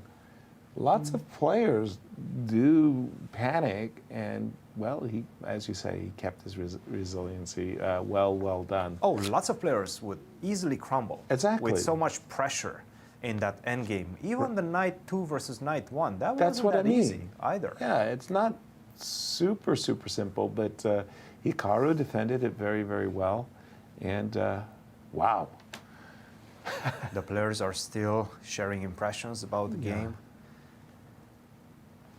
There's the proud father of Hikaru, Sunil. Sunil Liamantri on the right, stepfather to Hikaru, came for the finals. Did Sunil, and glad he did. Came with good fortune. Now let's go.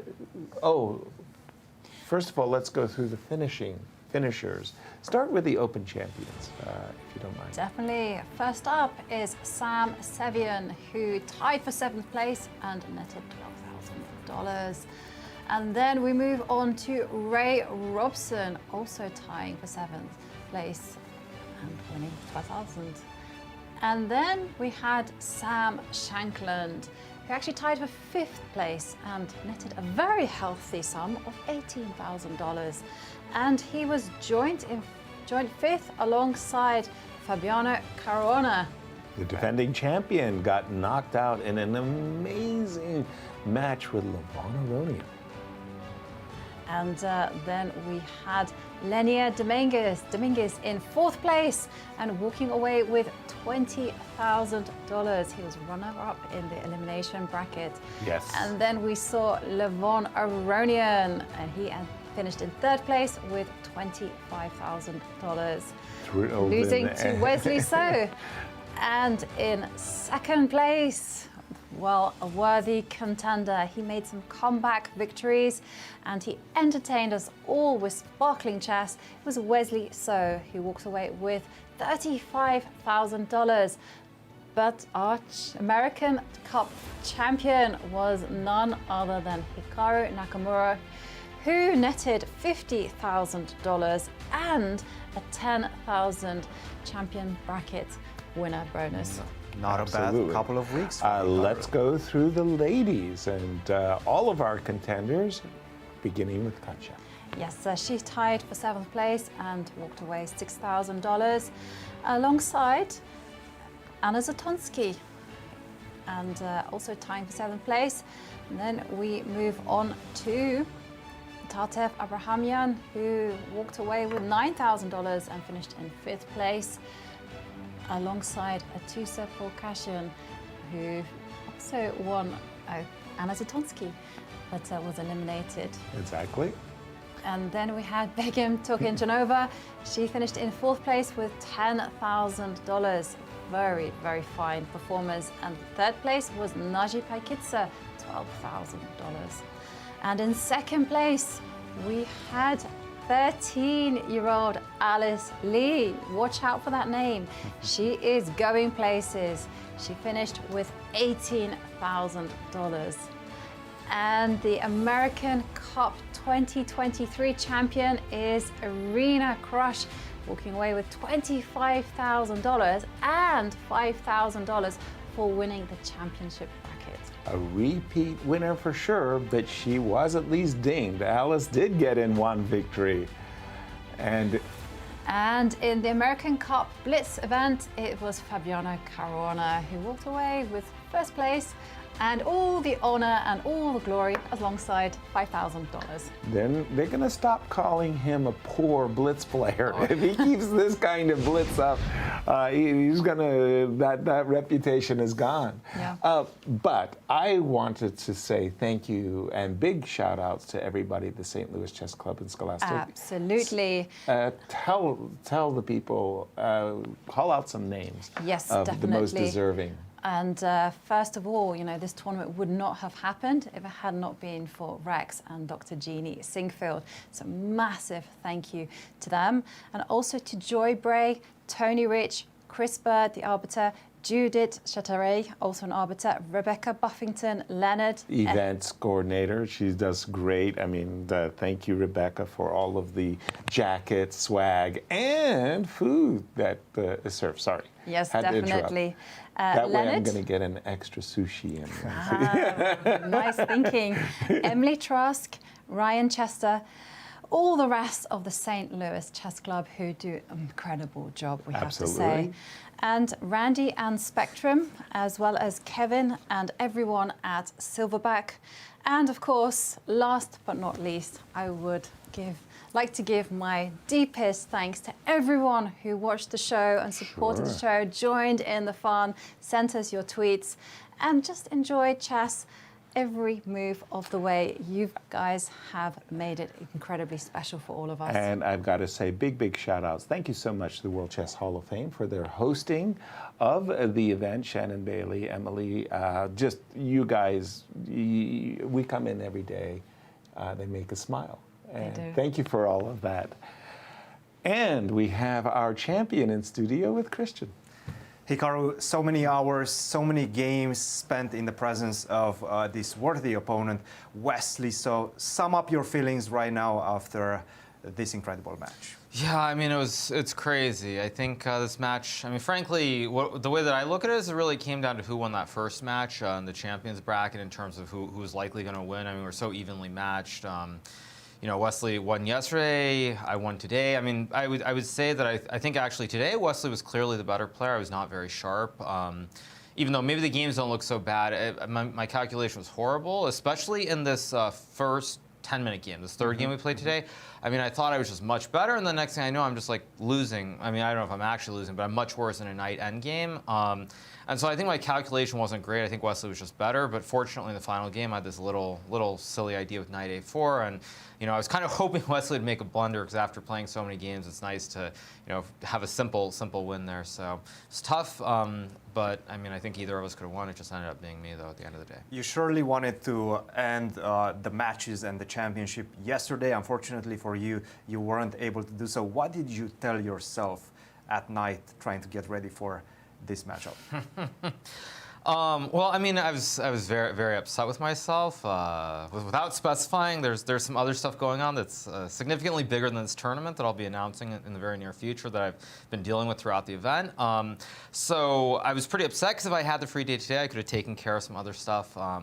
But really, it's just sort of, I had to reset because coming into this tournament, I had one goal, which is basically, don't make a fool of myself and don't lose like 10 or 15 rating points in Classical. That was my only goal. I know a lot of people will think that I'm just like showboating or making stuff up, but that was really the only goal I had in mind. And so, when I looked at yesterday, having lost that match, I accomplished the first goal, which was not to lose a ton of points. And then it's sort of, if you could have told me I'd be playing a tiebreaker against Wesley for all the marbles today, I would be happy with that. And so that's really just the attitude I had. But even beyond that, I mean, last night, I actually didn't really look at chess. I didn't do a recap. I didn't look at chess. I went out, had some beers, played some pool, and just forgot about everything. And it seemed to work out. So I just tried to get past it as quickly as I could. It definitely did. Now let's talk about this final moment in this game. You played this move knight to e5. Did you think that he could ever touch that pawn on d2 in your wildest dreams? No. I mean, I saw that it was just a blunder because rook d1, knight c4 instantly. But the thing is, it's weird because and this is one of the dangers of using computers if you don't have all day, is this knight a4 move, which I played on move number 9. I deviated from the earlier game with this whole rook c1, knight a4. Yep. I had looked at quite a few different moves here that were interesting, like queen a5 and b6 and other things. And then as Wesley was thinking for like a minute here, I'm like, well, why can't he just take on e3 and play b6 like he did in the game? So, I mean, it's like I got the time edge, but then when he did this, I'm like, well, what am I doing? I mean, I guess I should have taken with a d-pawn, but after playing for so long, it's like, why do I want to play one of these end games? I mean, it's just, I felt like I should take my chances. Yep. I don't think what I did was great. I think for Wesley, he just missed, well, we both missed it, of course, but after, in these positions where I go like, where I go knight c3. I think he has knight e7 here at some point. Maybe not right away, but I thought he had knight e7 and knight g6. Because the way that I felt about the position is the only plan I had was to play like knight h4, knight f5, or like knight e5, knight g5. It feels like I should have something, but if black gets those two knights on f6 and g6, I don't even know, I mean, where's my center play? I can't really play d4 easily. I can't go e4, so I don't know. If he'd done this, I think there's a good chance Wesley would have been the winner, actually. But fortunately, he played knight b4. I got knight e5, and then when he was thinking for a while, and like right before he played this move, I think he like looked up and looked at me, and that's when I was like, I had a feeling he was actually going to play queen takes d2. And I mean, after a long day, it's a tragedy for the match to end this way, of course, but it's it's what it is. Long tournament, long day as well at the office, guys. Join the conversation. Really, I just have to say congratulations. I thought you just played terrific throughout. You're a very, very deserving winner. I know you call yourself an amateur, Hikaru, but you're beating the best pros that America could put up against you. Yeah, well, I mean, it's like, it's funny because I never, like, if you go back even like 3 years. I mean, I never would do this, but actually when I've won some of these matches, like, like when I beat Wesley here, I said sorry because, I mean, obviously for him winning this tournament would mean a lot more than it means for me. And I mean, not trying to diminish it in any way, but I mean, I do feel bad on some level because like I'm just here trying not to make a fool of myself, and then I find a way to win. So yeah, I mean, it's not going to change anything though. Let's put it that way. I know some people think that it might change. I might have some grand ambitions. I'll play some tournaments. Maybe I'll qualify for the candidates. Maybe I won't. Who cares? So what actually is next for you, Hikaru? Yeah, so, I mean, also, another thing I have to say is, I mean, I have to give a lot of credit to Wesley because playing like 8 days in a row was very hard. Well, I mean, I know I had the one rest day, but playing like 8 days in a row was very hard. But Wesley had to play, I think, 9 days in a row, if I'm not mistaken. So he had to play every day here. I think he played in Germany. He played the Armageddon. He played the previous classical event. He played Tata Steel. So, I mean, Wesley's been playing nonstop for 2 or 3 months now. And, I mean, considering how tired I'm sure he had to be, his play was really, really good. So, I mean, a lot of props to Wesley for that. Of course, for all of us, we now have the great joy of going and playing this Chess Champions Tour event in like 4 days or something. I don't know. It's very, very soon. So I'll be playing that. And then after that, I think finally things slowed down and I have this event in Norway Chess, which will be at the end of May. Maybe there's a Champions Tour event before that, but that's what I have coming up. So it'll be exciting. One final question. Wesley did mention yesterday that you stream 24/7 and yet you still play at the elite level. How do you do it? How do I do it? I mean, it's very difficult. I think one of the most important things is that because I'm not studying every day, I'm not playing all these tournaments, it's not as much of a grind. I think when you go from tournament to tournament and you play the same players, like say in 4 days I have to play Wesley. Well, I mean, maybe I will actually in this Chess Champions Tour event. But when you have to play the same players, you look at these same openings over and over and over again for weeks, if not months on end.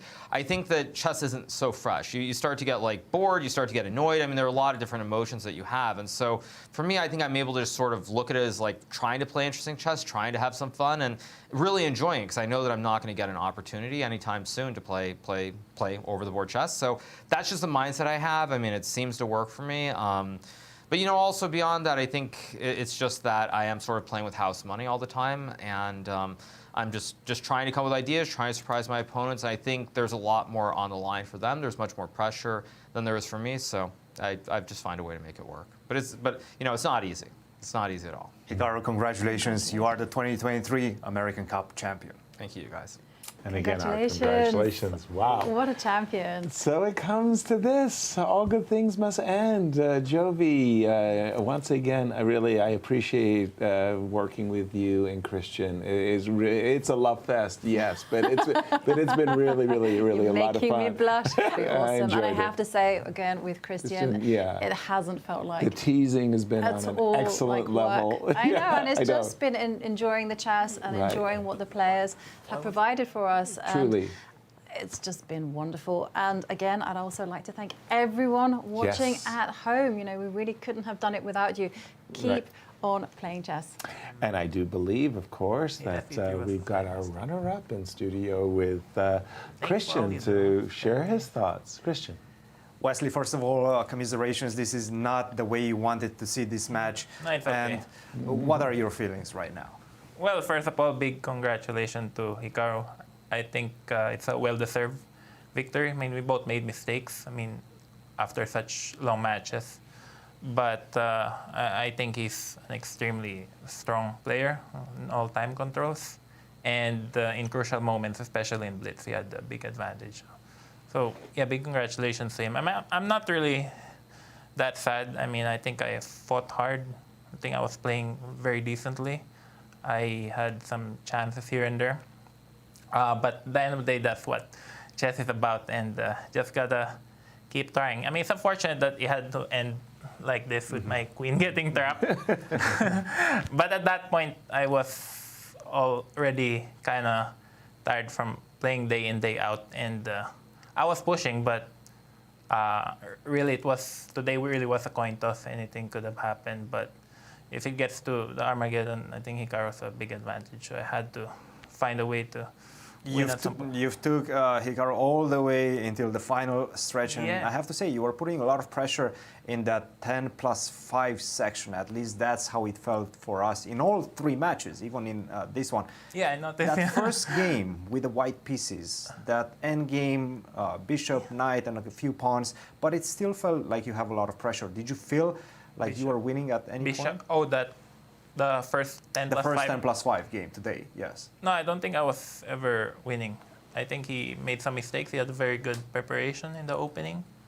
But I don't think I was ever winning. Like, he was making mistakes. Maybe... There was this moment right here. Yeah, I didn't see any win at all. When you played knight takes b7, you had this move bishop to a3, which puts a lot of pressure on him.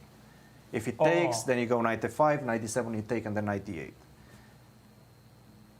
Oh, so I missed after king d7, knight b7, knight e6. I have knight c5. Knight c5. It's still not over, by the way. Yeah. He has to take and then go knight to d4. d4, but this is not going to be an easy defense for him. Oh, also after bishop a3, Yes. I thought knight g6, Knight to f5. g6, knight to f5. Yeah, I missed also this knight f5, king f7, bishop c5.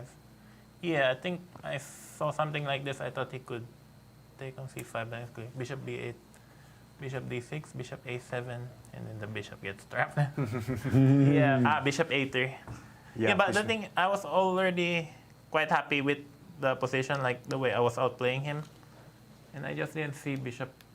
Yeah, I didn't think to. I thought, yeah, bishop a3, I was thinking king d7, the knight gets to e6, and then I stopped looking. Yeah. Not an easy move to assess, especially with like 2 minutes and 30 seconds. Yeah, one thing I must say is Hikaru has a much better time management than me in all formats. So in the beginning, it's not a big deal because when you get a good position, it doesn't matter. But in the end, it matters when I had a few seconds. Guys. Yeah, first of all, Wesley, thank you very much indeed. I know it's been a challenging, grueling start to the year as you've been playing back-to-back tournaments, but your play here was really a joy to behold, very, very much so. And really, I wanted to ask you about the format because this is the only tournament that uses this double elimination format, but as a commentator, it's so much fun to call this event. Would you like to see this format being used, for example, for a U.S. championship? Oh, U.S. championship. For example. Well, that's very interesting. I mean, I think the U.S. championship has been the same 11 rounds with, last year was 13, but yes, it has been the same 11 round robin for a long time. Right, other than a few exceptions. Right. Yeah, it's hard to say. I mean, this tournament was very exciting, and the American Cup is even stronger than the U.S. Championship because it's very exclusive. So it could very well work. For me personally, I kind of like this double elimination format. That way, if you lose, you can always come back, and if you have an off day, you can fight hard the next day.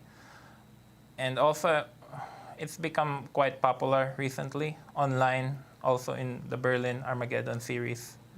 So it could very well work for sure. But then no one's gonna break Fischer's record. 9 championships. Jovi, for our runner-up, Wesley is always good. I'd like to say congratulations, Wesley. And what is next for you? You've been playing a lot of chess. Yeah, now I have some break. Well, there's some online tournaments in between the Champions Chess Tour, but you'll probably be commentating that, right? If I'm correct.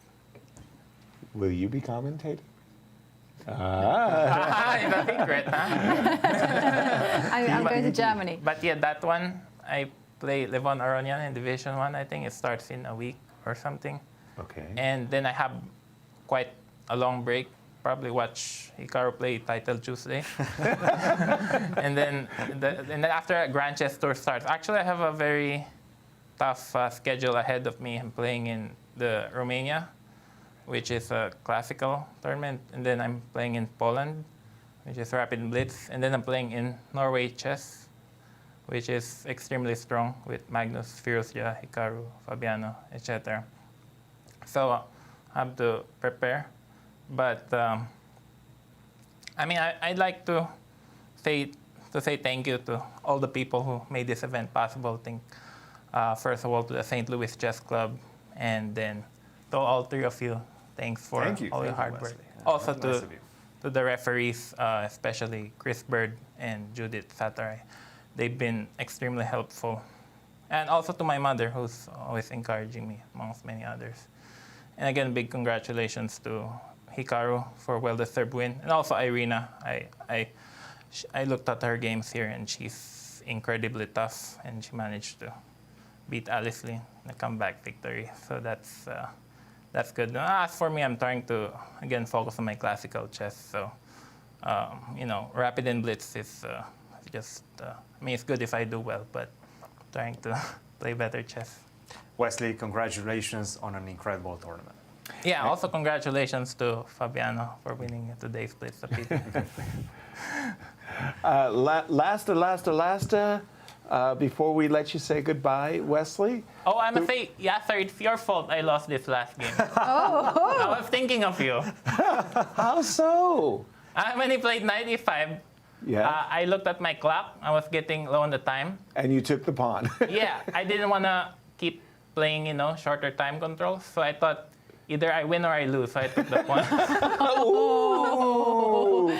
I'm not going to put that on my resume, by the way. That does not go on my resume. I read your books. But I wanted the rumor on the street, just saying, the rumor on the street is that yesterday you had signed up for the Blitz, not realizing you were going to prolong the match. Is that true, that you were ready to play Blitz today? Who told you?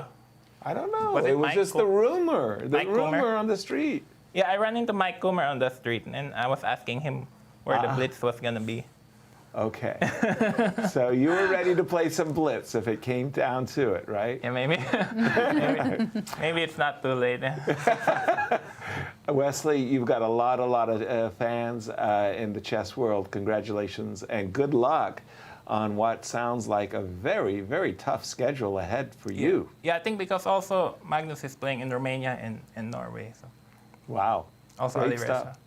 Oh, Magnus not playing Romania? I don't think Magnus is playing, but I read some. Okay, I might be wrong.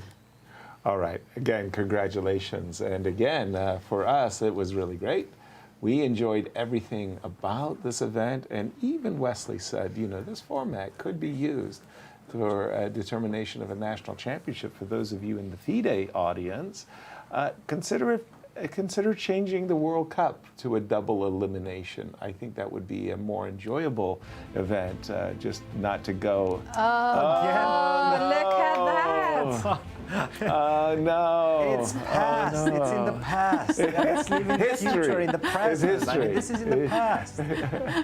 Jovi, you can come back anytime. Not with the prediction Let's get ready for the future, guys. Come on. Forget about it. Forget about it, right? Ancient history. History. It's a nice winning recipe. Just choose the top dogs. The winning recipe. Choose the top dogs. You heard it here first. Again, it was great fun. Thank you. Make sure you come back to St. Louis. It's a welcoming club here. I will do. And Cristian, final thoughts of another eventful event? What else to say about these incredible matches, these incredible 2 tournaments? I had a lot of fun, and I have to thank you guys for putting on an incredible show, helping me around here. The synergy between us has definitely been felt, and I really enjoyed my time with you guys. Also, I have to thank to the St. Louis Chess Club, Rex and Ginny Singfield, and everybody involved in this production. I've had a lot of fun. Absolutely. Pleasure. It's been wonderful. Thank you so much for sharing your time with us and hanging out. Tell everybody where you do hang out, and the St. Louis Chess Club bids you a farewell. Yes. Well done, Yasser. And that is it. Goodbye. Goodbye.